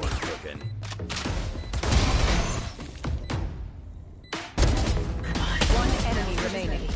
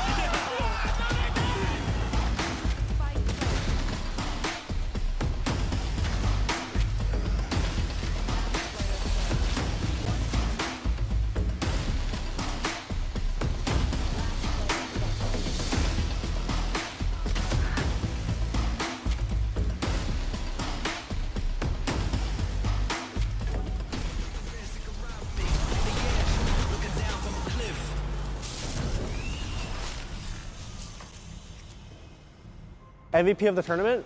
Probably Cortezia. Cortezia. Cortezia, Mr. Brazil. Cortezia is MVP. For MVP, it's Redux. MVP of the tournament, this guy. Me? Zeppo. Shit, I'll take it. Me? MVP of the tournament, first place finish. First place finish, Jesus, that one's hard. I'd say if Energy makes it, Probably Cass. Kiko. Cass? Yeah, probably Cass. Okay. Kayak. I think it's gonna be Kayak. Kayak. Probably Kaya. Milan. Alfier. I had to put Kayak. I think Alphair. Ooh, That's a good Alpha's one. good. I think Zelsis will be the MVP. Two Fnatic players in Zelsis. Well, folks, look who I managed to grab from the co-stream, and it's none other than the W streamer Tarek here. Everyone give it up for Tarek. You have the Watch Party GOAT. You have been Watch Party GOAT for years now. It's been a long time. What makes this being at Red Bull Homeground special as a co-streamer? Being at Red Bull Homegrounds is special in itself, but being in New York City with this amazing crowd is something special of its own. So big shout out to you guys bringing the energy. I'm a big advocate to bring VCT to New York one day. So it's the second time we've been here, and I feel like it'd be a major success. So hopefully one day. I mean, just the energy in the crowd. Did you expect to kind of all this energy be here? Because, you know, it's the off season, it's winter, or has this surpassed your expectations? No, I mean, I think New York is about that. Like, they're going to bring the energy no matter what. So I'm not surprised. I'm not surprised. I mean, let's talk about this tournament. Obviously, you were part of Sentinels. Sentinels has been knocked out of the tournament. Did you expect to see Zeta up here? Did you expect to see G2 in the lowers? What were your expectations going in, and how have they met or not met them? I mean, I'm just shocked Sentinels is not here. Where's my team at, man? Like, come on, guys. So Zeta is a surpriser for sure. I think G2, like, they've always been really good. So I'm not surprised about that. But I would like to see G2 take this so we can get that NRG final, because I feel like that'd be really spicy. A nice rematch from America's Stage 2. Now, we just watched Collegiate Valorant as well. Was that your first time watching Collegiate? I feel like I've watched before, so I've seen teams play before. I know a lot of the guys. Shout out Moobs, that boy Moobs, if you guys know. No, I'm familiar with a few of the players, but that match was really hype, I'm not going to lie. They delivered it. A lot of clutches, a lot of good plays, so it was fun. Yeah, Collegiate is awesome, and I'm glad that Red Bull is a part of supporting it. And obviously, we have the next match, G2 versus Zeta in the lowers, a best-of-3. Zeta coming from kind of a brutal best-of-3. What is your prediction for this game? I mean, I would like G2 to win, but I hope it's a close match just for fun. My boy Baby Bay right there, he's going to go crazy right now. Shout out Unk. Shout out Unk on stage. Nah, I want G2 to win, but I hope Zeta can put up a fight just because it'll be a better game that way. Well, thank you so much. Everyone get it for Tarek one more time. That we have a game to break down before it gets started. So, Desk, take it away. Thank you so much for that, Liz. Guys, give it up one more time for Tarek, folks. Come on, show him some love. Guy's been a stalwart member of the community for a super long time, and of course, big shout out to Red Bull, and you know, he's been working with them for a while too, so awesome stuff there without a doubt. But I'm Golden Boy, that's Doug at Sideshow. We're gonna be talking about some video games here today because we got ourselves a little bit of a banger in our lower bracket final matchup. You got G2 Esports facing off against Zeta Division. Now, the Japanese upstarts, of course, looking for a big opportunity here, Doug, to be able to not just take down G2 once, they have already done that. It's now an opportunity for them to take out G2 a second time. But the difference is, as we saw in that upper final, this best-of-3 format, it is grueling for them, and those BO1s, they seem to really thrive in that environment. Yeah, I mean, a best-of-3 is a different beast. And, you know, when you're playing in a best-of-1, you can afford to like, run one, like, cheeky play, right? Like, you can throw one smoke you haven't seen before. You can try a little bit of cheesy stuff and know that you just got to get to 13, and that's really all that matters, and you can walk away with it. But a best-of-3 is a different beast. Yeah, I think, though, that what we actually saw from Zeta in their BO1 victories was that they were clearly the better team. Like they weren't just cheesing it out and edging victories. Yeah. They were significantly better in the double duelist matchup against G2 on Haven, and then they went up and they whacked FNATIC in double duelist versus double duelist on Bind as well. I've yet to see that fire from Zeta today. We saw 2 maps of them playing against NRG, but I need to see the form factor from them, where players like Absol in particular are coming out and lighting the world on fire. He had the best stats in the tournament coming into today's games.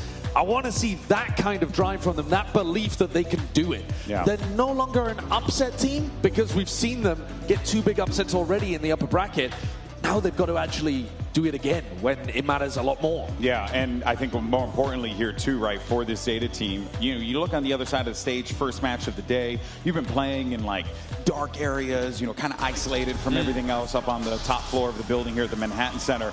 And this definitely was a different kind of experience, I would imagine, for those members of the Zeta division. Because I know Sugar Zero, he's competed internationally in the past, right. But for a lot of those other members there, this was a new experience, Doug. And then on top of that, you're going up against the world champions, right? Odin go, you got all the stuff you possibly need. So it was a tall task. Yeah, and I mean, we talked about this a little bit earlier in the tournament, and they have gotten up until this point in the face of what I'm about to say, but they're playing with 3 kind of stand-ins. It's really odd, yeah. Right, like the roster's not fully secure, but they might be. I've the gotten 3 so many different members. messages from everyone. Everyone's told me a different thing. I've heard like everyone's on the team except for one. Dog, nobody's messaging you. Stop. People are. People hit me up.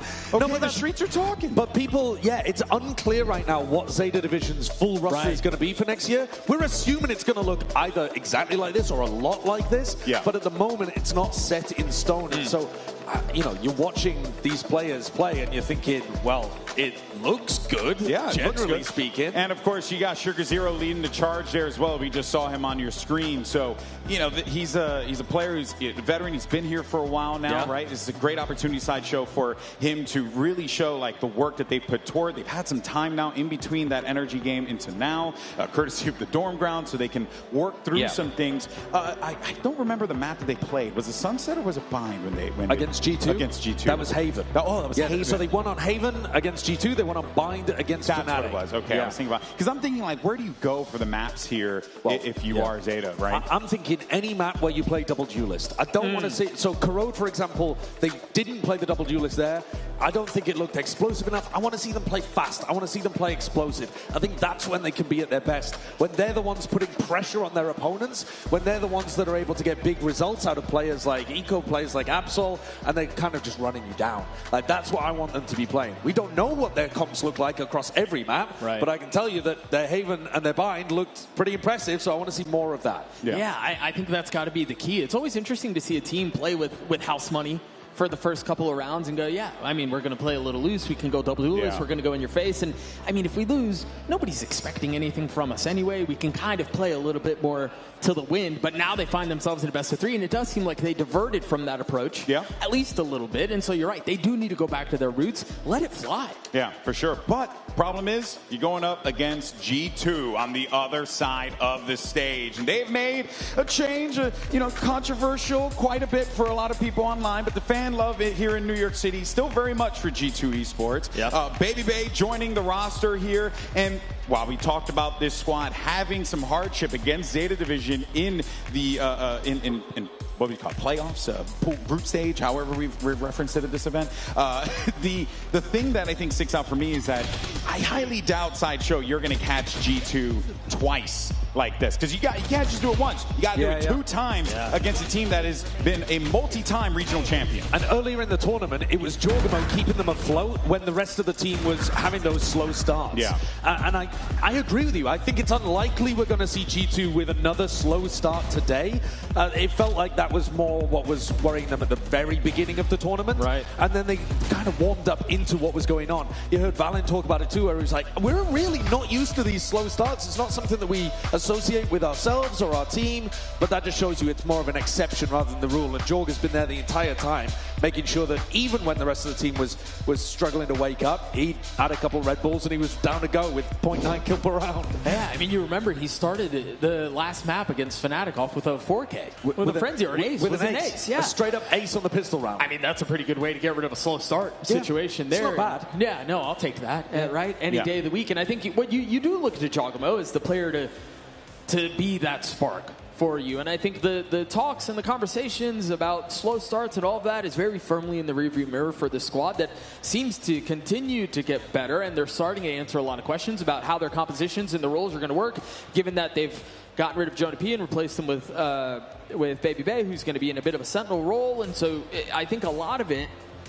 has kind of gone on to Leaf to fill those shoes. Yeah, and if I am going to look at a player to do that and to fill those shoes the way that he has, I mean, it would be Leaf. I'd call him. Leaf's insane. Leaf's a phenomenal player. Right. He's so smart, extremely mechanically talented as well. The only question about whether he can play one role or another is whether he's getting more impact or less impact. Not less impact. Sure. But I mean, he's always going to be incredible, but would he be more incredible if he was taking, on a duelist role where he could take more fights? Right. Or on a safety role where he can push out? Like, those are the kind of questions we're asking. Not is he going to be good, but are you maximizing his impact? Yeah, his value on the roster. Yeah. And I am really surprised that G2 have been playing as much double initiator as they have across this tournament. Seems like they're sticking to their roots, their style, rather than trying to lean into a different idea with Baby Bay in the lineup. Yeah. We still haven't seen even them across the whole of their map pool, but of the maps we've seen, I was surprised at how much Breach we were seeing from Leaf. He was playing it on Split, and then he was also playing it on Abyss. Yeah. Both actually quite unusual picks in this meta. Yeah. Does feel like they're trying to, find what is going to be working for this team. Off-season's a great opportunity for them to do that. Sure. Now, of course, so you saw Baby Bay on screen for a little bit. Fun fact, right? The guy was a part of our talent team, and he misses us. He used to be your co-commentator, Doug. Do you remember? Yes. No. No, you don't remember that I had whole no idea. era in your life? Oh, shut the front door. But the thing is, though, he still misses the job, and it turns out yesterday he really wanted to get back to his roots of working as a broadcast interviewer. Let's go ahead and check this out. Welcome back, everybody. We're in the post-game interview. I'm here with Baby Bay, notorious Unk worldwide. I want to get your thoughts on something that Rob Moore stated on his stream yesterday. He was saying that you are Mr. Do-It-All. You're coming here playing Red Bull, and then you're going to go to GC. You're going to do analyst work there, and then you're going to come back and play. Like, how does that make you feel? It's just another day in the life of Baby Bay, because to be honest, I don't think things have ever been easier for me. You know what I mean? Listen, everyone on this team are dogs. You saw Dogmo? You saw him do his dance, bro? Yeah, things... Can you show me his dance? Bro, unbelievable stuff. I just can't. Honestly, life could not be easier for me right now. All right, my next question to you is, you are 30 years old, bro, and you wake up every day, is there more body parts hurting every day? How are you getting through playing against players like Redux who are new to the game? Yeah. Honestly, bro, again, everyone else is half my age. So if you were to take the average of all of us, I don't really think Redux has any sort of chance against the experience, the prestige, and the absolute steez that we have on this team. Are you kidding me? What are these questions that you're asking? Give me the mic. Give me the mic. This is my job. Let's actually talk about the game. All right. I wasn't kidding when I was saying, it didn't seem like your job was too difficult. It really seemed as if you were just filling your anchor role. You were able to kind of just get off the leash a little bit on the lurk. Can you kind of speak to that? Yeah, I mean, I love how everyone likes to, attribute my success last time I played on G2 to, being a part of a system and stuff. Well, what now when we are creating the system with me? You know what I mean? So I think I'm just here to, shut all the haters up, bro, honestly. And I think if anyone is watching, I mean, all the pros know, but anyone out there, you viewers out there, DLR forum, whatever, Reddit, I'm the real deal, bro. Just watch, bro. You'll see. All right. If you had to pick out any big spotlights from Sentinels in that game, would you want to give credence to any one or two prospects on that team? Oh yeah, Cortezia, man. Cortezia he's a beast, dude. Honestly, when I saw him popping off on that attack, because if you remember Sen City, the stuff that he was doing at that tournament, I was like, dude, I gotta step it up, bro. I can't just have him get the limelight. So that's why when we switched sides and I was on the attacking side, I got to have a little bit of fun. I got those flanks in. It was perfect. But he is a phenomenal player. I mean, that roster is really young, and you can tell that that's a roster that they're looking for, not for just this year, but 2-3 years even down the road, right? So I like what Sen did with this rebuild, and I'm really happy for them, honestly. And you still have one more game. What are you looking forward to in that one? Yeah. Wait, who do we play? I don't even know who we play. Who do you play? I don't know. Who does he play? Who does he play? FNATIC? Yes. Oh, I've been waiting to play. I've been waiting to play Jake for forever. It's been 5 years I've been playing this game. I've never played against Jake Boaster once. I'm ready for you, bro. I wish it was on stage so we could have a dance off, but unlucky, bro. Good luck, bro. Thank you, bro. Back to the desk. Always a pleasure to hear from the up-and-coming young talent there in Baby Bay. Bro's going to walk out on the stage in a walker. Yeah. Yeah, of course. So, hey, look, he knows he's coming into this one with some, big shoes to fill, right? Yeah, for sure. But he's also been putting up, very solid, good performances. On the attack side, Viper he had on Split, he was very solid, playing his job really well, never dying in spots where he was overtaking fights, cleaning up on the trades. He's well integrated into what they're doing. And I think a really important quote from him, too, is he wanted to prove that he's earned the spot rather than just, he's got a good attitude or fits well with the team or whatever. And also, when he previously, people were giving him a lot of compliments how well he fit into the G2 system and how, the G2 system's so good, it can make even Baby Bay look great. And so he wants to prove he's actually part of the system. He is what they are now building is to make everyone look great. His job is to make the others look good too. And at the moment, it's working.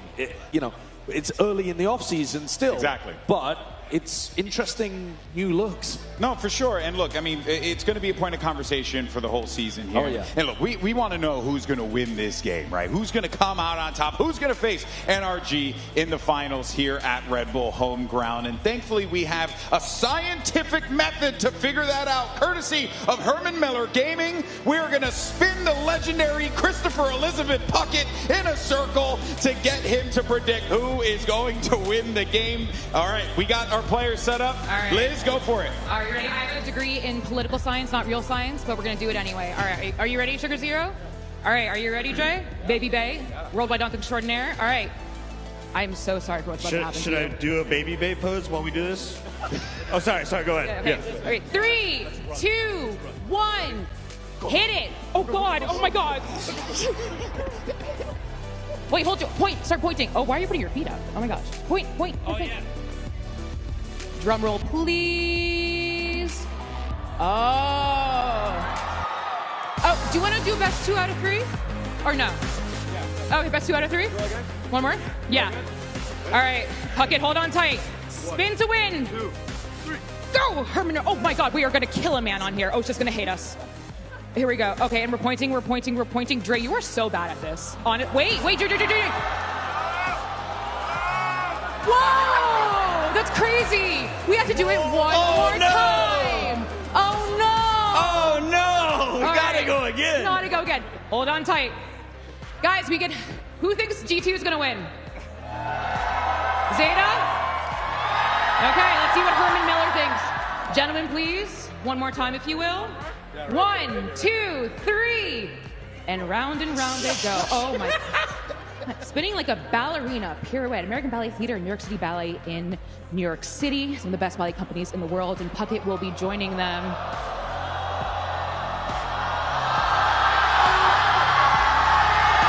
It's Zeta! I think that's Zeta. I think that. Well, Drake, you're bad at that, but best of luck, boys. And Alex, take it away. Oh, man. That was exactly what the doctor ordered. Of course, today's players are competing in Embody Gaming chairs, the highest level of performance and comfort. All Herman Miller Gaming products, 25% off right now. 25? 25. 25, baby. Through December 2nd. Make sure you check out the latest colorways of the Embody Gaming chair at hermanmiller.com/gaming. There you go. Elizabeth really pulling off the Vanna White there. Good job there. I feel like we just limit tested. I feel like we just stress test that chair. Yeah, we really did. Again, they were solid bearings. Very stable. Yes. Extremely stable. Did not move, bro. No. You know what else it exposed as well is the insane America's bias that we had going on there. I mean, best 2 out of 3 was offered as soon as it was clearly Zeta. The whole thing is rigged. Zeta won 3 out of 3. Whoa. Are we going to do the same on the game? Like if Zeta win 2-0, it's a best of 5. We got to run it back. I don't make the rules. I just enforce them. I can't help it. No, but hey, the Herman Miller chair is currently 1-1 right now. It's never been wrong. It's been 1-1, except for that one time. Well, yeah. Apart from that time. Other than that time. This guy, I'm going to punch him in the neck. All right, so let's go ahead and see the map. What do we got here, folks? We got Bind being banned. What is Zeta looking to get rid of? It's Abyss. That makes a lot of sense. Yeah, let's see what these choices are here. Sunset, everyone's favorite map. I haven't seen that this tournament. Really excited to see that one again. But we haven't seen that, I think, from either of these teams, actually. No, I think you're right. And so Zeta going towards Split, choosing not to go Haven, despite the fact that they just won on Haven, though they lost to NRG. But they do go double duelist. You can run the double duelist on Split, and so maybe they are leaning back into some of the stuff you were talking about before, and then Corrode is the decider. Whoa. That's an interesting one. Yeah, Zeta choosing to go towards Corrode there instead of towards Pearl. Could you have done double duelist on Pearl? You can. Yeah. Honestly, you can. I mean, you take a page out of like Paper X's book and run the Phoenix or something like that. Yeah. Cloud9 was doing it. Yeah, with the Jet and the Yoru. Yeah. No, you can run that kind of stuff. Yeah. I mean, the Corrode is interesting because we have just seen them lose to NRG, but NRG are definitively the best team in the world on Corrode. So you do have to balance that a little bit. It's like, okay, how much of that was Zeta Division maybe not being as comfortable with the map, and how much of it is NRG actually just being incredible and you just can't beat them on that map. But I also can't help but think, though, that G2 Esports have gotten so much practice and time and officials against people like NRG on Corrode. So if anything, I kind of feel like G2's coming into this one with, a decent amount of time or understanding of the map. And clearly there's something that Zeta likes with Corrode that they want to keep this going. Yeah, and I think the more you think about this matchup and you look down the list of the players and the maps and kind of how this tournament is played out, it becomes overwhelmingly favored the way of G2. And so even with this map situation that we're having with Corrode, you go, okay, maybe they're going to be able to get away with it. Oh, but G2, they're so much better, and they've played against some of the best teams in the world consistently on this map.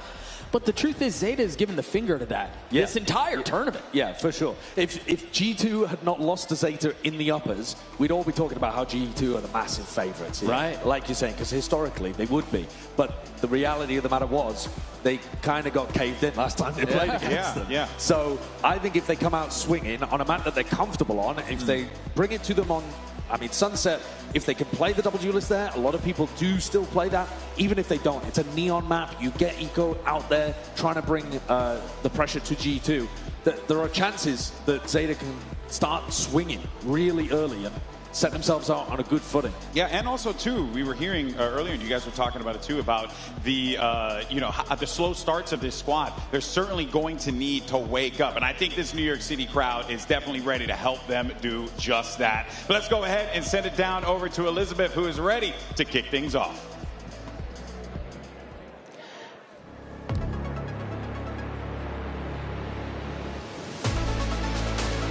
Going into the losers final, I mean, we've been in this position many times before. G2, Garb, we've always been lower bracket king, so this ain't nothing new to us. We're feeling confident, we're gonna beat the favorite team, so just watch out. When our backs are against the wall, I think the biggest motivator is just proving the haters wrong. And I think that's gonna be a big theme for not only this tournament, but the rest of the year.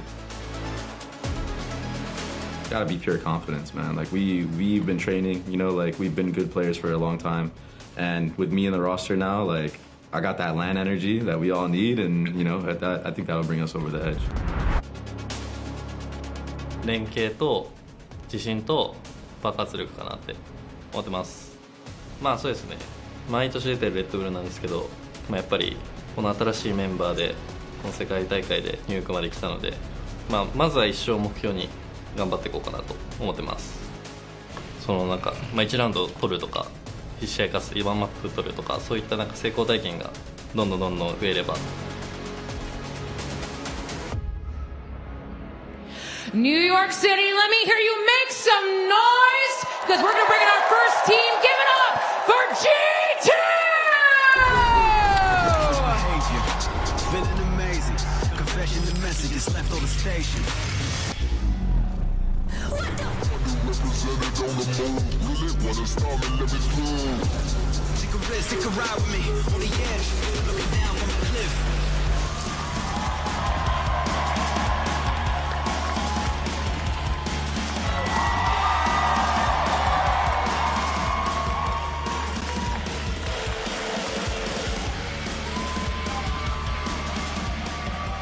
And now it's time to bring out their opponents. Make some noise for Zeta Division!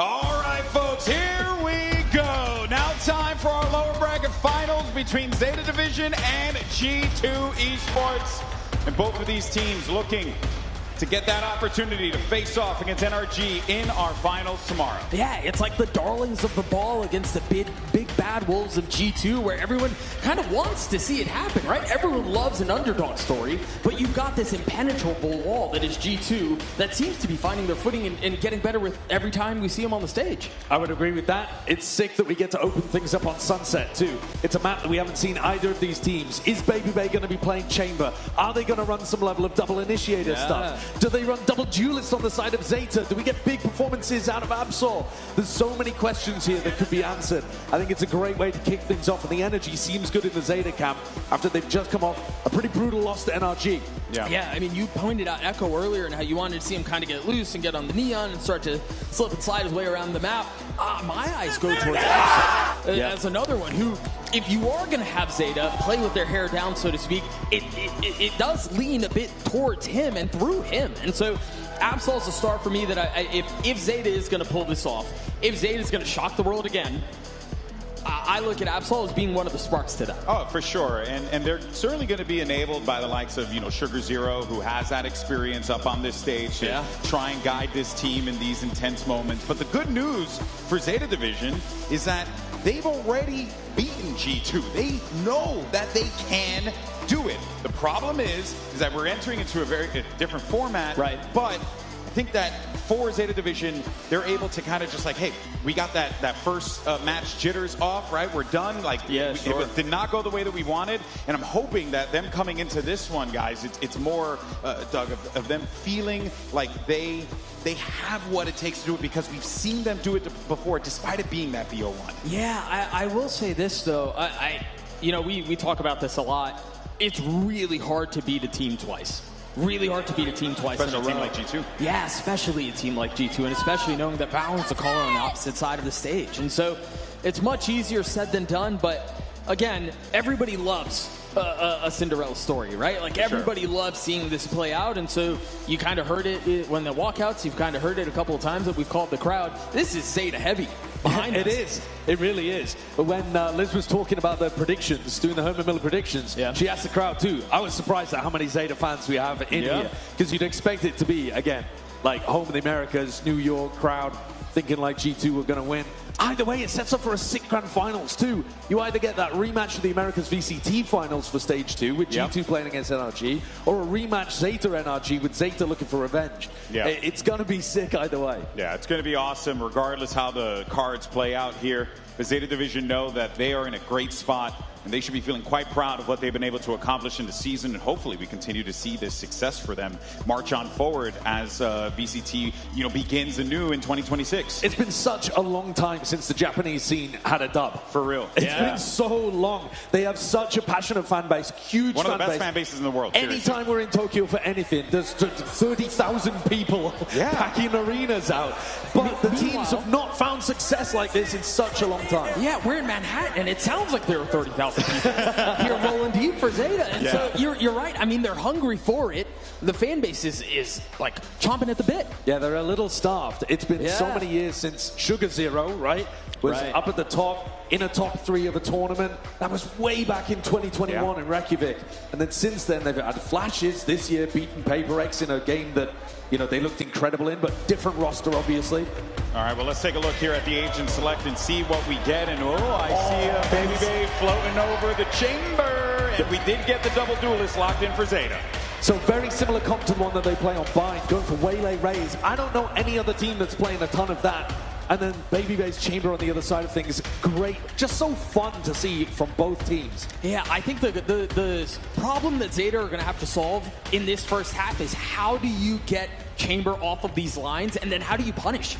Right? There are a couple of pretty safe TPs that you can set up on Sunset, but if you're Zeta, you're looking to try to punish on that as best as you can, and so you don't have a breach, you don't have you don't really have a ton of investigative recon tools to get that done. It's going to have to be through the waylay, diving in, TPing out, finding a spot, and then hoping that you can fill in behind and get that kill. Does the Sage kind of have an issue here with the Rays and the waylay who can easily get over that wall? I think it does, actually. So normally the Sage is going to be amazing at the defense side, locking off market control, putting walls up, slows up, stopping a neon that you would expect the attackers to be running. Right. But here, you're so right. The waylay and the Rays are going to be up and over a lot of the time. So they're going to have to worry about gaps, but they're also just going to have to worry about being dived on. I think Baby Bay is the key player in this defense. I agree. I think if he succeeds, if he's able to hold the lines that they've put him in and he's able to find value off of it, not even necessarily in just getting a ton of frags, but in map control, G2 are sitting really pretty here.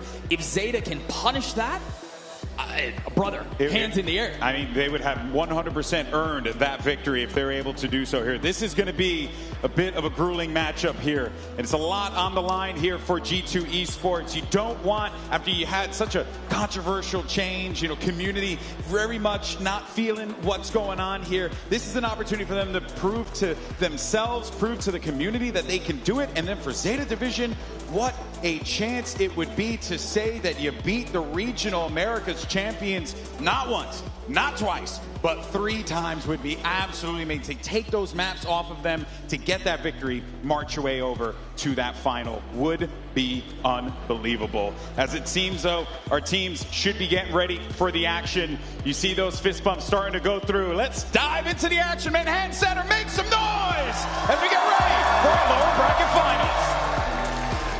Thank you so much, Golden Boy. This is a moment that really we've all been waiting for. Today, we get to see if the Cinderella run will continue, or if, again, the big bad wolves of G2 are going to be able to hold the line and blow the house down and then kind of just rain all over the party. Well, starting out in the pistol round, I'm taking a look at Baby Bear. Said he was the important player to watch on the defense. He's got 2 players running him down to start with. Sticks around, does a little damage, eats a prowler. But Zeta are going exploring through mid. They've got the chamber trip on the other side, and it's kind of smoked off to where they can tuck a little bit further up. Now they've cleared it. They can take a step back. Jorgamo is so dangerous with Frenzy in hand. At least they've done some chip damage to him. Meanwhile, they haven't found the wall over on A. No, and it's given Leaf a lot of peace of mind here. Yeah. They can stack 4 players to fend off Zeta where they're making noise, which is in mid. Yeah, this is danger. I don't like this. Valorant still has a flash. Yeah, they're starting to take a step back. They evacuate from the space, but not without a kill being traded either way. 1 for 1. You lose Valin. Leaf already invested the wall. It's going to make the defuse a lot more difficult. Again, this tit for tat continues as the rounds play on. Plant down, safe plant though. Not the greatest for playing these post-plant positions, but the health advantage in favor of the Japanese team. XCL able to punish one onto Jogamo. Echo gets another. 3 on the round for the duelist. Zeta get the pistol. A great start, showing that they're not too one-dimensional as well. They went for a prod, fake pressure over towards B main, saw if they could try to exploit a kill at top mid. And then as G2 fended them off, Zeta were able to go back through Leaf's wall in A main. Good calling. Sign of a team that's willing to be flexible and not just go based off the plan at barrier drop. The plant money, the kills, going to allow Echo to get up to a Bulldog. He was thinking about pulling a Phantom into this round, but the buy in general going to be really good here for Zeta. Trying to disrespect that one way. Honey Bunny, nice shot. Bullet between the eyes of Jogamo.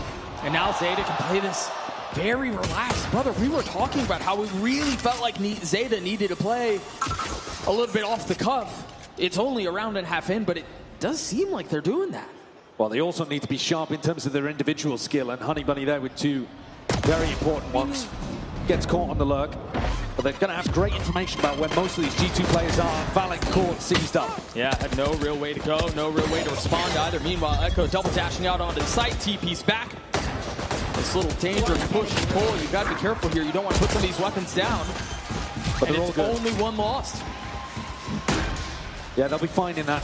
Honey Bunny came in with just the ghost. Right. So they got plenty of stuff to bring into the next round. Like you said, only losing one of those potential guns that they can have in the bonus. It's a great start for Zeta. After what happened earlier against NRG, I think there would have been some doubts that they could bring that form that they showcased earlier in the tournament to a big game like this. I had them. Yeah, I had those doubts. But when you see them open like this, they're certainly going to attempt to win the game. They're going to try to take it into their own hands. Boy, that is fast. Wow. And it's a fake.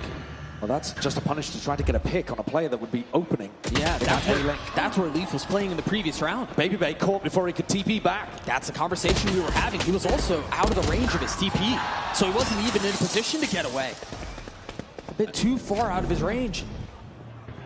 Echo's getting flanked by Jorgamon. Jorg would have to come up huge here to avoid losing a bonus. He would be the guy to do it. They were wise, they were ahead of it, they even knew. But Jorgamon in that position can't contribute much more. And so Leaf is left in this 1v3. Again, a bonus would be, I mean, a disaster start for G2, but also everything that Zeta could possibly want. In the face of, can they do it again? In the face of, oh, it was just the best of one. To be able to open Sunset up 3, potentially 4 with G2 down in money would be tremendous. And it looks like that's going to be the case. Leaf backing up, doesn't want to contest. Keeps the Vandal, keeps the armor, but allows Zeta up to a 3-0 lead. What a great idea on the bonus. So that's much more about the barrier drop idea there. Yeah. Eco, even though he had a Bulldog to be able to play with, grabs the shorty, double dashes in. Okay, the opening pick didn't quite go his way. But then, Bulldog in hand finds a kill onto Valin. Very long-range engagement. And remember, too, that's the spot that Leaf was playing in the previous round. And so I wonder how much of that was let's try to punish if someone's going to be playing there aggressively. Oh, for sure. Yeah, I mean, it's a very deliberate bonus round idea there from Zeta that they could try to run on an Eco as well, something like that. But G2 are going to have to be a little bit cautious. We were talking about how explosive the Waylay Rays can be. Both of those duelists can jump on you at a moment's notice. Everyone on the side of Zeta is A, including those two duelists. But there's plenty of firepower on the other side. They dodged the stun, though. How far ahead of this do they go? Jogamo falls. Trent, nice with the Sheriff. Finds a second. Almost. Gets a third. Lots of bodies behind this. G2 can start stacking over towards A. They heard noise from pretty much everyone on Zeta. Zeta have to some degree, defend the guns that have been dropped as well, so Absol's in. Satcheling all the way back side, looking to clear, but Jenny was never covered. Echo from on high, gets another. And now it's Leaf again, thrust in this 1vx situation. Put in a position to be the savior for G2. Gets his one, and then walled off. Forced to take the fight the way Leaf wants him to take it, a heal. Just managing to buy a little space. He's got the ultimate line. And there it is. Absol's got to find the timing. Bullet whizzes right by his ear, but stays alive. And the clock becomes a factor here. This is an extremely strange position. Leaf walled himself off from being able to path around both sides of the box. Can't really flank. Oh, dude, what in the world was that? That's disgusting. That's the value you're getting from Leaf mechanically. That's a vile flick shot. And the Red Bull clutch comes through. Comes good in the 1v2. He had entirely the wrong read about where Absol was there. Crosshair placement be damned, baby. I can't believe what he's watching. Neither can the crowd. But all of that, just to get G2 there first. Yeah, momentum, man. That's a big one. You saw everyone pop off on the side of G2. That might be exactly what they needed. Baby Bay with an op. Hasn't really had a ton of value yet, but early days. Echo once again going aggressively, double dashing out onto that box, but it's actually a chamber triplet sitting there. Oh, you spotted a foot. That's an elbow. Wow. Very fast reaction times, almost a pre-fire. Yeah. From Baby Bay. He hasn't been trying to get posted up on an aggressive A angle. One of the interesting things about the way that Echo's starting these rounds with that double dash is that it stops Leaf from really ever throwing slows or walls early A main. But is that the value you want? Fully expending the refract and the light speed. Zeta defaulting, their calling has been good. Yeah, I really like this. On the pistol round, they were really good at finding that weakness, finding the gap in what G2 were running. The problem with this, though, is that smoke going up mid suggests that they're leaving out B, and you start to see either attention towards the middle of the map or Baby Bay rotating back A. Whaley ultimate, always available here. They haven't fully committed. Oh, he's ahead of the smoke. Sugar Zero falls. The op doesn't connect. You see Zeta start to go into disarray. Here, Absol tries to Goomba stop him and can't. And so now it's just one remaining. He blew the ult. He gets 2. So much more to do, though, in the face of a dog. He's the one who's put in a kennel. Valen is the hero of that round, playing bodyguard for the operator that Baby Bay was playing. If Baby Bay's on his own there, I don't think there's any shot that he's going to be able to defend against Absol flying over the top of him. No shot. But when Valen's got his back with a rifle in hand, suddenly that becomes a bit of a feed play from Absol instead of a punish onto the chamber. Good team play from G2. Good work backing each other up, filling those gaps, and making sure they get value out of Baby Bay's off. Busted by for Zeta here. A Bucky, a couple of stingers. Oh my god, he's done so much damage there just by spamming through the box. And it's a bit of a bait as well. As Leaf falls off, they're not going to think about Baby Bay on this angle. Nope, and he's got the line. He was good on the first, good on the second. And they wall off contact. So annoying to deal with. Just barely missing that one, too. Off the paranoia, they're going to try to flood him behind, but Absol's not even able to find the space, not allotted the advantage. And now Leaf tucking behind the smoke. Sugar Zero never saw him. Leaf gets a second. No Thrifty this time. G2 have tied us up. That's a lovely defensive setup. All of the game plan working well there for G2. They dismiss the eco from Zeta, but that means rifles back. And ults online, huge ultimates online for both sides. But I'm particularly looking at Zeta Division on the attack because they're the ones going to be crafting a strategy here. And if they can escort Honey Bunny into a position to get value from the Steel Garden, that could be a win condition. G2 look like they want to go walkabouts in mid, though, to open this one. I don't think they've done that yet, really. Meanwhile, the op is on the other side. Echo gets the first. Leaf is on the trade, and Absol joins the party. Steady with it. Echo gets a second. Valen ulted all the way into spawn. There was someone waiting with open arms. This a mix-up in the tempo from G2. They decided to do something really aggressive off the rip, disrupting Zeta's plans with the ultimates before it could begin, but it backfires, blows up in their face. Trent's going to see what he can find, maybe get the info, perhaps a pick.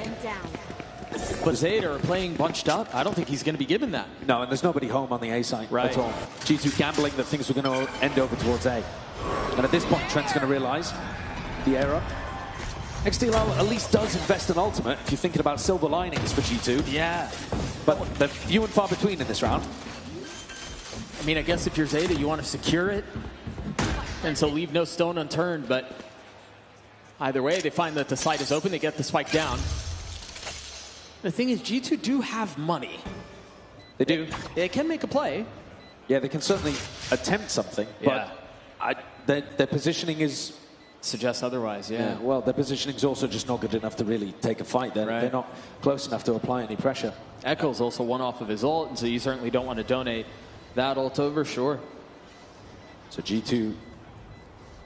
I think the actual opener that really failed this fast aggro attempt on defense is Jorgamo dying instantly to Echo in A main. Yeah. Because if Jorg either wins that fight or continues to pull aggression in his direction, the teleport play from Valen may have actually seen some value. Yeah.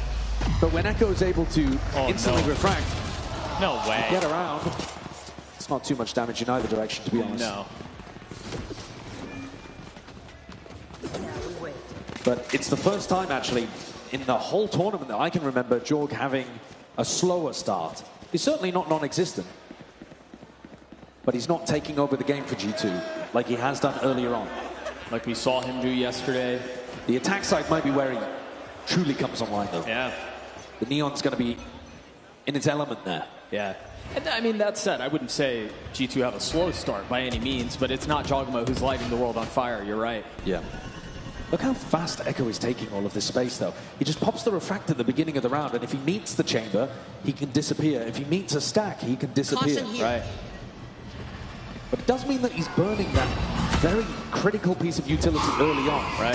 Got to imagine this is an ult round for Zeta, though. They've heard the op. They popped both ults and a flash. It caught on the Baby Bay. Did it? Yeah. He's hindered. What does that do when hees got an ult, though? Not much. No, not a whole lot. Roomba's cleared for him. But Zeta get the spike down. Note here, Jogama has his ult, Trent had his ult, and we're just on cue. The Nightfall rolls out. A stun behind it, Jogamo gets out the pew-pew fingers, but not going to find a target. They're crunching the A-Link players that don't exist. Honey Bunny falling. Valen getting another. Just a couple of members left on the side of Zeta now. They're not going to find the openers, but Echo getting two. It's just not enough. They completely misread where that retake was coming from. Yeah. They all dodged the Fade ultimate coming through Zeta Division. And even Omen ulted deep to try to crunch, thinking that the split retake was coming through from both sides. And it wasn't. G2 sent everyone from spawn. And so they're able to get the site, get onto the defuse really quickly. No one from Zeta able to adapt. And so the ult round favored towards G2. I mean, look at it. They've completely flipped positions in this replay.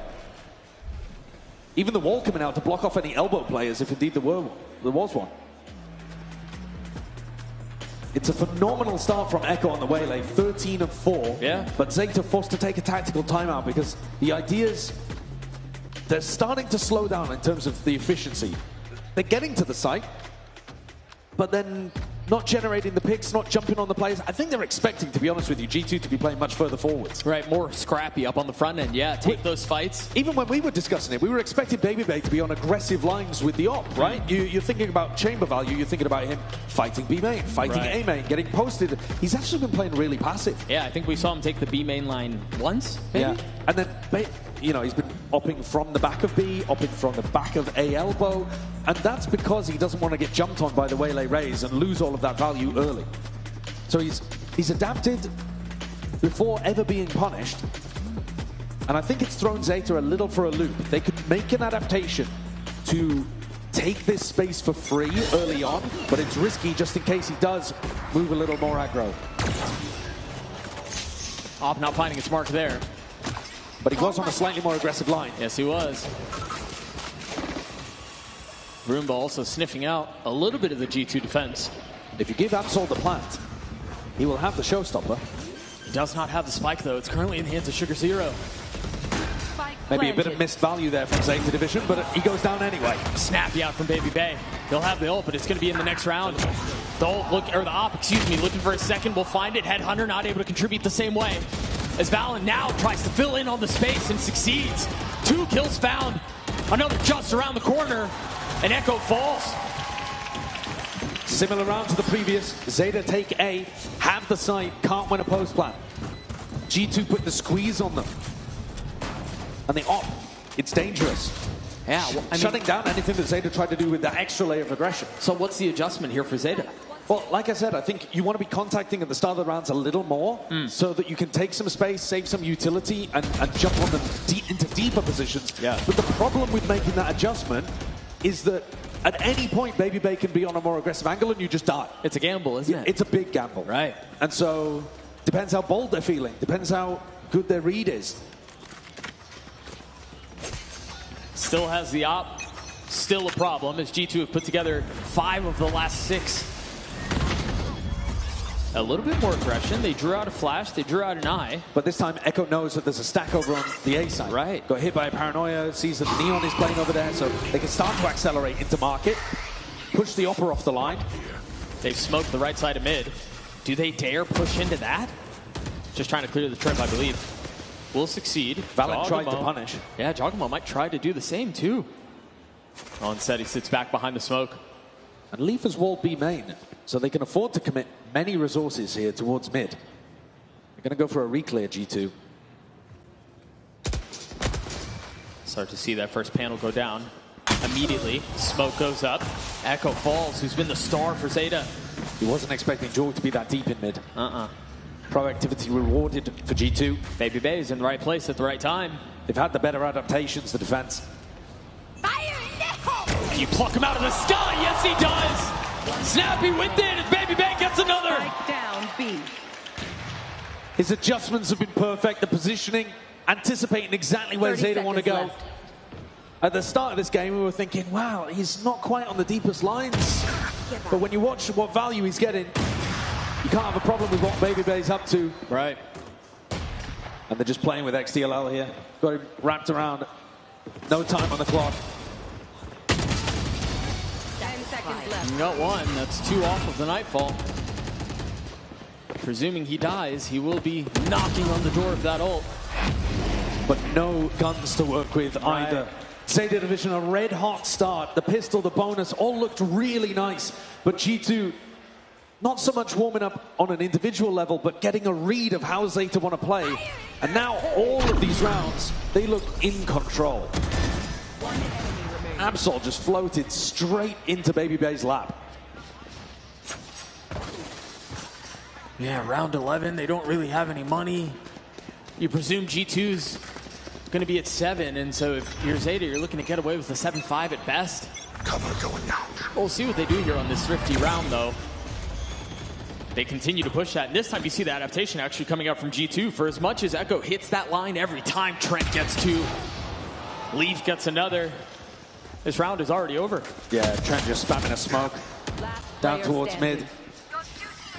They even res round 11 to make it a 5v1.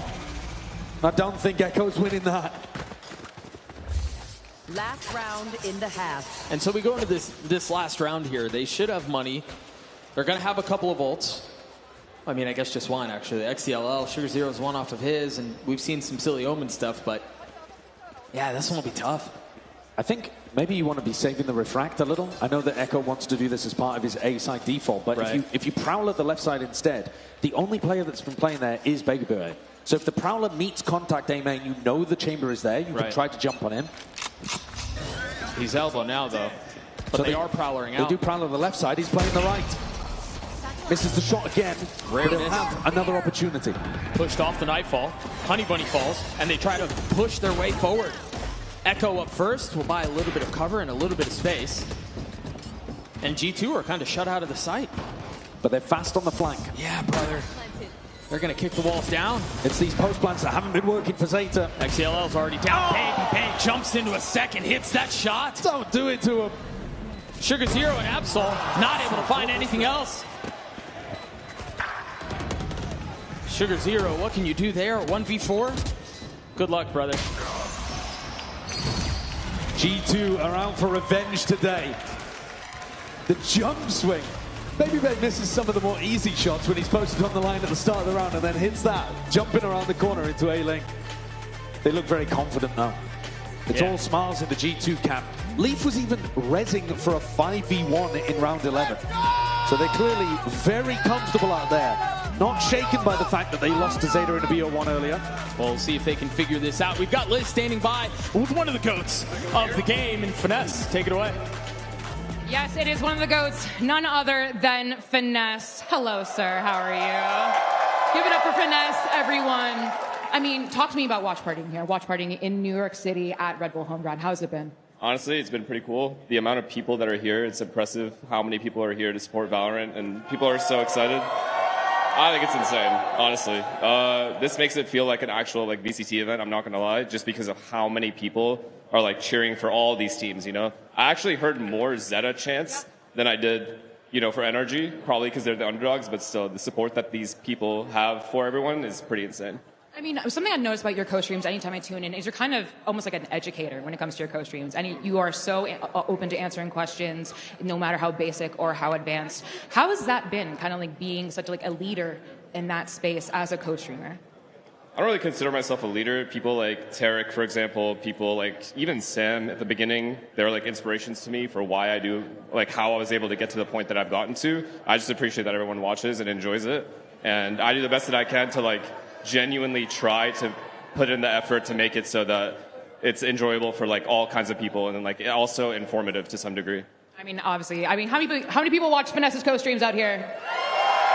Amazing. Now, I've been asking everyone for predictions. Can I have a prediction for the scoreline in this best of 3 between Zeta and G2? Nah, it's just G2 2-0, sorry. Simple as that. Well, thank you so much. Everyone give Finesse one more time. I'm going to send it back to the desk because we have a game to get back to. Yeah, I love, we've talked about it a little bit, but I truly believe this is the greatest city in the world. And they're backing Valorant Esports from top to bottom. It's been so much fun to watch. They'll see if they can will Zeta back into this because they're down 4, and any of that early start that they pulled off is just kind of gone now. It's a bit of a whimper. Yeah, I did think Finesse was going to get some boos when he said G2 in a 2-0 fashion there against Zeta Division, but he's too well liked. That's the thing. And look, I respect it. He's 6 to his guns. He's not a people pleaser. Well, it looks like a G2 2-0 at the moment, doesn't it? It was a great start for Zeta Division, but I think they're going to need another pistol to have some hope here. On the attack side, maybe the Chamber and the Sage will find it a little more difficult, but I think you could say the same about the Duelists on defense. Yeah. Absol and Echo maybe finding it a bit harder to find their timings.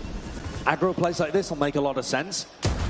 But they've got to be fast. I think you lean more into the aggro crunches off barrier drop instead of contacting up, because when you've got a double Senti comp on attack, a line is being held. Jorgamo found value going for a pretty similar play in a previous round, but Baby Bay very ready for that one.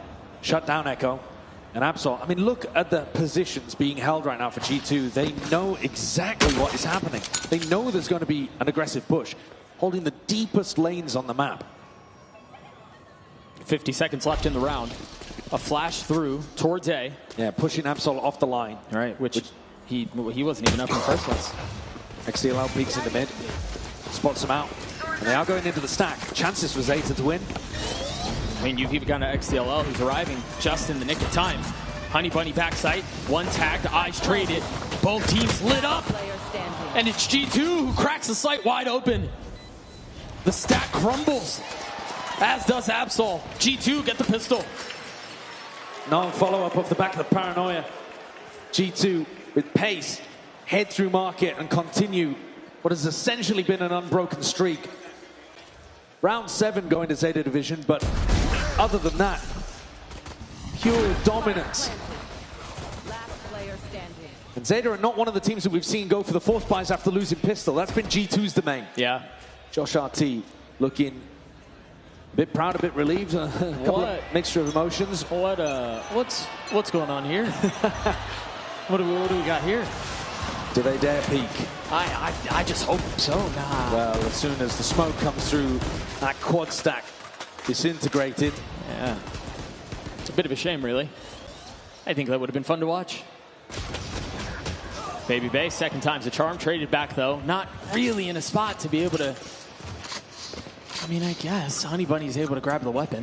But there's 3 players with full armor on G2, so it's not even like... I mean, usually that outlaw would be an enormous piece of treasure to grab. But not this time. No, and now they're walled off on the other side, too, thanks to Leaf. They're very good at playing around their timings as well. As soon as the wall goes through, G2 commit. That discipline that you know to expect from this squad. Trying to chop it down. They do break one of the panels. Jogamo, steady. Not finding lethality quite yet, but damage dealt and threat delivered. There goes the outlaw. Just like that. Now picked up by Sugar Zero, who's going to try to do what his teammate could not. Jogamo forced to take a step back. There's Leaf down to 10 HP, so you found one of the weak ones. Still more work to be done, though. Echo falling. Got to force your way through, and they just don't have the guns. They don't have the space. The machine of G2 keeps on whirring. Yeah. And at the moment, it's making mulch out of Zeta. The fire that was present at the beginning of this map, earlier in the tournament, when they took down G2 on Haven, not quite present right now. This is G2's map pick. If you're expecting Zeta to be playing a fantastic game, maybe that'll come through on split, but I think they had chances here of being able to cause a lot of problems with the Waylay Rays, and credit to G2 for immediately adapting to what they were expected to come out of the Japanese team. Here they go, walkabouts again. More of that aggression, but this time off the barrier drop. Not necessarily going for crunches, more of a contact play, but just trying to see if they can find an early pick. They threw that thing all the way in reverse. They're going to try to push their way out towards B. Echo is here. Honey Bunny not far off either. Jogamo falling at the hands of the duelist, but instantly traded. Traded, walled off. 4v4. Leaf up a bit too far. But again, the protocols from G2 seem to suggest that they're going to be able to stabilize on this. Once again, down in numbers. 2v2 now. Sugar0 left alone. In a 1v1. Trent waiting on the other side, guessing, paranoid on where he is. Confirmed now. And takes a step back. Trying to buy a little time as Sugar0 is on the prowl. He's on the hunt. Trying to find a timing. Trent at the ready. Looking at just the right place. And Trent delivers for G2. Incredible composure there from Trent. 20 kills, 20 and 6, an absolute lights out map from him. Trading out all of these into backside with a bulldog, and then going for a wide swing, baiting the early shot out of Sugar0 and punishing him. A lot of experience from Sugar0 that he adds to the Zeta Division team, but Trent gets by far the better end of him in that 1v1, and that was a must-win round for Zeta. They're going to go into a tactical timeout, but at this point, 7-round deficit, you're on an eco, you're looking towards split. Yeah, I mean, not only that, 7-round deficit and G2 are 2 rounds away from closing the map out. Absolutely. I mean, they're knocking on the door. Yeah, at this point, too little, too late, I think. And so what are we even talking about here, right? During this timeout, is this a moral rally, like a rally cry? What's going on? I mean, there are some things that you can still learn from this. From the players are going to be focused in the moment. How do we win round by round by round? Right, of course. If I'm the coach of Zeta, though, I'm maybe using these final rounds to figure out what actually works against the way that G2 are playing. Because think about what we're going to see on Split. We could easily see something really similar on Split. Yeah. Where G2 are playing slow defaults with a double initiator comp, and Zeta are playing double duelist and trying to force the pace up. If you can find a way of making this double duelist style work on defense, whether it's those barrier drop crunches that you were talking about, or whether it is, hard pushing out one side of the map and playing retake for the other side, whatever the idea is, if you can find something that works here, you might be able to bring the learnings through to map 2. Absol's already been picked out of the round. Yeah, these individual fights forward have not been successful for Zeta. G2 are just too disciplined and too ready for it. Yeah, and I think a lot of the problem is, too, because of how coordinated they are, even if you do get a pick, there's a chance G2 has another member close by who's going to trade him out. Oh, for sure. I mean, that's part of the reason why Trent has got 20 kills already. Yeah. He's just rock solid in those positions. Again, Zeta punished for going walkabouts down tiles. They play together so well. The contact plays are not working. That's a nice shot. Go on, son. Take another. G2 gets to 12, and Zeta really kind of a shell of the team that we saw yesterday. Yeah, I think it's tough to replicate what they did in the upper bracket. A lot of that was on their attack side, where they wiped the floor, for example, with FNATIC, with G2. It was by hammering these aggressive rounds on their attack with double duelist comps again and again and again. And I think what we saw in the first half is G2 already had a good game plan and then adapted to polish up the details. And unfortunately, when you're down 8-4 and going into your defense with double duelists on Sunset, you're probably not set yourself up great. No.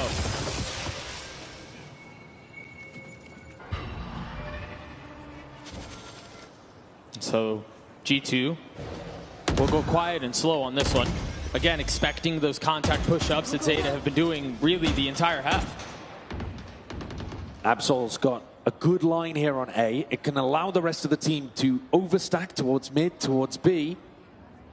If he does get pressured, it's going to be by a Prowler. No, not even. Contact, but Babybay wins it. I mean, you have to be favored there. Yeah, you would think. And Jogmo slides his way into another. Zeta came into this as darlings. They came into this as underdogs, and we thought for just a moment that maybe Goliath falls. Planted. But they come into Sunset, and they leave in a whimper. 3 out of the 4 rounds they got were off the back of the pistol, the follow-up, and a bonus. That is utterly brutal. Yeah. And G2 are all over them right now. Sugar0 left to wonder what has gone so wrong today. And he hits the floor for a 13-4.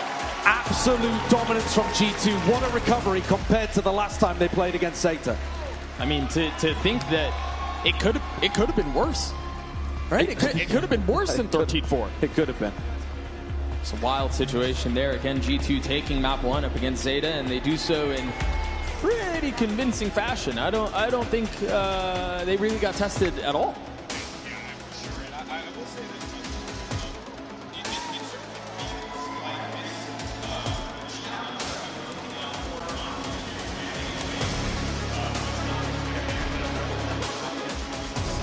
Pushes, those aggressive pushes. How many times do we see poor Absol just go for the setup, only to just get plucked right in the sky sideshow? It really felt like he was on point, especially in that first half. An absolutely dominating performance we were seeing from the chamber. I think credit to Baby Bay for how he adjusted his setups, but also Josh RT, the coach, in terms of the prep, because Baby Bay wasn't even set up to make the mistakes at the beginning of the game. He was always sat back that one step deeper, even at the very beginning of the map. So he knew that he was going to get pounced upon. He's been prepped for how Zeta want to approach their attack sides, and they had the perfect game plan to neutralize what they were doing. It does feel at the moment like Zeta had a spark of something niche that caught teams off guard, and now that they've shown it, they're getting punished for it. Yeah, I think a lot of it goes down to the fact that Zeta felt very one-dimensional. Right? It felt like they came into this map in particular. They had one idea, and it was cool, and it was working a little bit at the beginning. I think they were up, what, 4-1?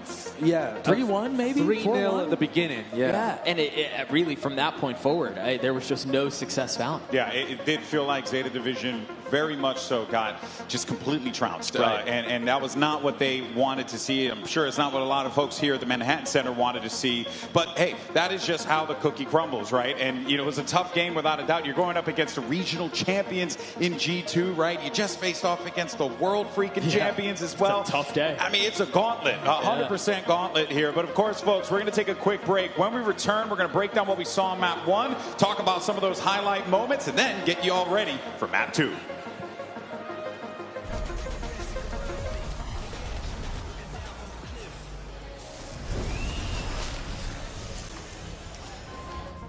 To get that opportunity to face off against NRG in our finals tomorrow. Yeah, it's like... One enemy remaining. Oh! Stop fucking playing me!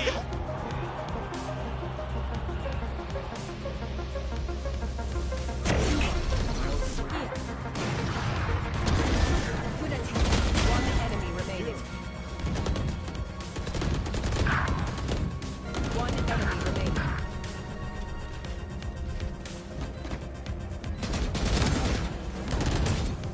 One enemy remaining. Fire in the hole! One enemy remaining. G2. Spike planted. Last player standing. Simple. Last player standing. That's you, baby. Let's go, Trey. Face your fear!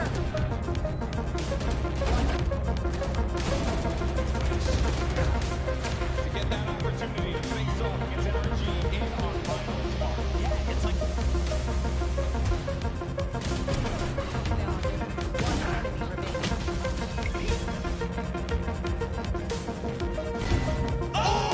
Stop fucking playing me!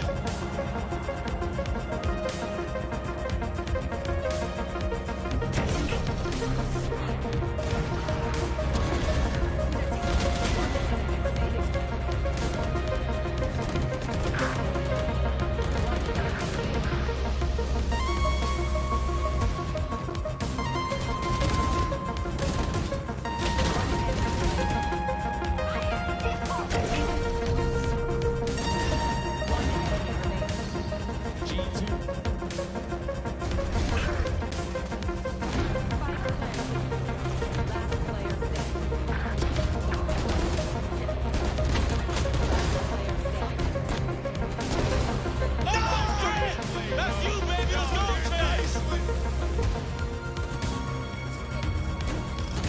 Face your fear!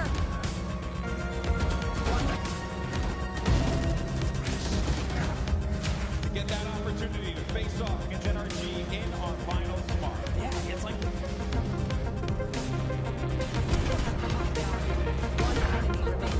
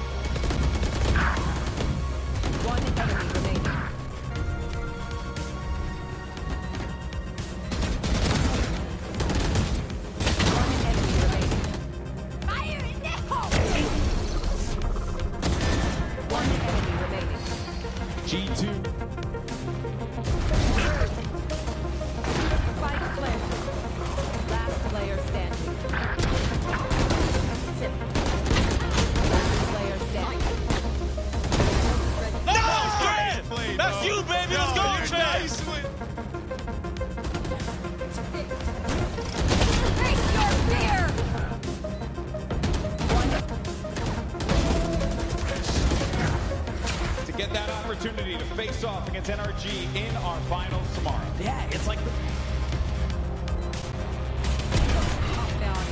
One enemy remaining. Oh! Oh, Good!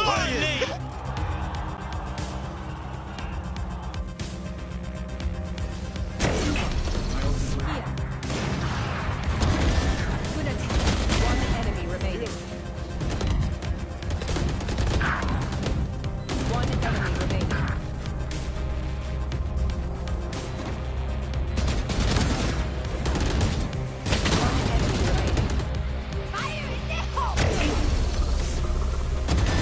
One enemy remaining. G2.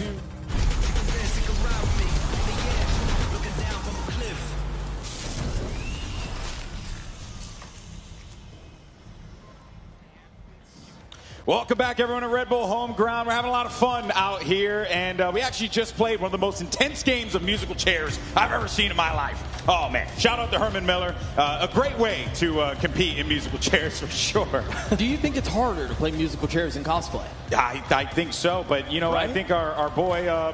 Boomerstone, Vacation Boomerstone picked up the win. And there goes Chris Puckett, the legend himself, just guiding him through the crowd. Unbelievable stuff there. Of course, having a lot of fun here at the Manhattan Center in New York City. Of course, Golden Boy alongside Doug and Sideshow. We just watched, honestly, G2 just absolutely trounce Zeta Division on that Sunset pick. And really, we were unsure what we were going to get from Zeta, but we were, Doug, talking about what we were going to be seeing from the composition. We wanted to see some chamber from Baby Bay. We got exactly that, and he really did put up one hell of a show. Yeah, I think he looked really good. I think he did what he was asked to do. You mentioned it prior to going to the break. I think the team had a really good protocol around making sure he wasn't in positions to get punished anyway. Yeah. We talked about it prior to the map starting. They're going to be running a double duelist. The main formula that has to be solved is, can you get to Baby Bay on this double duelist comp? They weren't able to do it. Two things that these stats show you very clearly is that the first kills were not going the way of Zeta Division, especially on the defense side. They kept walking into G2. And when they got to the post plants, they couldn't win them. They got the spike down 8 times, which is really decent, but they only won half of those, which is very poor. And a lot of the time it was on A, G2 getting the retakes, or Zeta feeling like they were forced to fight a little further and getting caught out. These are big things that they're going to have to deal with as we move forward to their map pick of Split. Man, I mean, looking at the MVP breakdown, though, Trent, what a showing from him on the fade, doing everything he can on the initiator role. Really, I've always said he's a fade merchant. That's the thing with Trent. Have you always? I thought he was a Tejo merchant. No. Tejo? Who's Tejo? Fade is my new friend now. Oh, okay. No Tejo, only Fade. But yeah, there are a couple of those big moments from that first half we were getting from Baby Bay, and it did really shut down. And honestly, it deflated whatever energy we were seeing from Zeta Division in this game. It started things off. We thought, okay, Zeta's swinging. You know, it's 4-4 tie. Maybe there's opportunity here. But then they just started to peel away, Doug. And then once it did, they never looked back. Yeah, the truth is, there was a lot of hope and a lot of excitement, but G2 just really kind of imposed their will upon Zeta. They busted out the chancla and they whooped them. And the truth is, I have a hard time thinking that may change moving forward with the way that they were shooting. I know they're headed to Split, and I know that's Zeta's pick, but the truth is, there wasn't a ton to walk away inspired from on that double duelist comp that we saw on Sunset. No, I think they have some serious issues that are going to continue to plague them as they head forward into Split. And namely, it's the same kind of stuff. On their attack side, are they actually able to pin down some of the G2 members? And even if they do, can they win post plants off the back of it? And then when they play defense, how do you defend aggressively into a team who's so disciplined in their attacking defaults? Right. Yeah. All of these questions that were posed on Sunset are going to be exactly the same on Split. Yeah, I do feel like you're seeing a little bit of inexperience diff here, right? Like, I mean, not even a little bit, a lot of it, right? Like, there is, and not to take anything away from the Zeta guys, it's just that these G2 players, they have been in these high-stakes situations, playing in front of big crowds. They have experienced this many times, and as a result of that, you have to wonder, Doug, like, that level of experience, that level of discipline, as Sideshow have pointed out, it's a very, very difficult thing to break through if you're Zeta Division. Yeah, I mean, the tough thing, even the tougher thing is, you kind of set up very nicely how they are so diametrically opposed as far as experience comes into this match, but you're also asking this kind of piecemeal, maybe solved roster, but maybe has 3 stand-ins to solve all of these problems on the fly. Yeah, it's a tall task, for sure. Borderline impossible. Yeah, no, without a doubt. At very least, they're getting excellent experience here, right? They're playing against the top teams. They're playing against the world champion, playing against the Americas champions. You can't ask for much more in terms of getting that experience as a team that's still trying to figure out what you're doing heading forward into 2026. But you'd love to go home today having won at least a map after how good you looked throughout the playoffs portion earlier. All right, well, here goes your agent select here. Nice to see the breach on split, but also on the other side got the Sky there from XDL. Double Duelist is going to be run here. Waylay for Jogamo. I do think we're going to see Jogamo maybe have himself a dog of a time out there today if anything goes his way. Well, the first half is going to be that same question we were talking about to end Sunset. How does Zeta increase the tempo and force fights against G2? Yeah. G2 are going to be hyper-disciplined, always with a fault line, ready to punish. Baby Bay locking down the A side of the map. Where does Zeta find their advantage early on in the round? Let me inject some hope. Okay. Allow me to inject some hope. Go, please. Just for a second. They couldn't do it last map because they didn't play many rounds on defense. Now they're starting on defense, so they'll get at least 12. I like where your head's at, Doug. All right, folks, let's go ahead and jump into the action. It's time for map 2. What in the world do Zeta do here? G2's going to start on the attacking side. Golden Boy, very eloquently mentioned, Jogamo's going to have a dog of a time, right? He's going to pop off as you would expect him to, as he really has all tournament, and he's got all the tools to do it. Leaf on the breach. We mentioned the fault lines at the ready, and they're flirting towards AO. Deep smokes too. I mean, yeah, this is an A-hit. Yeah, this is incredibly fast, and Honey Bunny without a snake bite in this round because it's a pistol, can't hold them off. Instead, it's going to be a full retake. If Zeta can win these, though, if they can win retake scenarios, it will give them a massive win condition. Yes, but Jogamo is a frenzy. And that's always a big problem. Right. He makes it look like the best gun in the game. That paranoia is really nice. A little ebb and flow, and there you go. Jogamo with the frenzy from a distance, called right on time. Honey Bunny there on the trade, though. Didn't have the spit, does have the ghost. And that might just, don't go that way. Might just be enough. Never mind. G2 kind of snatching us back. Baby Bay healthy, tries to pluck one down from heaven and succeeds. A spam into the smoke. Sugar Zero with 7 HP. You just gonna hold this the whole way? No shot. Oh my gosh, he double tapped it. He stole it! What a play! It's highway robbery! There's a bit of that experience coming through from Sugar Zero. Outplays Baby Bay in the clutch. I don't really know how Baby Bay managed to pick up a frenzy in the midst of that too. The perfect gun to try to spam in, knowing that he'd done some damage to Sugar Zero as the smoke came up. God, he played with him. Winning the pistol round early on was not enough for Sunset, but at least it gives them a great chance starting out here on their map pick of split. And it kind of brings the crowd back into the game too a bit. Yeah. So we'll see if that will be enough. Heavy investment. Boy, they drained the banks on this one. They didn't look right. Oh. That's a big, big mistake from XDL. And it continues to compound. Valen not only gets a kill, upgrades a weapon, gets another.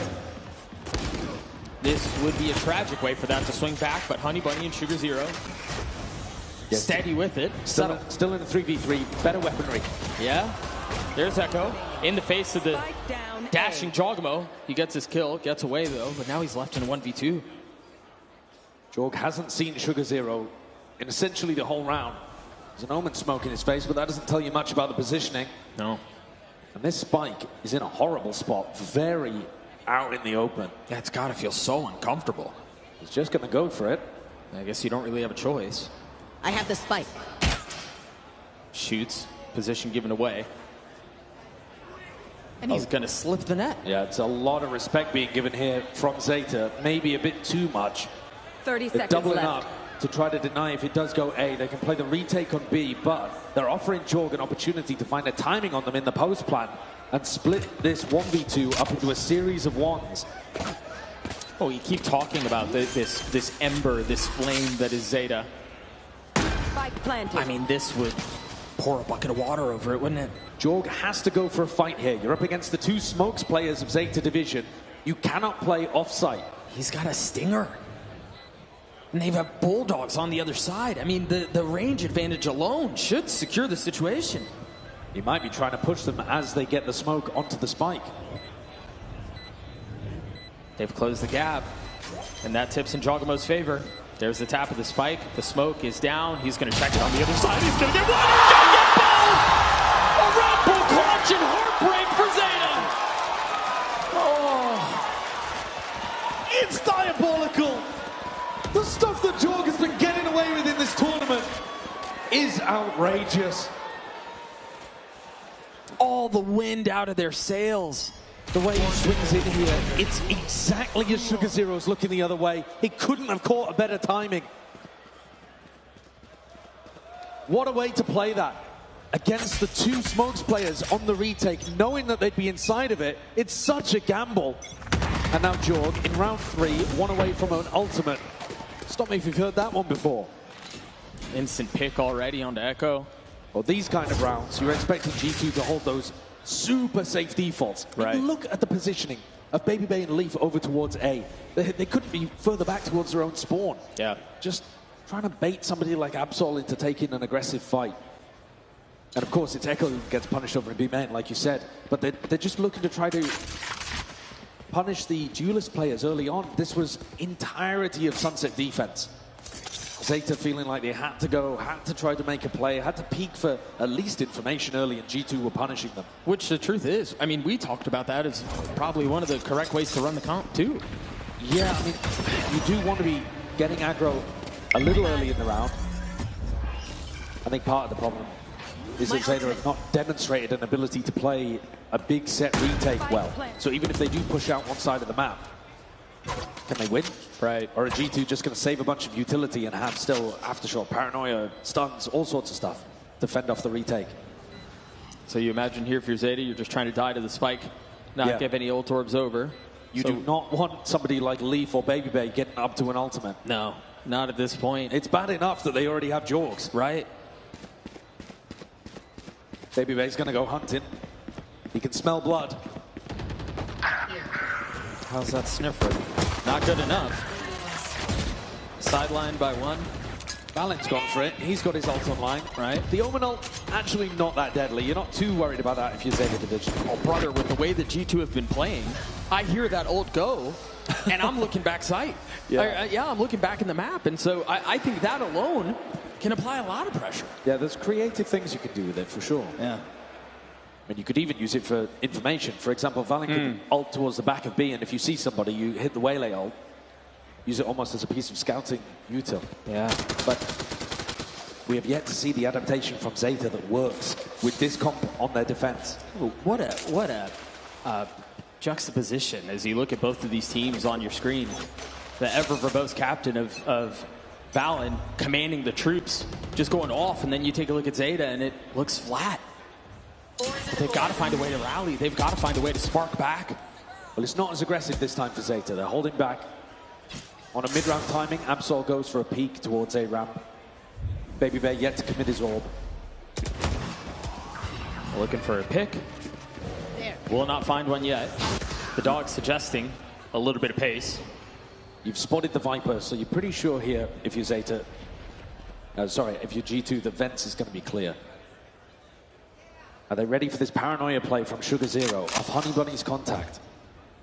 Playing a lot more passive, looking to try to play crossfires and trap setups now. This is the adjustment for Zeta. They just invested a flash into B main, doesn't find anyone. He's baited the refract. Yeah, they're going to end B. And it's just off of the rotations. Remember, there was a flash that was put towards B main. Nothing was found, so they decided to try to get out. Sugar Zero has nowhere to go, but somehow Houdini's his way around the bullet, stays alive, but it's just delaying the inevitable. And it's Leaf that's inevitable. Baby Bay, fully flashed, gets one anyway. And now Absol's left in a 1v4. Brother. Some crazy scenarios there. Leaf and Baby Bay going above and beyond in those spots. All smiles on Leaf's face. Playing the breach towards the back of the pack.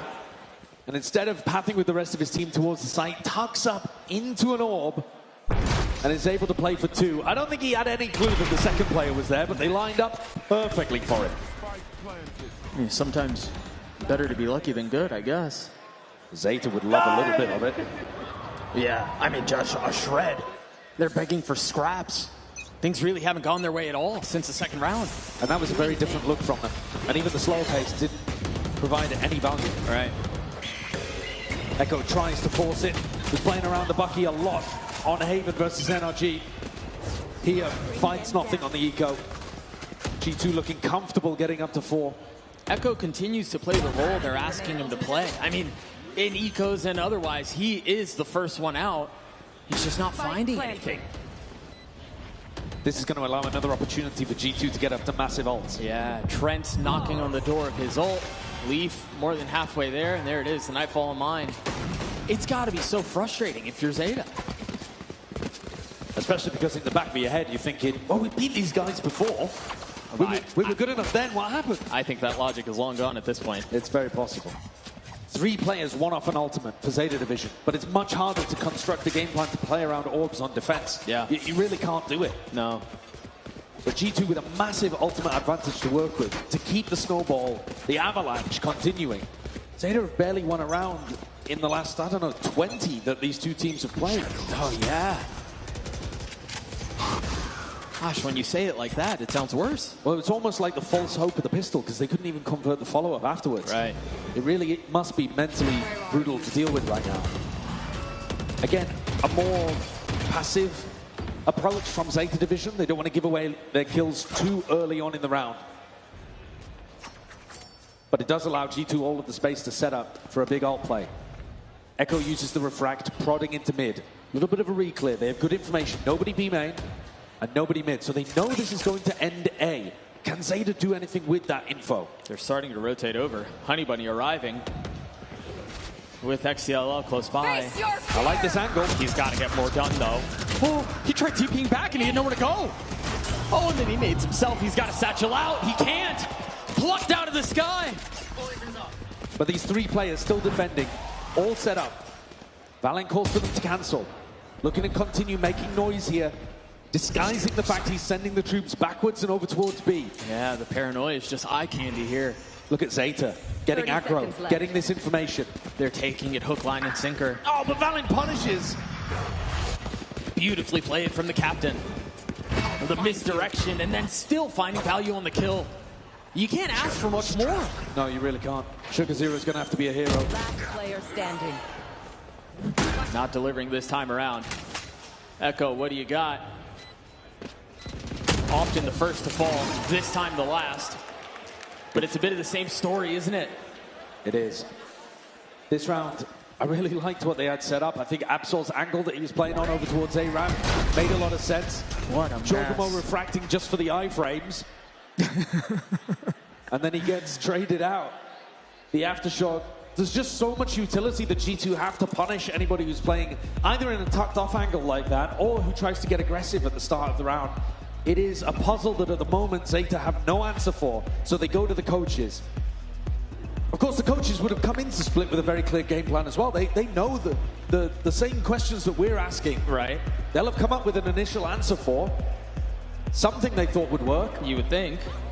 But at this point, 5-1, Zeta need an adjustment. They need something that is going to find them value. They need a prayer, is what they need. I'd like to see them go for some more quick refighting. So when G2 make a little bit of noise over towards ramp, right, or making a little bit of noise over towards B main, trying to get your Sky, your Saturate, and try to refight into them. It's tough. I mean, none of these are good answers, but it's at least something they haven't tried already. Yeah, I mean, it is wild to think that we have full visibility of everything that's happening on the map, and we don't really know how to beat this either. But it's very tough. This is not a comp that's great on the defense side. It doesn't have the versatility of the Yoru to be able to ping from side to side. Right. It does rely on catching your opponents off guard, but you've got to lean into the aggression of the comp. And this is a trap in B main. Opportunity to do what I just said, a refight, but 2 players stunned. Immediately, and Jogamo goes in. XCLL, I think, flashed himself. Don't really have a choice otherwise. They both got hit by the fault line. Yeah. Insane value from Leaf. The Breachman. He might be now. So Zeta reacts by triple pushing through mid. This is an eco, remember? But now that they know that mid is clear, back to reinforce B. Yeah, go on, get a little curious. Absol would have to hit a lovely shot here. Pick up a rifle, try to snowball an advantage. Trent, though, I don't think is going to give him an opportunity. It would be a bit too risky to just walk out on your own into mid here. Yeah, I also think they've got memories of Baby Bay dying in that exact same spot a couple of rounds ago. The dog clears it out. Trent wise to it. And now all attention towards A. Whoa! What was that? 2 big kills found. Make that 3. Sugar Zero looking to inject life into the round. They pit, but they don't have the spike. 35 seconds and Leaf is booking it towards A.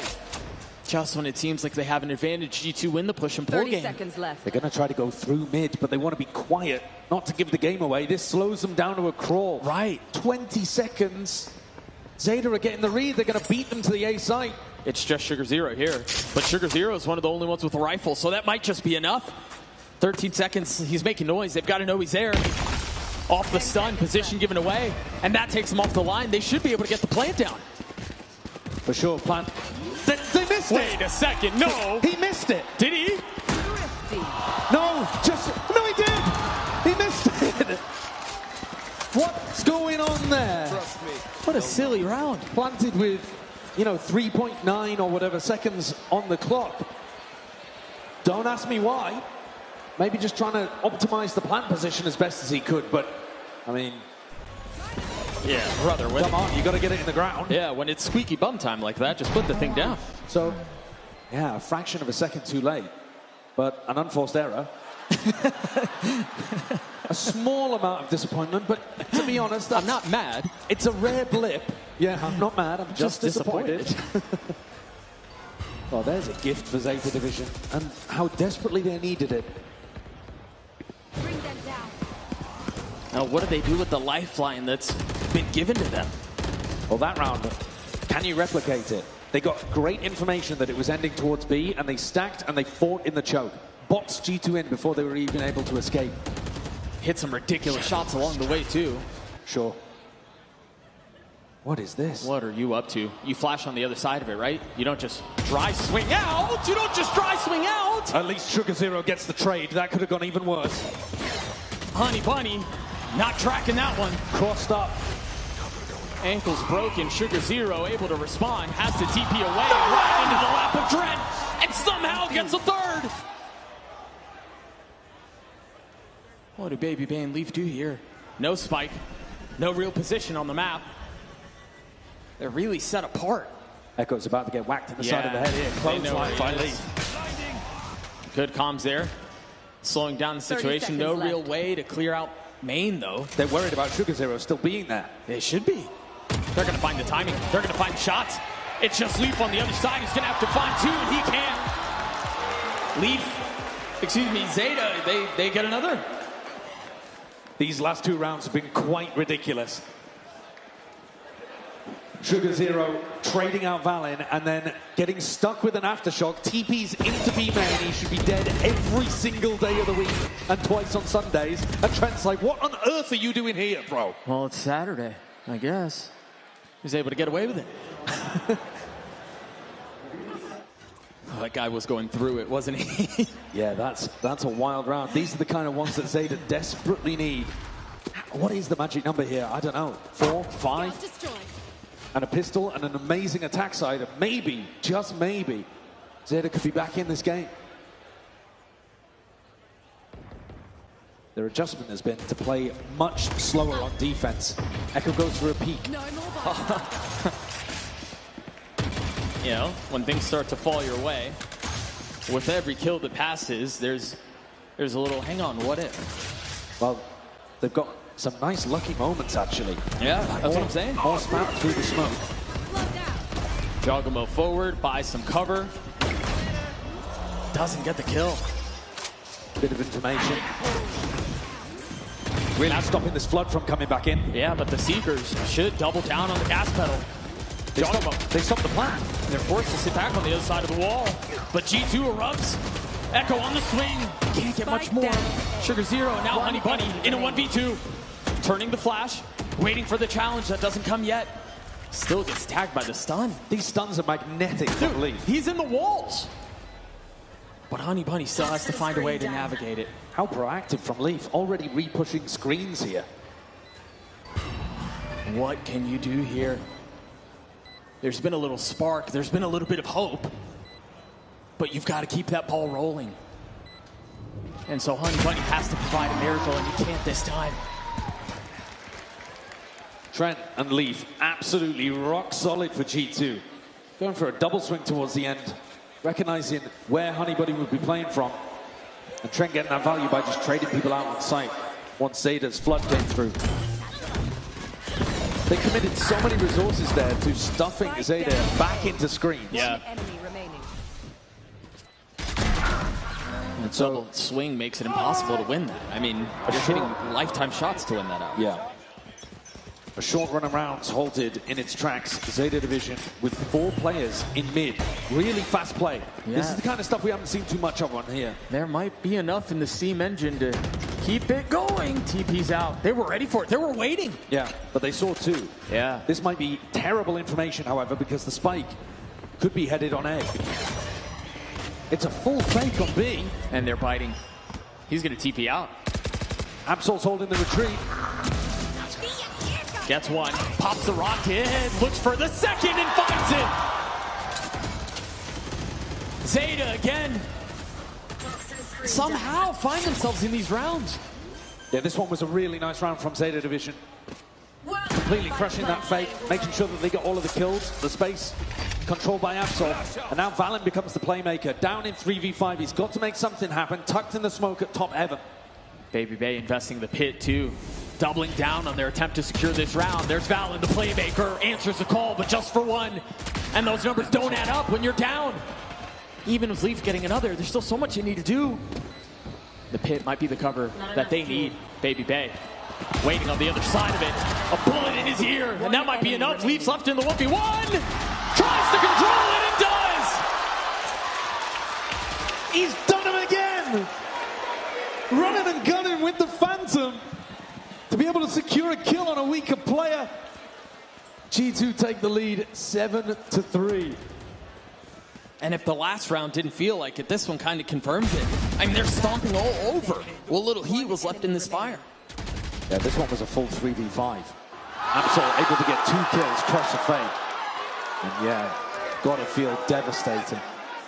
That's a tough one, man. You shouldn't be losing that one. Absolutely. And it's knocked Zeta Division's money completely down. And so they're busted again. Then again, it's another lucky kill from XDLL, spamming the exact right spots and answered back immediately. What is going on? In kind. XDLL not around for long. Just these sheriffs. Not the weapon you want if you're spamming through smokes, but somehow still making it work a little. Leaf about to get threatened here. Double swing, kill found. He upgraded a weapon. Yeah. He sure did. That's a Phantom now. Well, puts it right back down. Goes up, must follow. Honey Bunny getting another one with the Sheriff. They've invested the Nightfall on the other side of the Sugar Zero once again. Getting him down to a 1v1. Where Honey Bunny has the Phantom light armor. But it's Trent on the other side. And that clock is ticking. Honey Bunny looking to stick it, now forced to swing out. And Trent stands tall. He's done that to the rounds before. Peeks over the top of his monitor to taunt. Reminds me of a clutch he won on Sunset. Again, just wide swinging out, putting the pressure on, knowing that Zeta are going to be a little bit nervous in spots like that and probably try to take the fight too early. Relying on the fact that Honey Bunny's going to miss the first couple of bullets and give him an easier shot to hit. Yeah, I mean, he played that about as well as he could have. Yeah, Leaf and Jorg with massive ultimates to close out the half here for G2, and nobody playing on the B side. Look at Zeta, 3 in spawn, just playing off noise. Looking to try to stack, playing a pretty desperate idea. Yeah, maybe it'll work. I think they're just trying to flood off of the noise. Reactionary. Jorg did not want to commit over the top of that snake bite. Baby Bay, though, finding his timing. Hang on, that's both butts invested. Baby Bay's getting a little bit of value on the other side, but Valen single-handedly gets them close, but not close enough. Baby Bay left in a 1v2. The reposition from Echo and Sugar Zero deep into B main. They're looking for him on the flank. They think he's rotated back through the attacker's spawn. Note that Sugar Zero has his ult.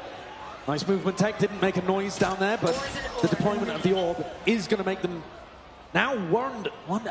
Did he smoke off the spike? He didn't. He's just off the mark. My man said he was 30, but he wanted to prove people wrong. This would certainly go a long way in doing that. He's got to have to find 2, though. And with 30 seconds left, 30 seconds with every left. second that passes, doubt continues to introduce and cloud the mind. I quite like this from Zeta, though. They're making sure that he's not on some kind of mid-lurk. They let him get the plant, and they can play the 1v2. The panic, the paranoia going through Babybay's head right now as he wonders where exactly they are. The silence so deafening. Paranoia out. One bit of position given away. No real idea on where the second one is. And now Babybay tucking in his orb. Looking to try to isolate and segment the fights in his favor. Gets one! Gets both! Straight out of his seat! He's earned this spot on G2. And he's here to showcase how and why. Plays like that, 1v2. The first ISO in the 1v1, this one is beautiful. No opportunity for a trade. Tiny little cut in the pie, slicing it around the corner. And he's up at the top of the scoreboard again for G2 while playing the attack side Viper. 14 and 8. Not too bad. No, he was immaculate last time he played this as well. He's so good at playing these controlled positions, never getting punished, and getting big value exactly when his team asks for it. You know, part of the conversation we were having earlier is we see up. I didn't know what was under that. All of a sudden, it was going to be a family-friendly show. Let's go, NA! I think we are watching and continuing to watch G2 answer a lot of the questions that we had around this new roster. Yeah, and it's not the answers I was expecting. No, me neither. I was not expecting the answer to be, yeah, Leaf is going to completely fill almost the exact same agents, not just the role, but the exact same agents that Jonah P you'd be expecting him to play. And Babybay's going to fill in for Leaf's position and be at the top of the scoreboard. You know, these are not the answers I was expecting to come out from the G2 camp, but it's working well nonetheless. It is against a Zeta that really has been spinning their wheels since round 5 of the first map. Yeah, pretty much. Right? I mean, they haven't really found any success or any reason, any ability to hang on to hope. No, they are going to need to come out with something utterly explosive. And maybe because it's split and the sites themselves are a little smaller, perhaps they could jump onto people and avoid, for example, we think about Sunset and the angles that Babybay was playing. Pretty far back, pretty deep positions. Yeah. It can be harder on split to play deep positions that are near exit avenues. If you're thinking about anchoring A, deep positions over towards elbow, you're not playing a chamber, you can't escape as easily. Deep positions on B towards back site, well, you're not going to be able to escape potentially out through CT. But I'm coping here, trying to come up with ways that Zeta are getting back into this game. Yeah, you are. Are you confident in anything you're saying right now? No. No. No, I'll be very real with you. Yeah. I'm going to need some huge moments, I think from Absol particularly, because he was top of the stats, bar none, coming into today. Yep. Now, that was only a sample size of 2 maps, and that's part of the volatility of this tournament. You get runs like this, where Zeta Division can be a top 3 team, but the 2 maps that they played, they dominated. They did, but now they're getting exposed in this more marathon, less sprint situation. You go from a 40 to a 5K, and all of a sudden, they look lost. I've never done any running in my life, so I don't understand that reference. I've walked. They are walking towards B. Valen's there with a flash. There's a stun setup too. I mean, all of this is so nice. Valen's still back sight, still gets a kill, steady shots from the leader. And the fault line perfect. Leaf again with another assist. Again, with every kill that passes, it seems like the hopes and dreams of a miracle run are closing. That was insane patience out from XDLL. Yeah, they've got options to go back into B. I'm not sure whether the spike is going to commit to A here. If it does, Trent's got full information that there's no pinch happening. He might get a pick here. It's actually Babybay who might. And so what? They double down and try to flush him out? The problem is reinforcements are arriving again. G2 always have one other player close by. It's never as safe as it seems. But XCLL able to respond a little, deal some damage. But with 8 HP, 30 seconds left. Leaf from that distance, that Frenzy works like an op. And so now Echo with the Ghost in a 1v3. The stun tags, because of course it does. Leaf looks like he's been playing this agent his entire life. Yeah, every fault line gets value. Every single one. Either off contact or off a piece of utility or just with Leaf's fantastic game sense. G2 take a 7-round lead. I think you've got to force it, Zeta. You've got the plant money. Yeah, you didn't get very many kills, but if you don't force here, what are you playing for? Yeah, yeah, I suppose, but I mean, what's the idea? What? Well, what was working for Zeta Division previously, you pop into sites. Yeah. If you can get some space, then you can set up Honeybuddy for going for like lurk plays through mid in the post plan. Sure. It's just that the actual pop into the B site got countered by Paranoia fault line. Right. And even though the double duelists commit, they can't get the kills. Yeah, sure. So you've got to somehow bait out that first wave of defensive utility and still get into the site. The G2 are playing with such confidence right now. Even Valorant on that swing. They're going to try to dive onto him, but he doesn't stick around long enough to punish. He TPs back out immediately. Sugar Zero from up on high, able to get one, but it's not enough. This force is going down with nothing. XDLL though, and Echo making me eat my words. Leaf undetected. He's going to show up a little late. Now Echo, 19 HP, 5 bullets, can't connect. Leaf gets the last 2, and that might be wraps. It could well be. They actually had an opportunity there, Zeta Division. Went out with Echo, he refracted, they go through as the second wave. I really like what Sugar Zero did as well. TP's on top of Nubox and then through the rafters, but Leaf just looks indomitable on Breach. Yeah. Yep. He's playing so well with it. 12-5. And he's got himself in the right position again to support Jorgamo. A game where Jorg has not been required this so far. Yeah. They hear him. They know he's there. Leaf has a stun, ready to go. Jorgamo calls for it. Pops his TP, watch the satchel through. He's going to get a pick. Spotted by the dog, but it doesn't matter. Puts XDLL down. Oh, and he's going for more. The Bucky, the problem. G2, the problem. And Zeta with no solution. Leaf's movement, what a menace. Jorgamo 2 hasn't had to do much in this game, like I said, but when called upon, a massive outplay. Doesn't matter what gun is in his hand, he's going to pick up the Odin by the look of our screen too. Man. Thinks about it, puts the Vandal back down. Oh, it's a tragedy out here. Yeah, that but one's G2, tough. G2 proving that they're a cut above, a step ahead. 2. Right, so what's in the playbook when you're down 3-12 on Tournament Life? What do you call there? They're looking to take some B-man control, maybe bake down the Paranoia a little early on, and then you could go into a re-hit on B. The Paranoia has been the big problem, along with all of Leaf's utility. I don't think they didn't even fully clear out ropes. Just fake pressure. They want to go back into the B-pop, but like I said, Valent still with that flash to work around. And he's playing up. Oh, well, this could be a mistake. Trent's G2 there go too. for it. They both swing at the exact same time, and as has been the case this entire match, G2 can do no wrong. It's absurd. What a way for it to potentially all end for Zeta. Baby Bay is in spawn with a judge, flanking around with a shotgun. 9 opportunities to close this one out, and they may not need more than 1. Zeta's got to feel like there are 7 guys on G2 right now. Like, they can't find any space on the map. Every time they try to make a play, there's somebody from G2 there. Every time they think they've isolated and they've found an advantage a little somewhere where they can press and make it hurt, G2 have it covered. And so patient from Leaf and Jorg, letting Zeta get the plan down before they tighten the net. Both got tagged. Sugar Zero, get out of there.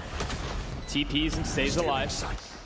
That's the Paranoia, and it's just buying time for Baby Bay to get out. Now Jorgamo TPing in, TPing out. The pendulum swings and it keeps going the way of G2. Leaf gets 2 as Zeta are sent home in about as dominant of a series as you could possibly ask for. Only 7 rounds total for Zeta Division in this BO3. After they beat G2 13-7 on Haven earlier in the tournament. What a recovery, what a resurgence, what revenge for G2. They head forwards into that grand final to face off against NRG. America's rivals who they fought at the end of stage 2, right before going to champs. We're set up for a great finish to this tournament. Yeah. Both teams, roster changes, both teams looking insanely strong. I mean, tomorrow is going to be nuts. And there you have it, folks. Congratulations to G2 as they move on to the finals to face off against NRG. It's going to be an exciting one, without a doubt, as you guys were just talking about here. And, you know, commiserations for Zeta Division. One hell of a run that this team put together.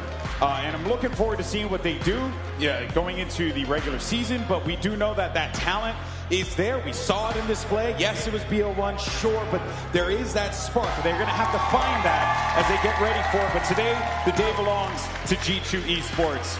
They will get that opportunity to be able to stop NRG from winning a title in the Americas yet again.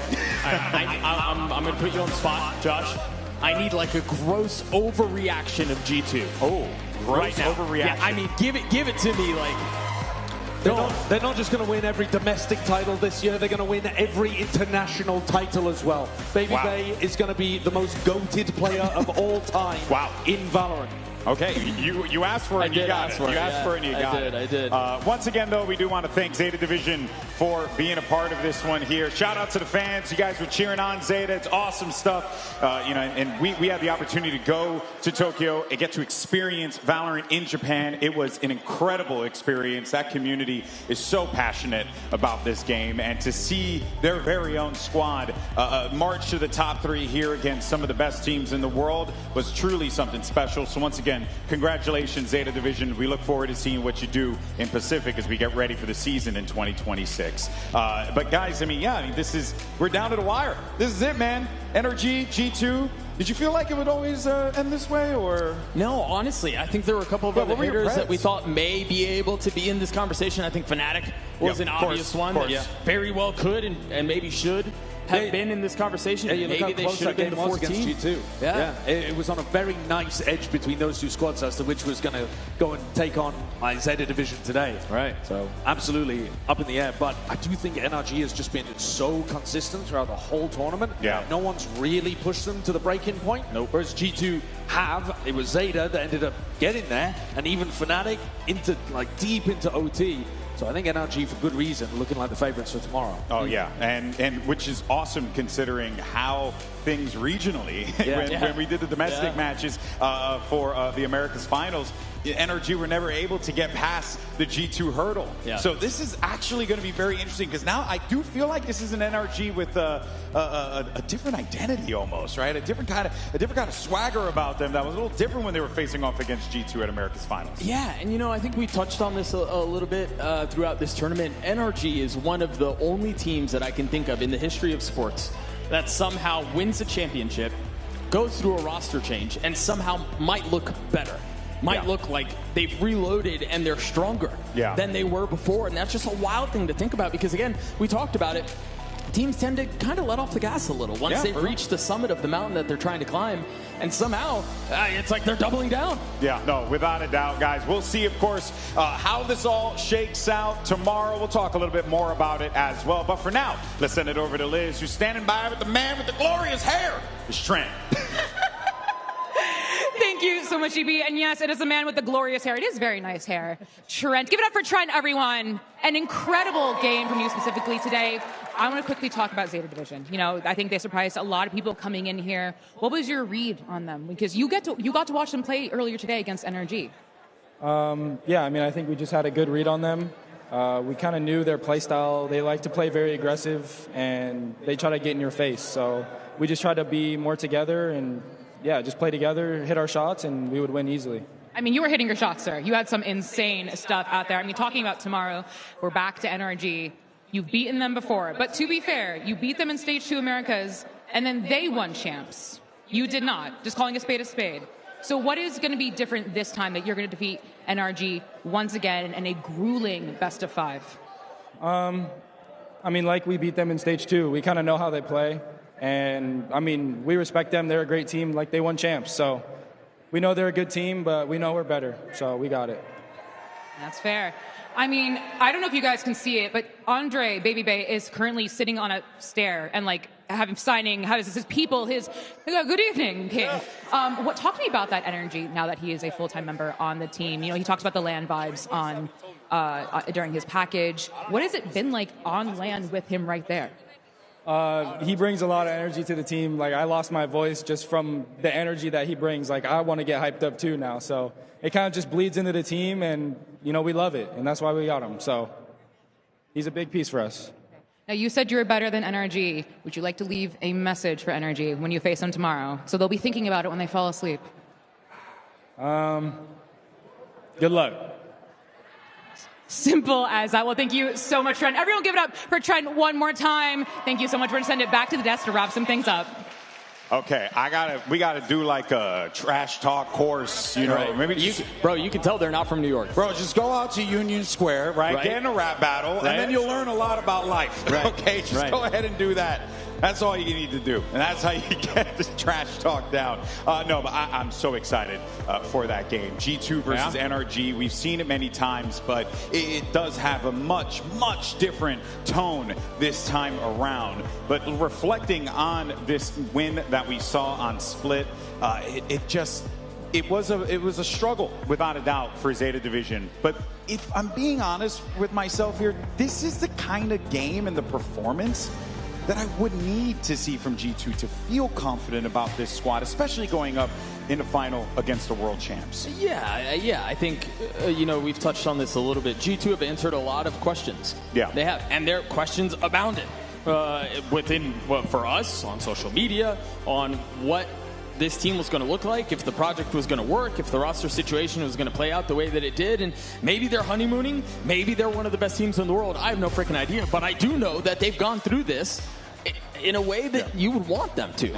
For sure. Sancho, you have any perspective on that as well? Do you feel like this G2 team, they're starting to, they have kind of figured it out, or do you think there's still more to come? No, I think there's way more to come. I think for sure there's going to be more to come. They've only just made this change. They're just settling into stuff. But I think the same could be said about NRG too. One of the reasons why I think we're very positive about NRG heading towards the future is that they only started to look like a great team very late this year. True. Well, stage 2? It was, stage 2. It was tail end of stage 2 as well. Where they really started to ramp it up, overtook Sentinels, battling against G2. They weren't actually better than G2 in Americas at the end, and then overtook them pretty dramatically at Champs. Yeah. And I think there's still more of that trajectory. They didn't plateau out with the Champs win. It looks like there's more to give. And you heard it from Kiko in terms of how protocol-based, how many different layers there are to what Bonkar's trying to do with NRG. It might be difficult for Kiko even coming in to learn all of the different check marks that he has to do going through a round. Yeah. But I think once they get that sorted too, they're going to continue to grow and be great. Yeah, it's fascinating too because you talk about the parallels between the teams and both squads making that one change. But it's quite different, right? You went with a veteran who has